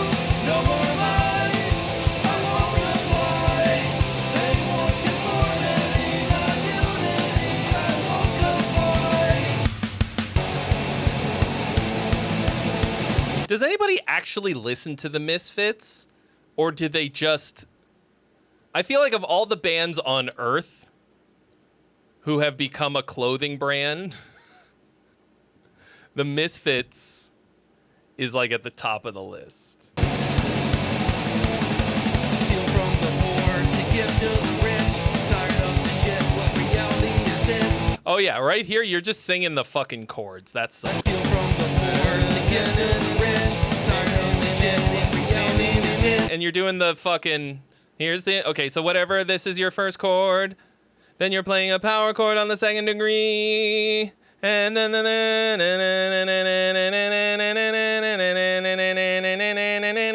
you're just singing the motherfucking roots. That sucks. That's a bad vocal melody.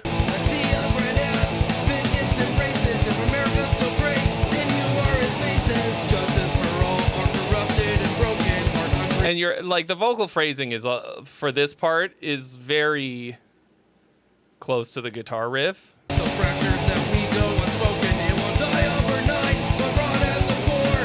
I don't wanna live here anymore.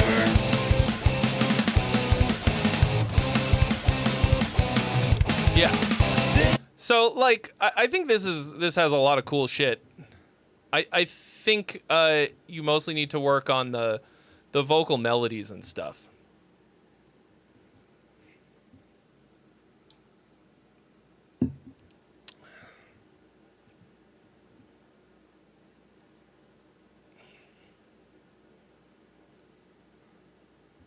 Because it's mostly, like, it's definitely musically way more interesting than a lot of punk bands that sound like this. I love Bad Religion. I love the one Pennywise album that I had that had the Bro Hymn on it. And I love, you know, that kind of stuff. Most of it doesn't have very musically interesting parts. You've got some cool, interesting harmonic moves in here. So, and you've got a hook. It's pretty memorable. Yeah. Keep working at it. Is that true? John Tross says the sound went out on the YouTube stream. Anyone else experiencing that?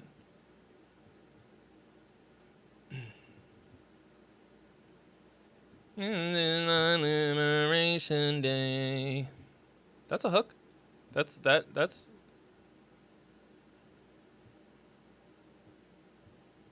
We'll remember that. All right, we got Tucker Dawson.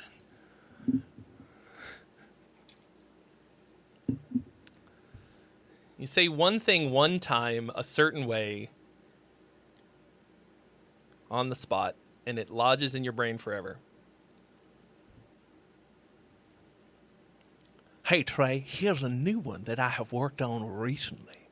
Trying to branch out a little from the stuff I've normally done. Would love to hear what your opinion is on this one. Hope it at least gets your stank face on a little bit. I wanted to try and write a song that is descriptive of the title of the song without actually saying the title. Hopefully I accomplished that. As always, I would love any feedback you have or what advice I should retain from this for future stuff. Trying to avoid the cliche and repetitive nature that I've had in previous songs. Every time I get some feedback from you, I try and apply it to the new stuff I'm writing. So thanks for your awesome knowledge in service to us songwriters. Succubus. Final Master. Master.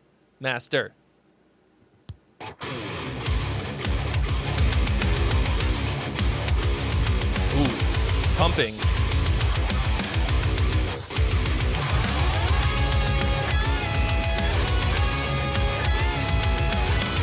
Oh, Eccentric saw a 2-year-old wearing a Nirvana shirt, asked that stupid shit to name 2 songs. I bet he was like, Smells Like Teen Spirit and, yeah, fucking poser shitbag. Did you fucking boot him? Did you kick the baby?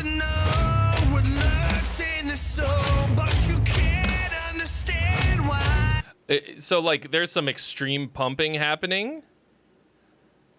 I would say maybe this isn't the final master.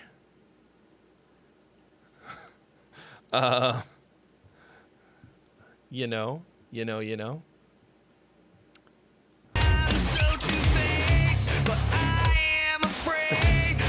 It's like, saw a Nirvana shirt, I said, name 2 different strains of heroin.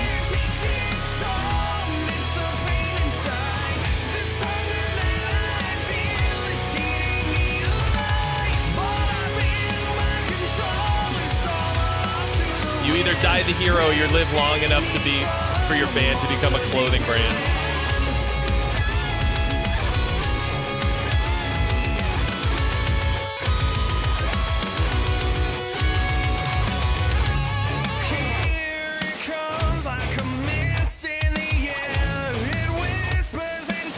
Iron Maiden chords.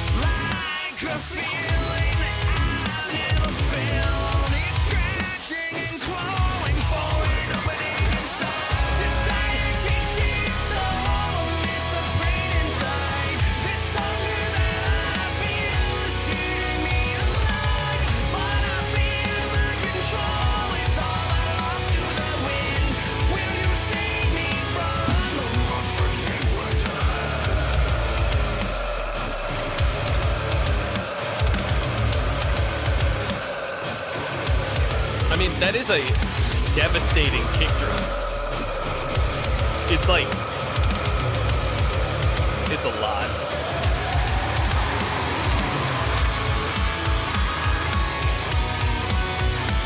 No, I don't have. I think Andrew Jackson went to bed, so he's not running the poll anymore. I guess I could do it. It's. Yeah. All right. The poll is live. Let's go. Hi, Rosa.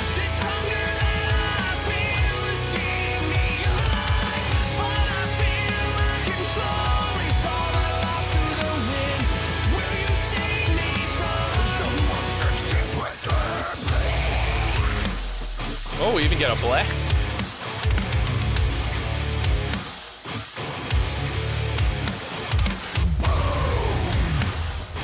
Thanks, James Collins.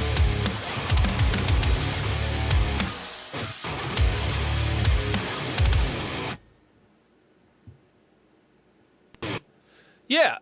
So, I mean, this is pretty straightforward, like commercial rock type of stuff, butt rock.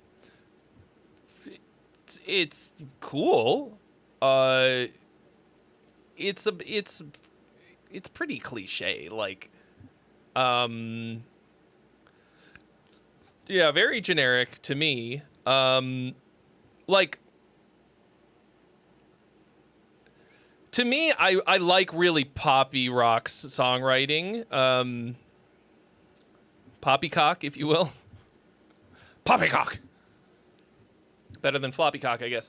But it's sort of this to me is like a little too simple. That's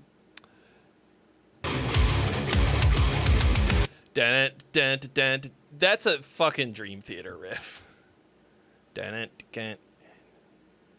What is that?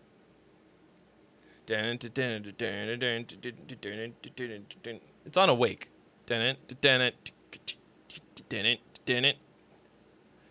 Silent in the sky, I want you. Show me the heart that haunts you.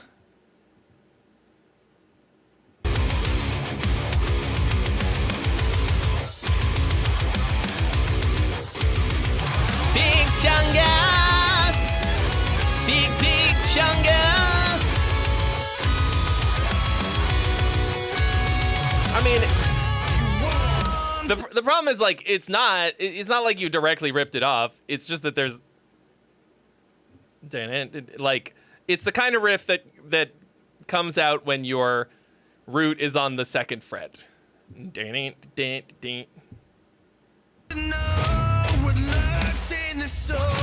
you can't understand why I'm so two-faced. But I am afraid of what you will find as you make your own case against my memory.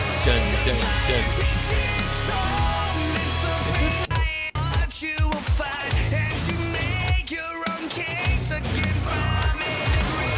Desire takes its soul, it's the pain inside. This hunger that I feel is eating me alive. But I feel And then like going to the flat 2 just to get some little bit of a little fuck off. Little bit of extra something out of it. Otherwise it's just straight up Iron Maiden all the time. I also think that Kurt Cobain was an amazing singer and super unique voice. And this is like before auto-tune, right? And he was like, his pitch was like fucking great.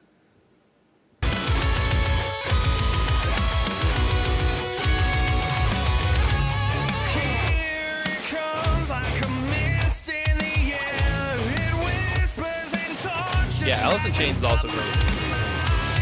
Like a feeling that I've never felt. It's scratching and clawing for an opening inside. Desire takes its toll, it's the pain inside. This hunger that I feel is eating me alive. But I feel the control. And like the vocals have really good phrasing. You've got a cool like fast delivery that I like. That I think that metal as a whole should take more of that from butt rock, you know, like there's like a it's not really like a rap influence exactly, but like maybe a little bit. But just to have a little bit of a faster flow sometimes. I feel like metal really loves to like belt out these like long things. I mean, the fucking song I released today has a lot of really long, slow vowels. I mean, it's a slow song, but like, I mean, there's another song on our album. So there's two songs that were that had some help writing from Sahaj, who's like a pure fucking butt rock producer, right? Does like all active rock bands. He literally, the first thing he told me, like he took the chorus and he was like, sing this twice as fast. And I thought he was fucking crazy. And now I listen to it and I'm like, if we'd have done it the other way, it would have been so bad. And I think about that often when I'm writing now. I'll go like, what would this sound like if I doubled it up? So this to me has like a good speed to it, to those kinds of vocals and stuff.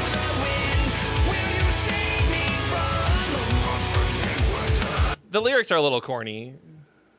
From the monster deep within. That's kind of cliche.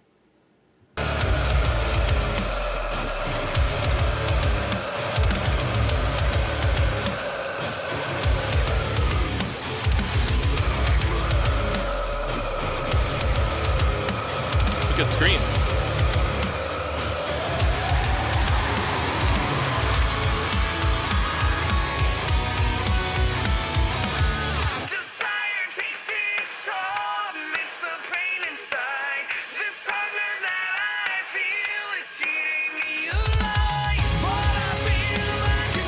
Maybe a slightly slower, like a little more time with the filter coming back in right there. I think that felt a little quick. I think it.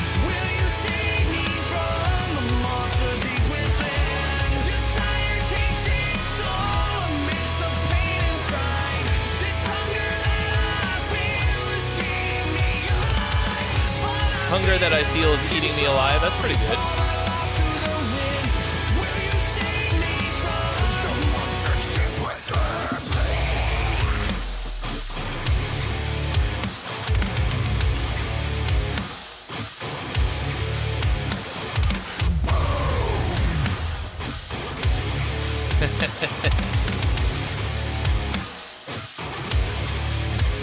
Reminds you of In Virtue? That band sucks. Tucker, you should take that as an insult. So, I mean, it's pretty solid. Nothing new. Not breaking any new ground. But it doesn't suck. I think you need, I think you need to, like, give it some kind of flair. Like, right now what you have is a solid foundation, okay? Like, nobody could listen to this and be like, this fucking sucks. But it will kind of go in one ear and out the other. So what you have is like the very sort of basic, strong songcraft foundation. But now you need to make it a little bit more expressive and interesting, right? Like, it's a little by the numbers. Like, you're playing it very safe.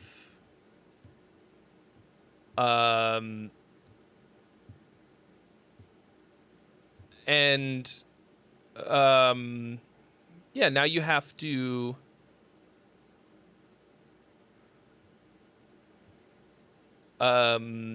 yeah. Oh, compared to how you used to write, it's breaking new ground. Oh, okay. I off the dome, I don't remember things that you sent in. Well, but remember, but also just because you're stepping outside of your usual thing doesn't mean like that doesn't mean that it's more expressive, right? Like it just means that you're stepping outside of your wheelhouse.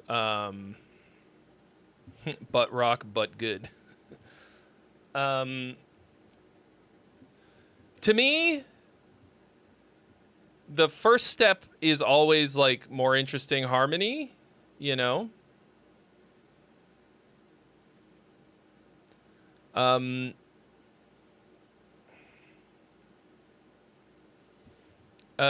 Like, cause right now it's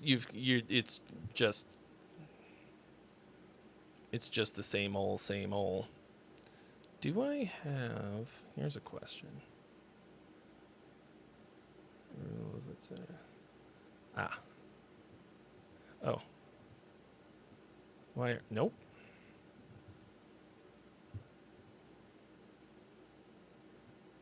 There we go. Submissions are currently closed. Tempered. Oh. Sorry, I forgot to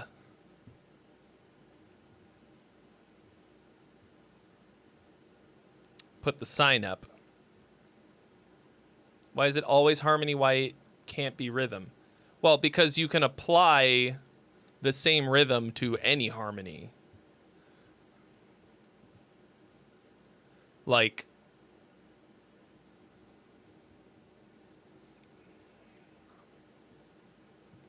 I mean, rhythm is like, I think that metal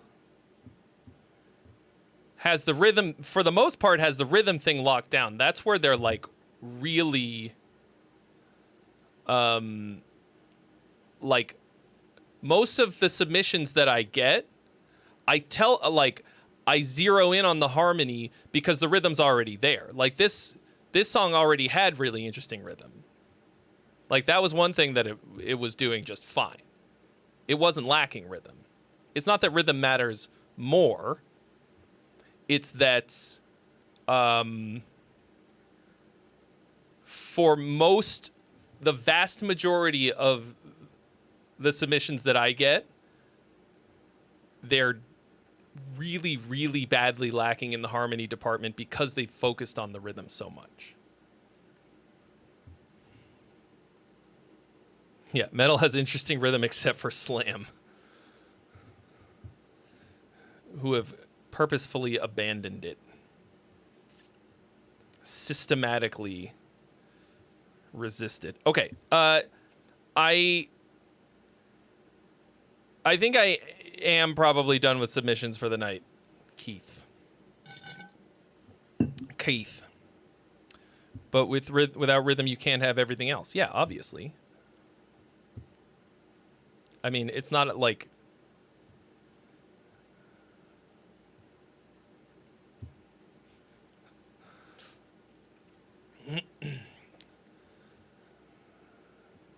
It's not like a competition. Like, you gotta have both.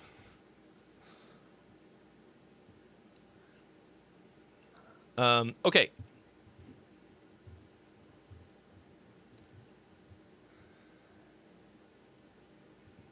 It's just that most of the stuff I get sent has one and not the other, almost at all.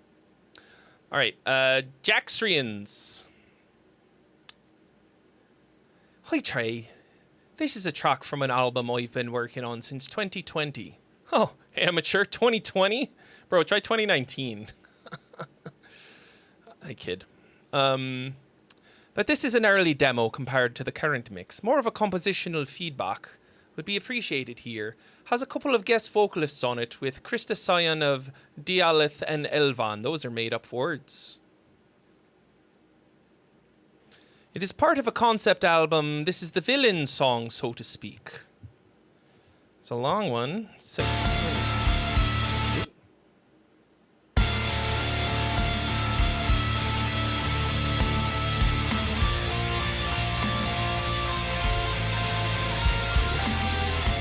Yes, that is true. All words are made up.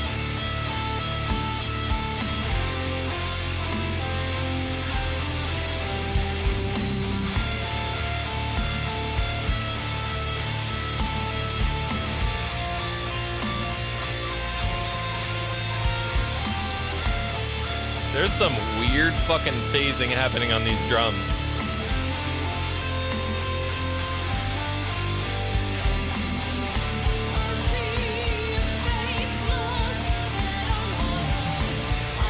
Hello, Subarctic Music.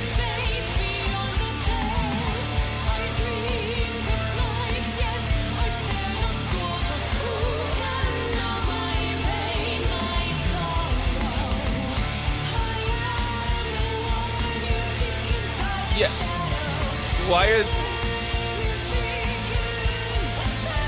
Why is the guitar melody the same as the vocal melody?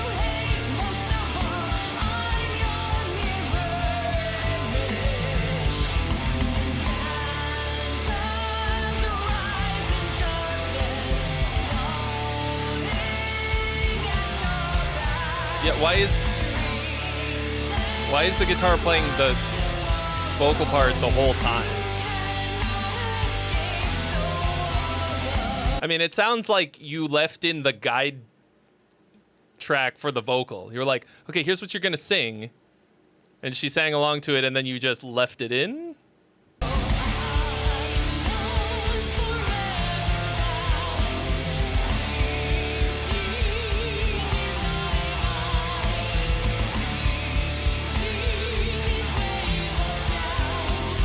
And it, like,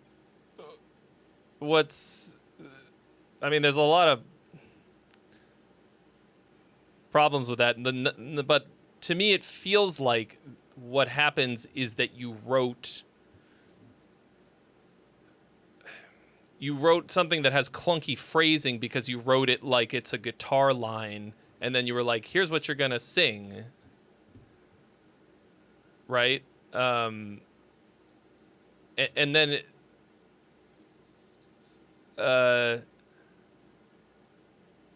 and then there's like some awkwardness in the vocal because of that.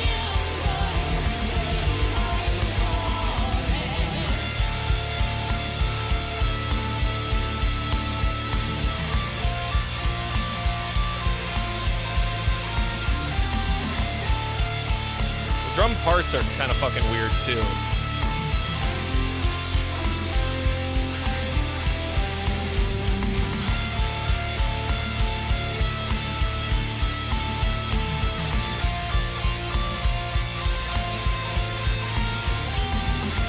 Kind of a, like,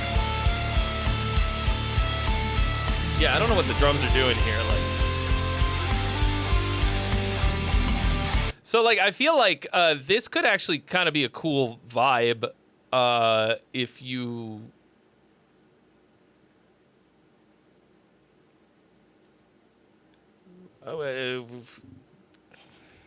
made it work a lot better.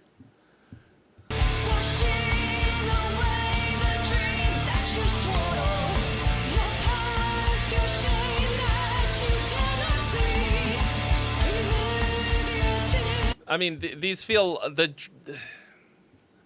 I feel like I harp on drums a lot, but these are like, this just feels like they're programmed by somebody who has no idea what drums are, the way that they work.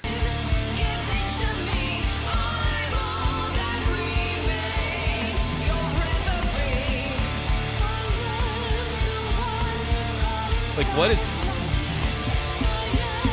on the kick drum? Dun, dun, dun, dun.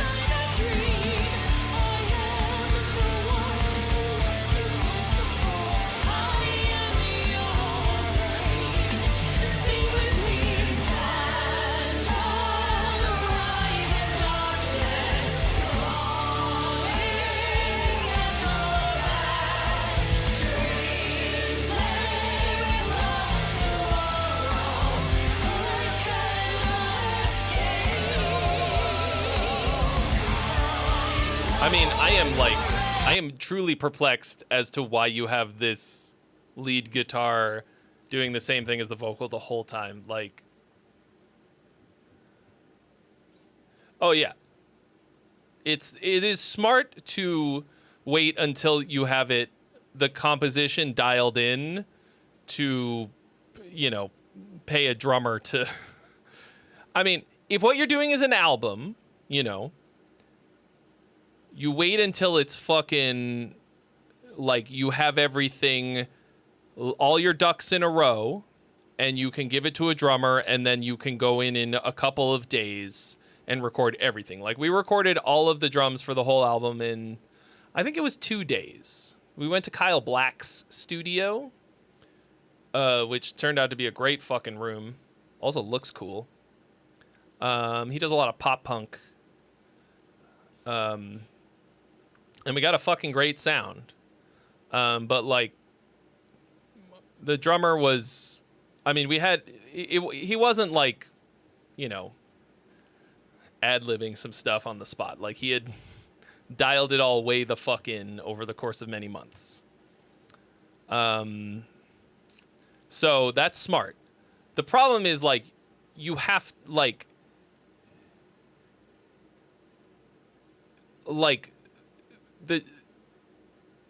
you have to give them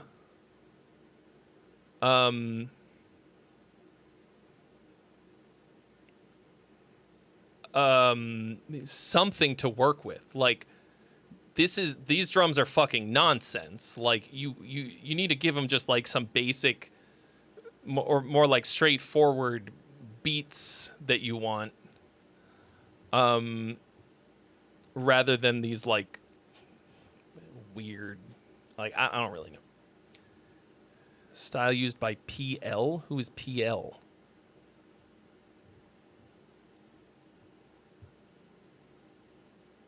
I mean, it's one thing to have a Paradise Lost. I mean, I haven't really listened to Paradise Lost, but is the lead guitar playing the same thing as, like, the same exact melody as the vocal? Like, I've got a video coming out about power metal, same as like the one that came out yesterday about 90s music, and then I'm also doing one about prog. But in the power metal one, I talk about Blind Guardian. Okay, Blind Guardian is filthy with lead guitar all the time, like fucking constantly. But they're counter melodies. Like, they're playing things that complement the lead vocal. And the real problem here is that it sounds like you wrote, I mean, I don't know, maybe I'm wrong, but it feels like you wrote the guitar melody and then you were like, sing this. And then you're like, and along with that came some like really awkward phrasing in the vocal, because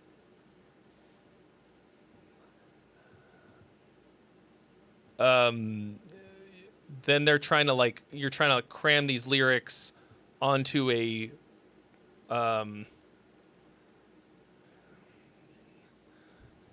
like a preset vocal melody. So like, honestly, I think if you just straight up fucking deleted the lead guitar, that would already make it infinitely fucking better. Like, because it's not adding anything. Like, it's one thing to have it like super fucking maybe like really, really subtle in the background. But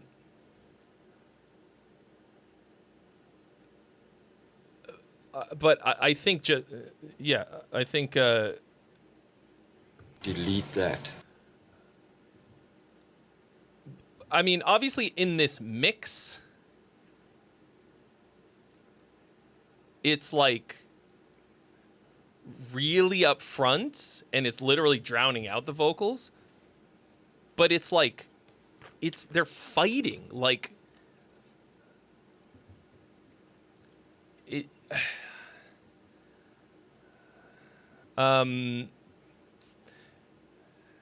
I think it's a thing that you can do like every once in a while for a little bit to like really, it's sort of like underlining a word or a phrase.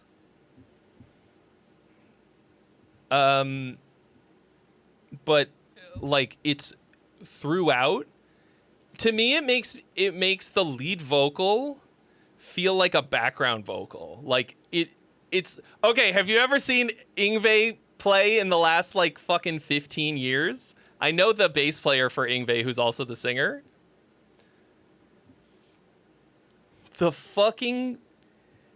He gets 80% of the stage and he crams the fucking band onto this last 20%.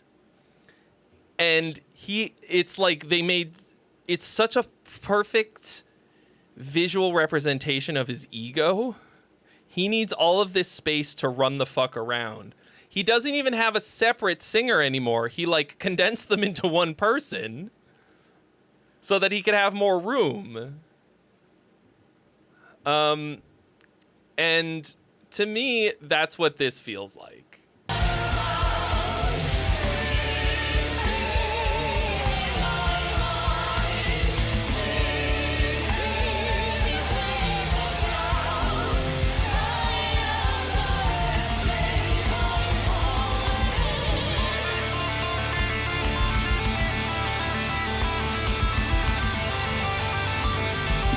Didn't he play all of the instruments on his latest album and it's fucking garbage?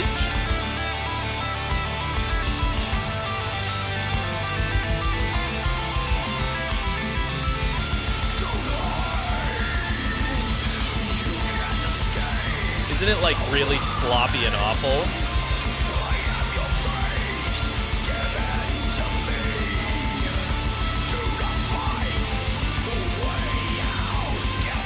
I mean, he's made some things that are just absolutely mind-blowing, amazing, and perfect, and wonderful. Far Beyond the Sun is a masterpiece, but like, bro just made a lot of versions of the same thing that got progressively worse.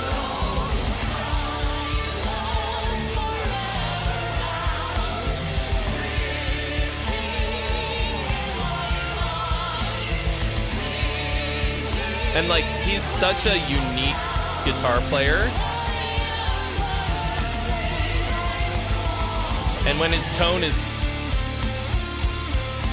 what it's supposed to be, it's fucking crazy good. But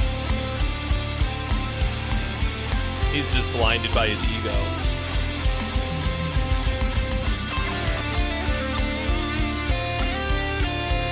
Like,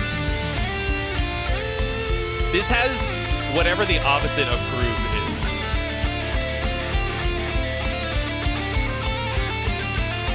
is. Like,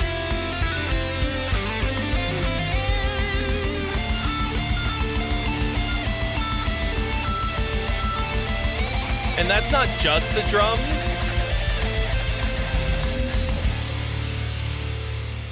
Like, groove is, you know, a result of like a lot of things.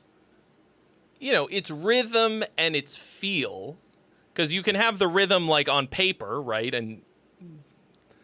But there's so much room for interpretation, and so groove you can like kind of write in, and then you can it's kind of performed and interpreted. But like it's mostly like rhythmic feel, you know? And the whole thing has this like incredibly mayonnaise phrasing and groove and rhythm to it. So like I think that's a you know, that's something that you should work on as you're writing new stuff. Like, you know, this sort of has a lot of the phrasing kind of locked in a way.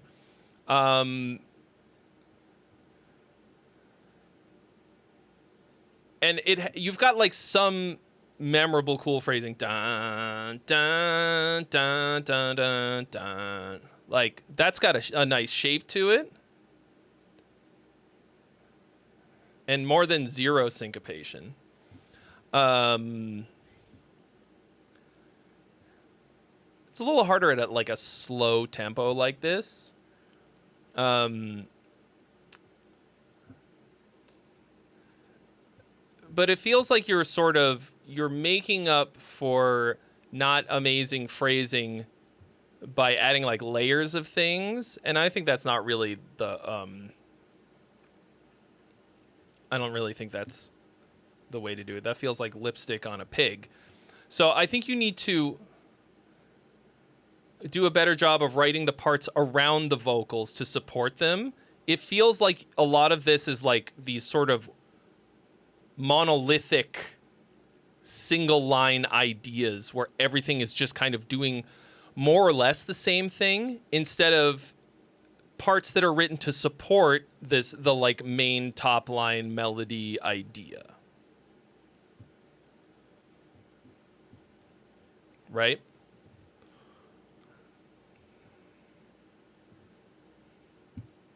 All right. Room Mother. Let's give it a second listen. Make sure we don't like the guitar melody doubling the vocals. All right. We got 2 more for the evening, I think. Cucka. Okay. Literally working on my first song ever in GarageBand of all things. Already got changes in from the version I'm linking, including adding a small solo section and changing up the ending a bit, so keep in mind it's a bit rough. The song itself is about blind faith and anti-intellectualism mainly, one of my biggest pet peeves. I'm mainly curious if there's any tips for getting good drums and bass down without having access or ability to play them, and recommendations for mixing, as it's probably pretty obvious I have no fucking clue what I'm doing.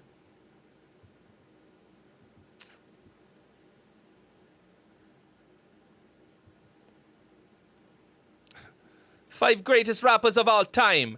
Dylan, Dylan, Dylan, Dylan, and Dylan. Because I spit out fire.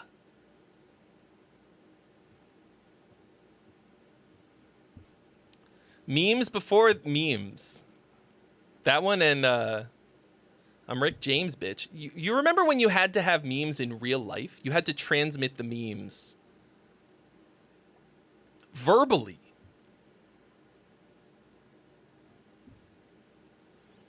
Yeah, I mean, GarageBand is whatever. It works. I only drink the finest breast milks. All right. Cataclysm.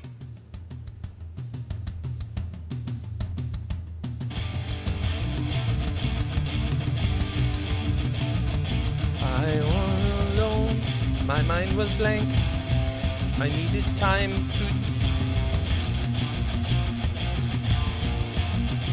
think to get the memories from my mind.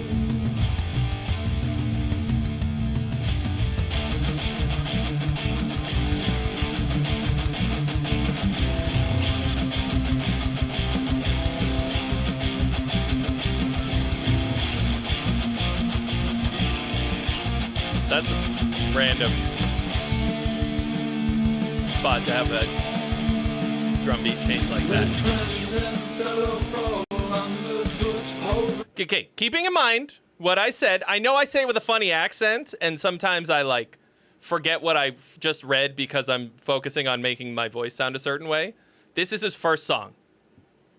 First song ever. Okay? Number 1. Rise your guilt and your love. Forget the power and the pride of man. Embrace the fear from up above. Reject the wisdom of learned men. I mean, it's not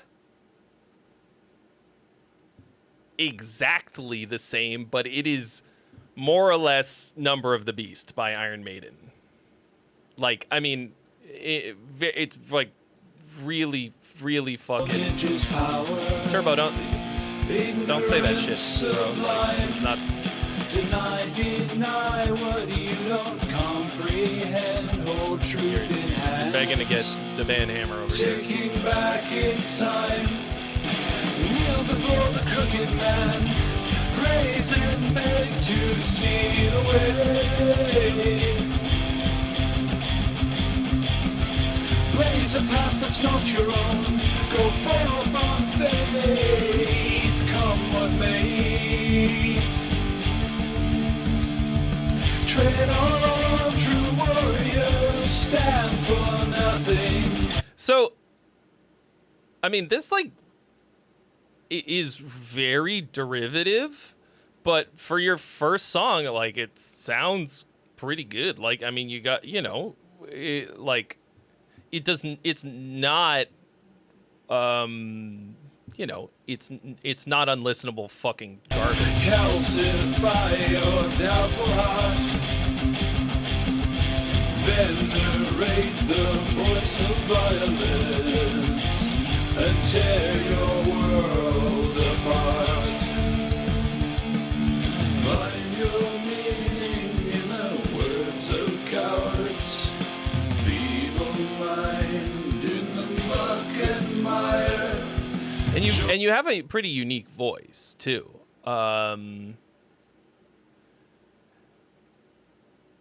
You know, it sounds like you need to push a little bit harder for this style, like a little bit more, give it a little bit more sauce. It's possible that it's just a little, you know, low in your range. But it feels a little like it feels a little weak, kind of. But like it sounds nice. Magnetaurus, what up? Been a minute. With scorn and death and envy, dance together round the pyre. But cool, to like kiss the ring is to avert the eyes. When it's all over, all said, all done, the blind shall see in the reflecting pool the crooked man, the chosen son. I see. And so there's that. You play the power chord on the second degree of the minor scale. Don't do that. I mean, it's possible that you just have like a low. It's not necessarily that you have a limited range. It sounds like you probably have a like kind of a baritone, like a lower range. You know, like I don't know how much singing you do. It can take a really long time to get to a place where you can effectively utilize your whole potential range.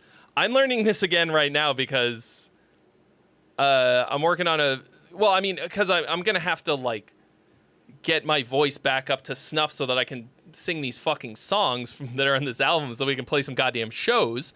And like I was practicing singing the song that we fucking dropped today, and like the high notes suck. And it's just because I gotta like get it there. This is your first time singing on anything with any level of seriousness. Okay. Oh, you do voice acting. I have so many questions for you.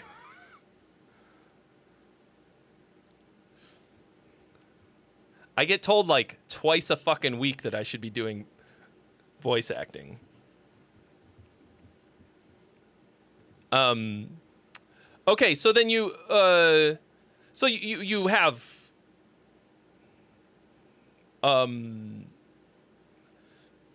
voice culture. Like you have to work on you have to, do your,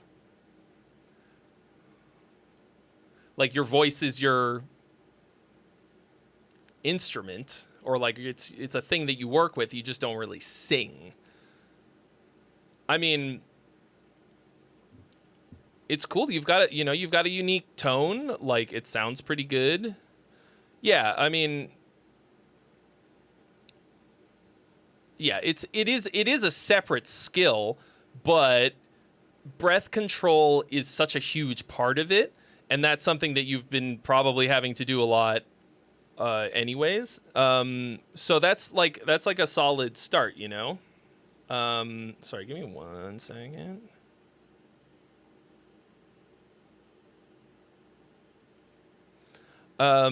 So then you just, yeah, it's a lot. Like, it's learning to sing it's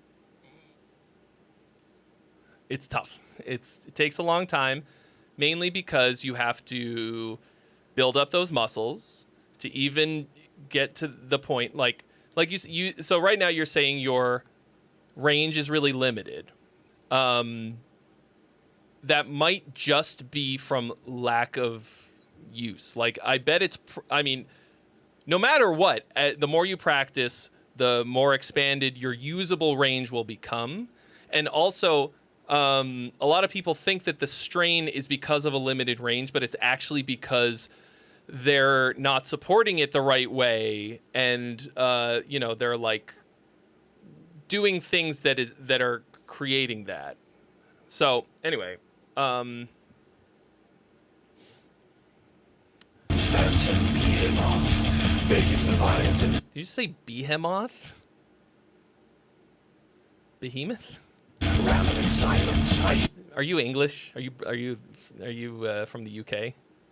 I think they say. Hear you huff and grunt and yawp your chance of sightless broken compliance. Fight, fight, fight. It might be a UK. Gnash and snarl. Take up the reins and abandon your sanity.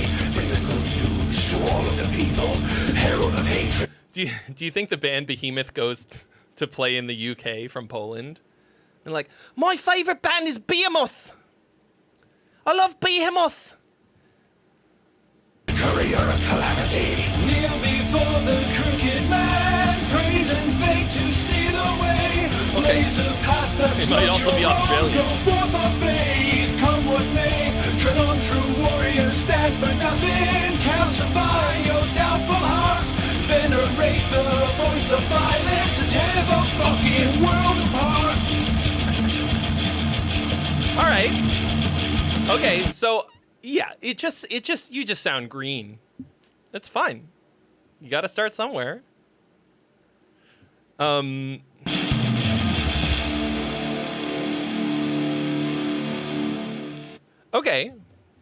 I mean, I'm not gonna really. I'm not really gonna give you many notes on this. Okay, like.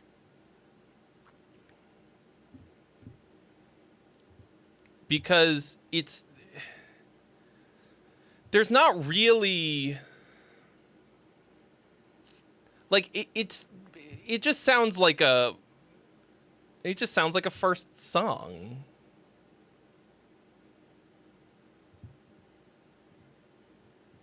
Yeah, I don't like Behemoth. I think they're boring. Fucking crazy drummer though.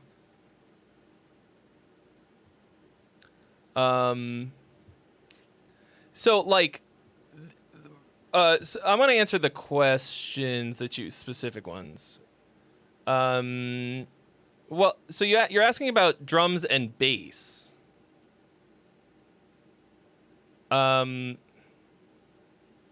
What did you use for the drums and bass in this? Is your instrument guitar?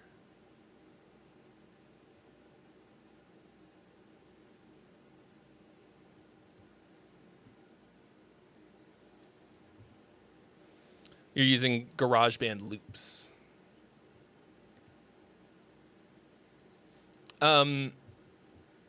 Yeah, I mean, well, I mean, Easy Drummer 3, and some kind of MIDI bass library. So the reason that I suggest Easy Drummer, even though there are many drum plugins,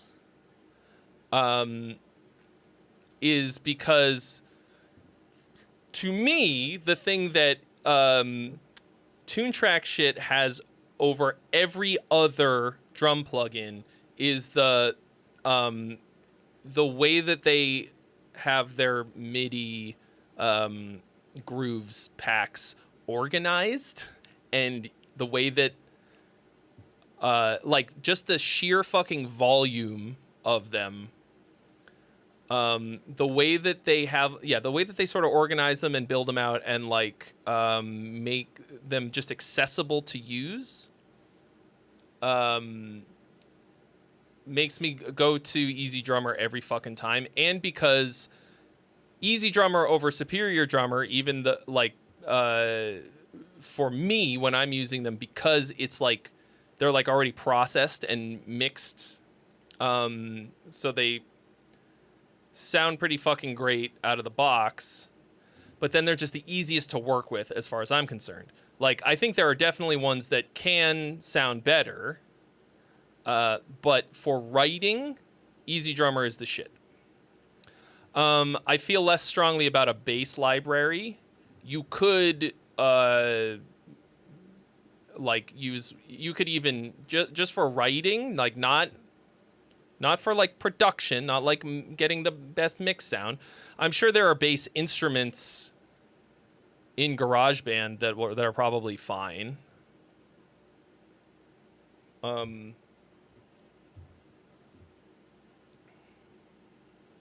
Like, I think if you were to get Easy Drummer 3, get like one cool metal expansion, like I don't know, like basically any of them, and then buy like all of the expansions and just the core pack come with a lot of MIDI grooves, and then you just they're like $30, I think, like for most of the MIDI packs. Like, get one or two of drummers that you like, that you think like that fit the style that you're going for. And then then you just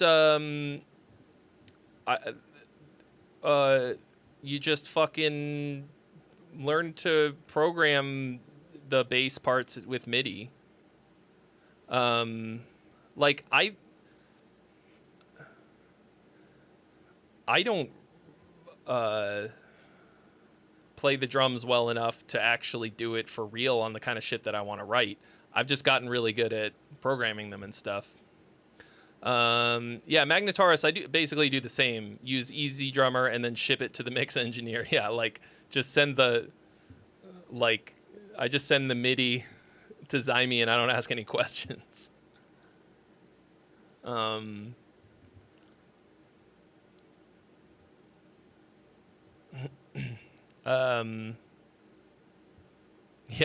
Matthew Conley. Remember that the drummer only has 2 arms and 2 feet. Steven Slate drums sound fucking cool too. So, like anything else that I tell you about what you're doing, like, isn't really going to be useful to you until you write, 50 more songs. Not really. Like, I mean, everything that I said is true and will be useful to you, but like,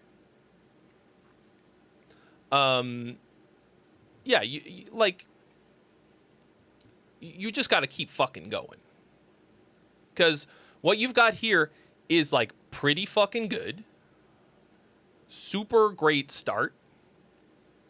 For a first song. I mean, you sound like an adult. So like maybe if you're, especially if you're doing voice acting work, like, I don't know if you're at, starting a little bit later. I mean, a lot of people are musicians and they just learn songs and they perform and they just never write. Or like don't ever think about it or start later. You're a full-on adult. Yeah, I mean, that's what I figured. You sound like an adult human. So like, it's like I wrote my first song at like fucking 13 or whatever, and it was straight garbage. But like either way, by any measure, that's a great fucking start. I just sucked at like every part of it, you know, like playing, singing. Yeah. So I mean, I can tell you why. Scientific Uppercut.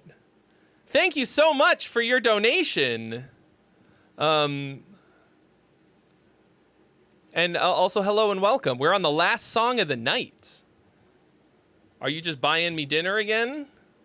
Damn, bro. Don't tell my girlfriend. I can't believe that I made any money on a free stream.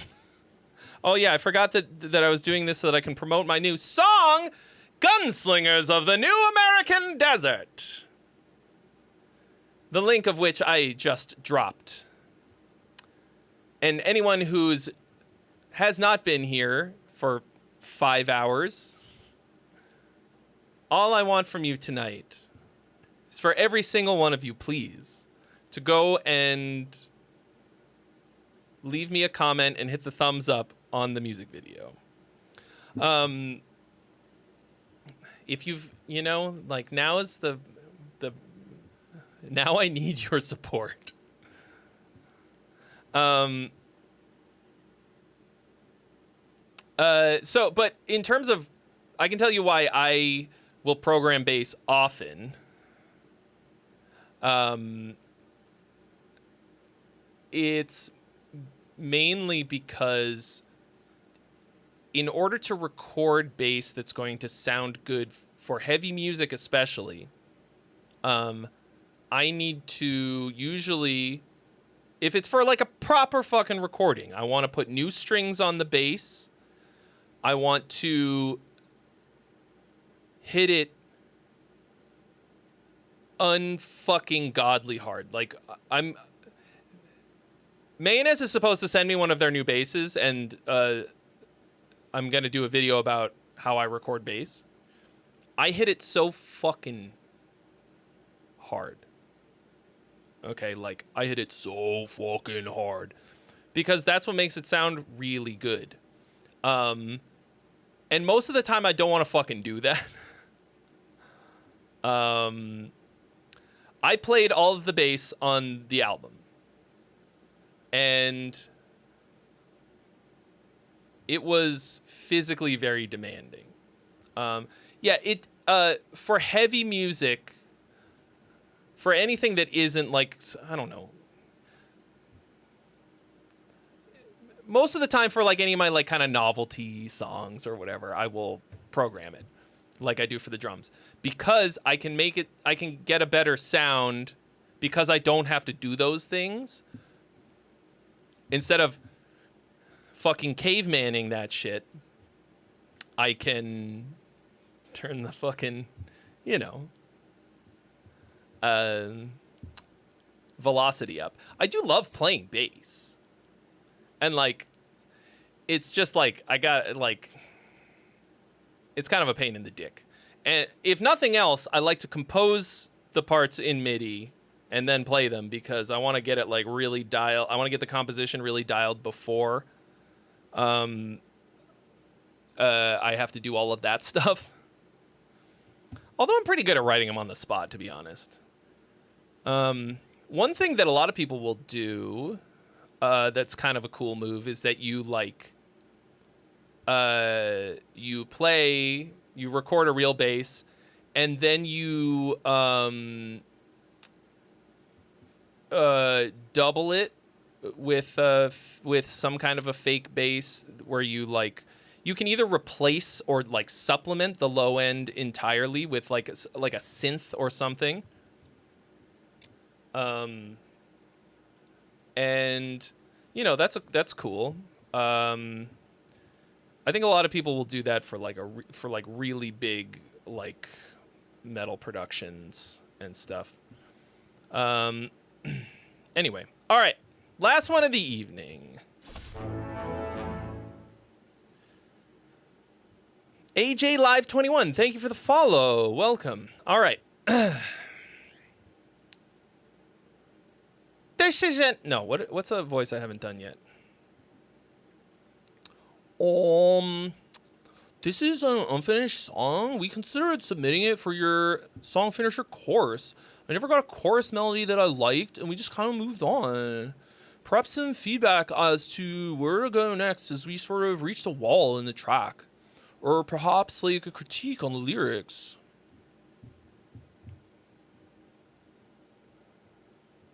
Alright, here we go. Fires in Time, Retrograde. So,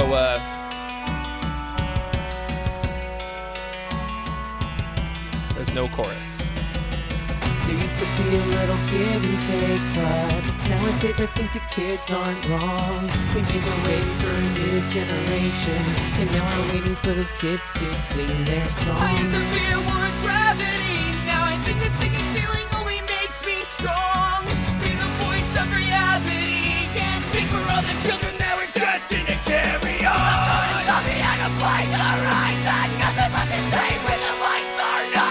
Talk about the weather and our new medication. I heard you through the window when the radio played my song. Everything is a break and nothing left the same when there's nobody home. Talk about your friends and your new location, and when you get it out, you can tell me what I'm doing wrong.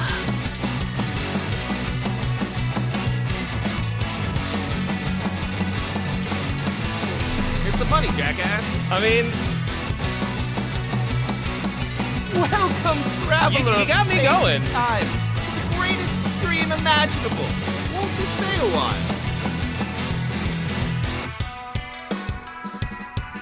Yeah, like this, you need to finish this.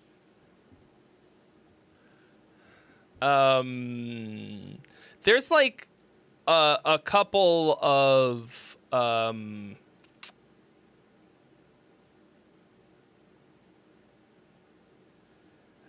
there's a couple spots where it's overstuffed with elements, but like what you have is fucking really gets the gets the fucking blood going. So like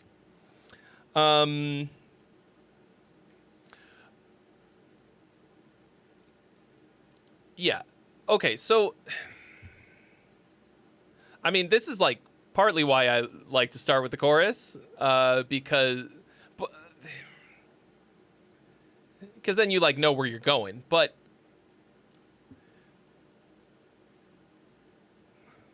hold on. Okay, you never got a chorus melody that you liked. I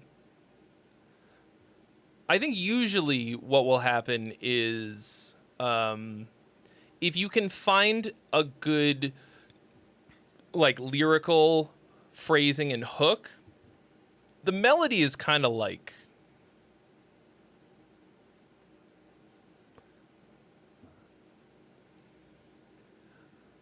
I think there are a lot of things that you can do with a melody, but especially if there's already chords and stuff, like there's sort of a limited amount of options that you have. And I kind of feel like getting a good phrase is way more important. Like something that's something that really hooks you, and has the feeling to it, has that phrasing baked into it, and then you're kind of just choosing notes based on like the chord tones and going between them. Like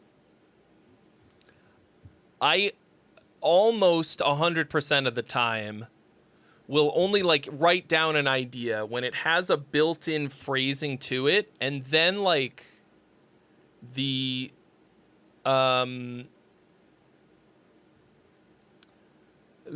melody notes kind of just like usually come along with that in a way.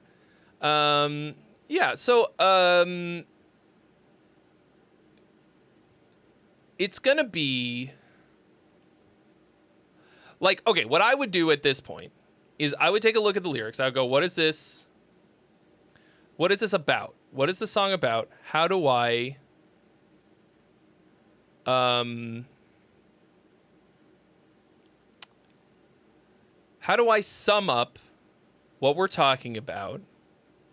Like, what's the payoff? What's the destination of this idea? I like these lyrics a lot. I don't know specifically.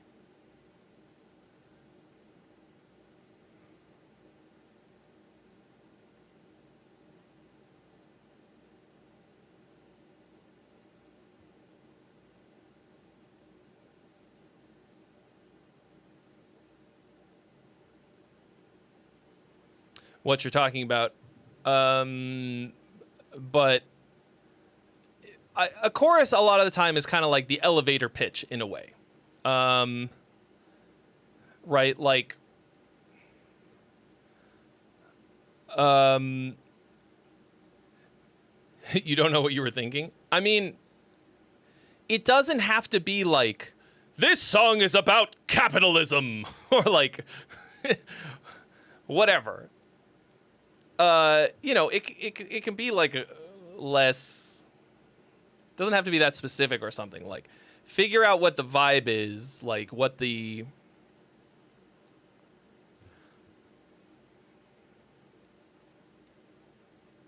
I mean, I definitely get a feeling from it.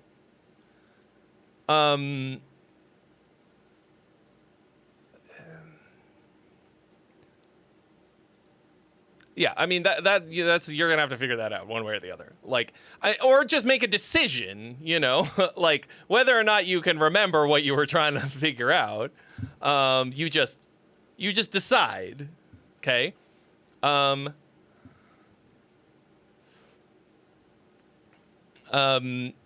then you have to sort of like fast forward to the inevitable conclusion, okay? The inevitable final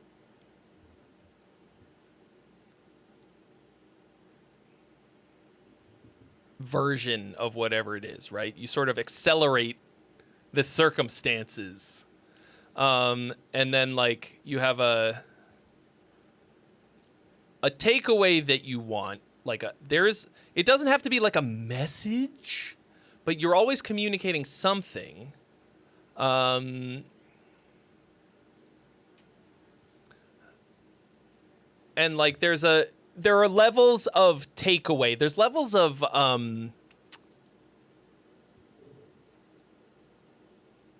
sort of like from like very concrete to very abstract, right?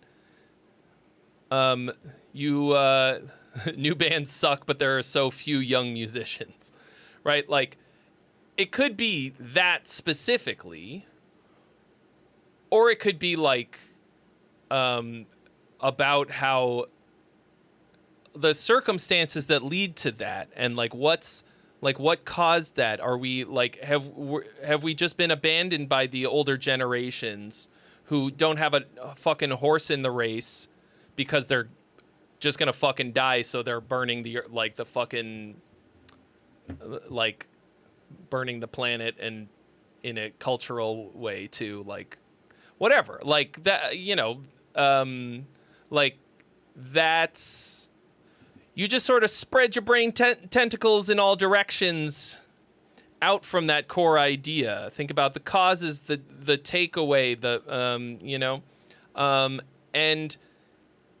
and start writing fucking words. Make a word dump, and eventually a phrase will come out that will just and that's super vague. I don't know if that's helpful. Because I think really all you need to do is the technique that I demonstrate in my course, Song Finisher, called Copy, Paste, and Variate. What you have here is a perfectly good song stub. You're going to basically take this, copy and paste it, write yourself a chorus and a bridge, and then drop a, have something else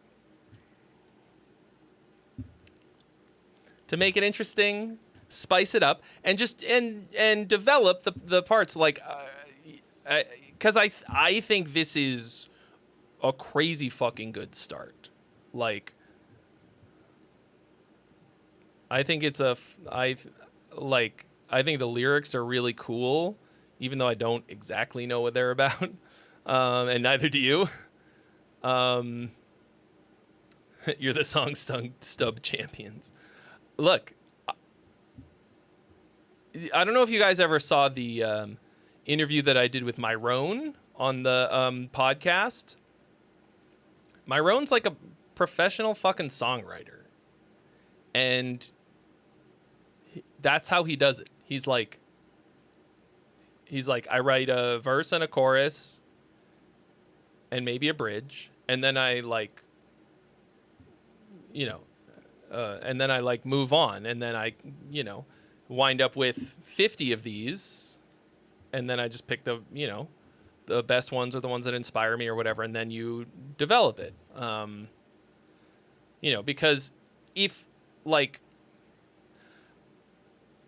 I personally go in with intention, and I write, I can finish any song usually. And at this point, I'm not writing mostly, sometimes when song, the roll for song streams, but most of the time I'm writing something, I'm not writing something that sucks basically ever. Not to toot my own horn, but I know how music works. Might not be a fucking masterpiece, but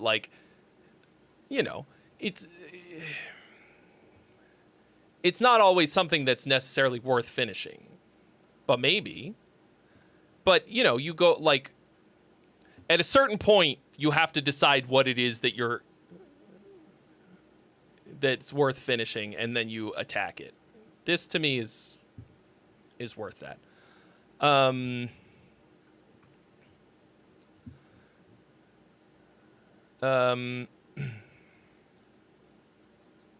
Do I ever write to myself?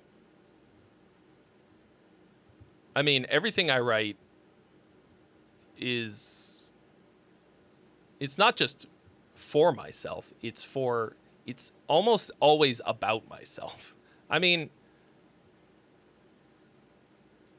depending on how deep you would want to go, it's sort of impossible. You can kind of imagine yourself in someone else's shoes, but no matter what, 100% of everything is always filtered through your own experiences and your own vessel of existence. That's just, you only actually have one perspective. You can sort of project into and imagine what somebody else is experiencing, but you'll never actually be able to do that. So no matter what you're writing is going to be it is you. And then you can make that more or less clear.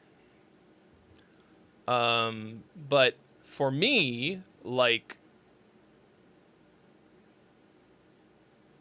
and I talk about this in, I think, probably all of my courses. No matter what, you're your first audience, right? You can say, you can be worried about whether or not anybody else is going to like it. If people are going to like it, but you are a person. Have I ever done a song just to myself? Written a song with no intention of releasing it? I mean, I guess I don't really understand the question. I mean, I would say that I write the vast majority of my songs like that, and then it's whether or not they see the light of day is unrelated to the personalness of them. Like, I don't write it to myself like it's a love letter to me, or like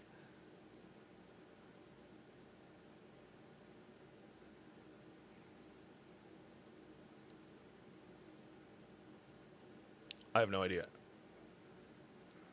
I mean, I think that might be like sort of overthinking it in a sense. I mean, like, I just don't understand what you're asking.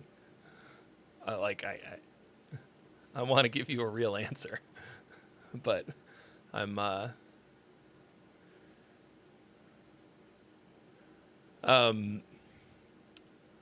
still going. This is only 5.5 hours in, but actually we are going to call it a night in a minute here. Yeah.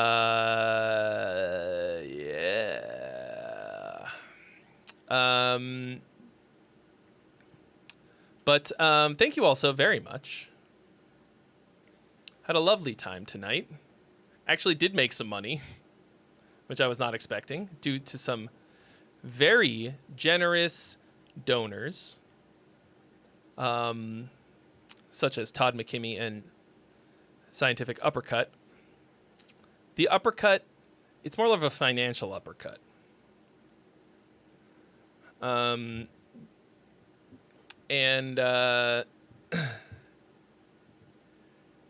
So thank you so much. Streamlabs was very kind to drop the link once again to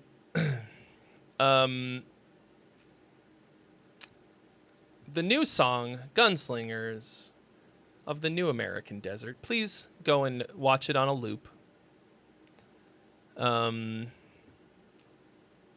Pre-save the song, pre-save the album. The song is out. So, like, you can go and listen to the song, add it to your playlists. I don't know what kind of playlist that would go to. Kind of a...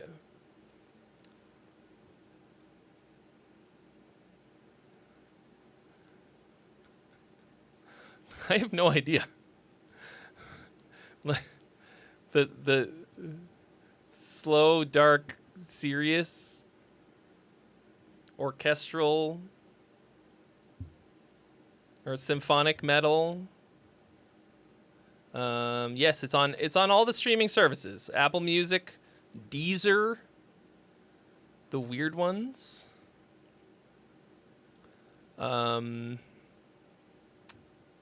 You cannot yet pre-order a physical copy. Working on that. Got vinyl masters. Yeah, that's good to hear, Paulo, that it went in your Discover Weekly. I don't know who uses Deezer or any of those other ones, but I don't know. Tidal, I have no idea. But we will be making CDs and vinyl. I don't know how long it's going to take, or if they will be out by the time the album actually drops. But the plan is that they will exist. So Pandora. I mean, actually, like, if you guys want to go and like look and tell me that they're all actually on there, I haven't like checked. You know, they're it's being it's released through the Orchard, which means that I'm demonetizing my own fucking video. But you know, I appreciate you all very much. I saw another donation that didn't. Somebody sent a. I don't want anybody to. Kaka sent a super chat for $20, and I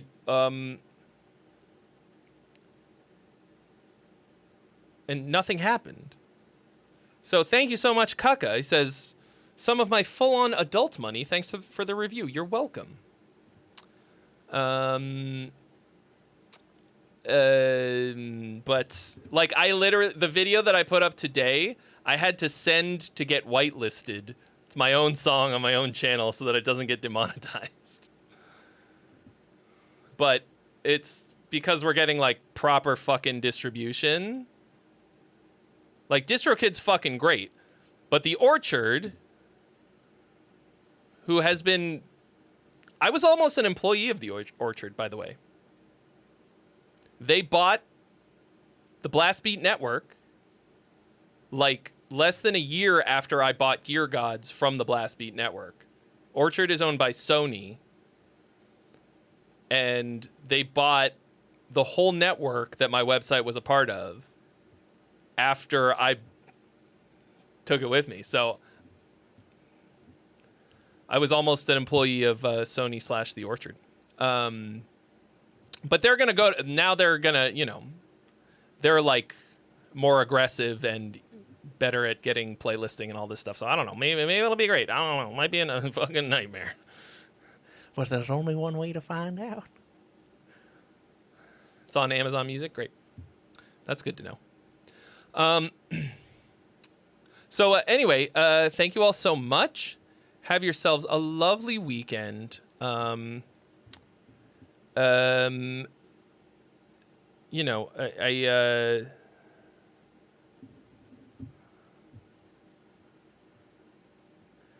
I can't tell you how fucking great it feels to release some goddamn music. I cannot tell you the weight that has been lifted from me. So I appreciate all of your support. And you know, it just keeps coming. We're gonna raid. Thank you for the reminder, for the raid minder. Oh, I got a hype chest from the hype train that happened. Great. Let's see who's up to raid. We got 3 people. we got 3 people. Thank you all so much. Let's see who we got. Davis Deli.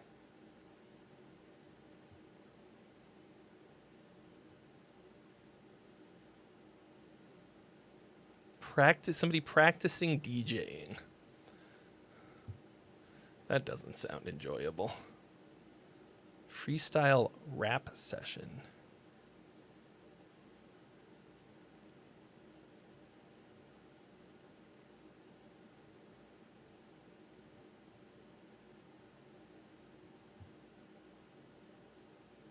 All right, let's raid a music feedback stream so that I can make them listen to my music. Adams Avenue. That sounds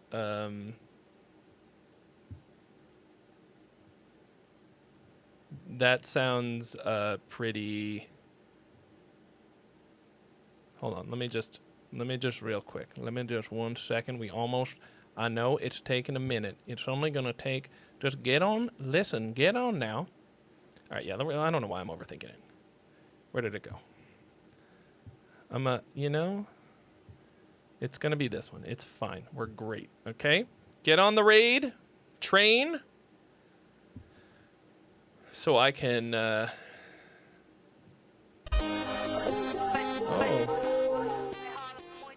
so that we can do the thing. We're raiding with 2 people. Okay. Anyway, thank you all very much. Have a wonderful weekend. Stay squishy. That has to be in my top. And I'll catch you on the Flippy Floppy. Bye! Please, friend, enjoy music.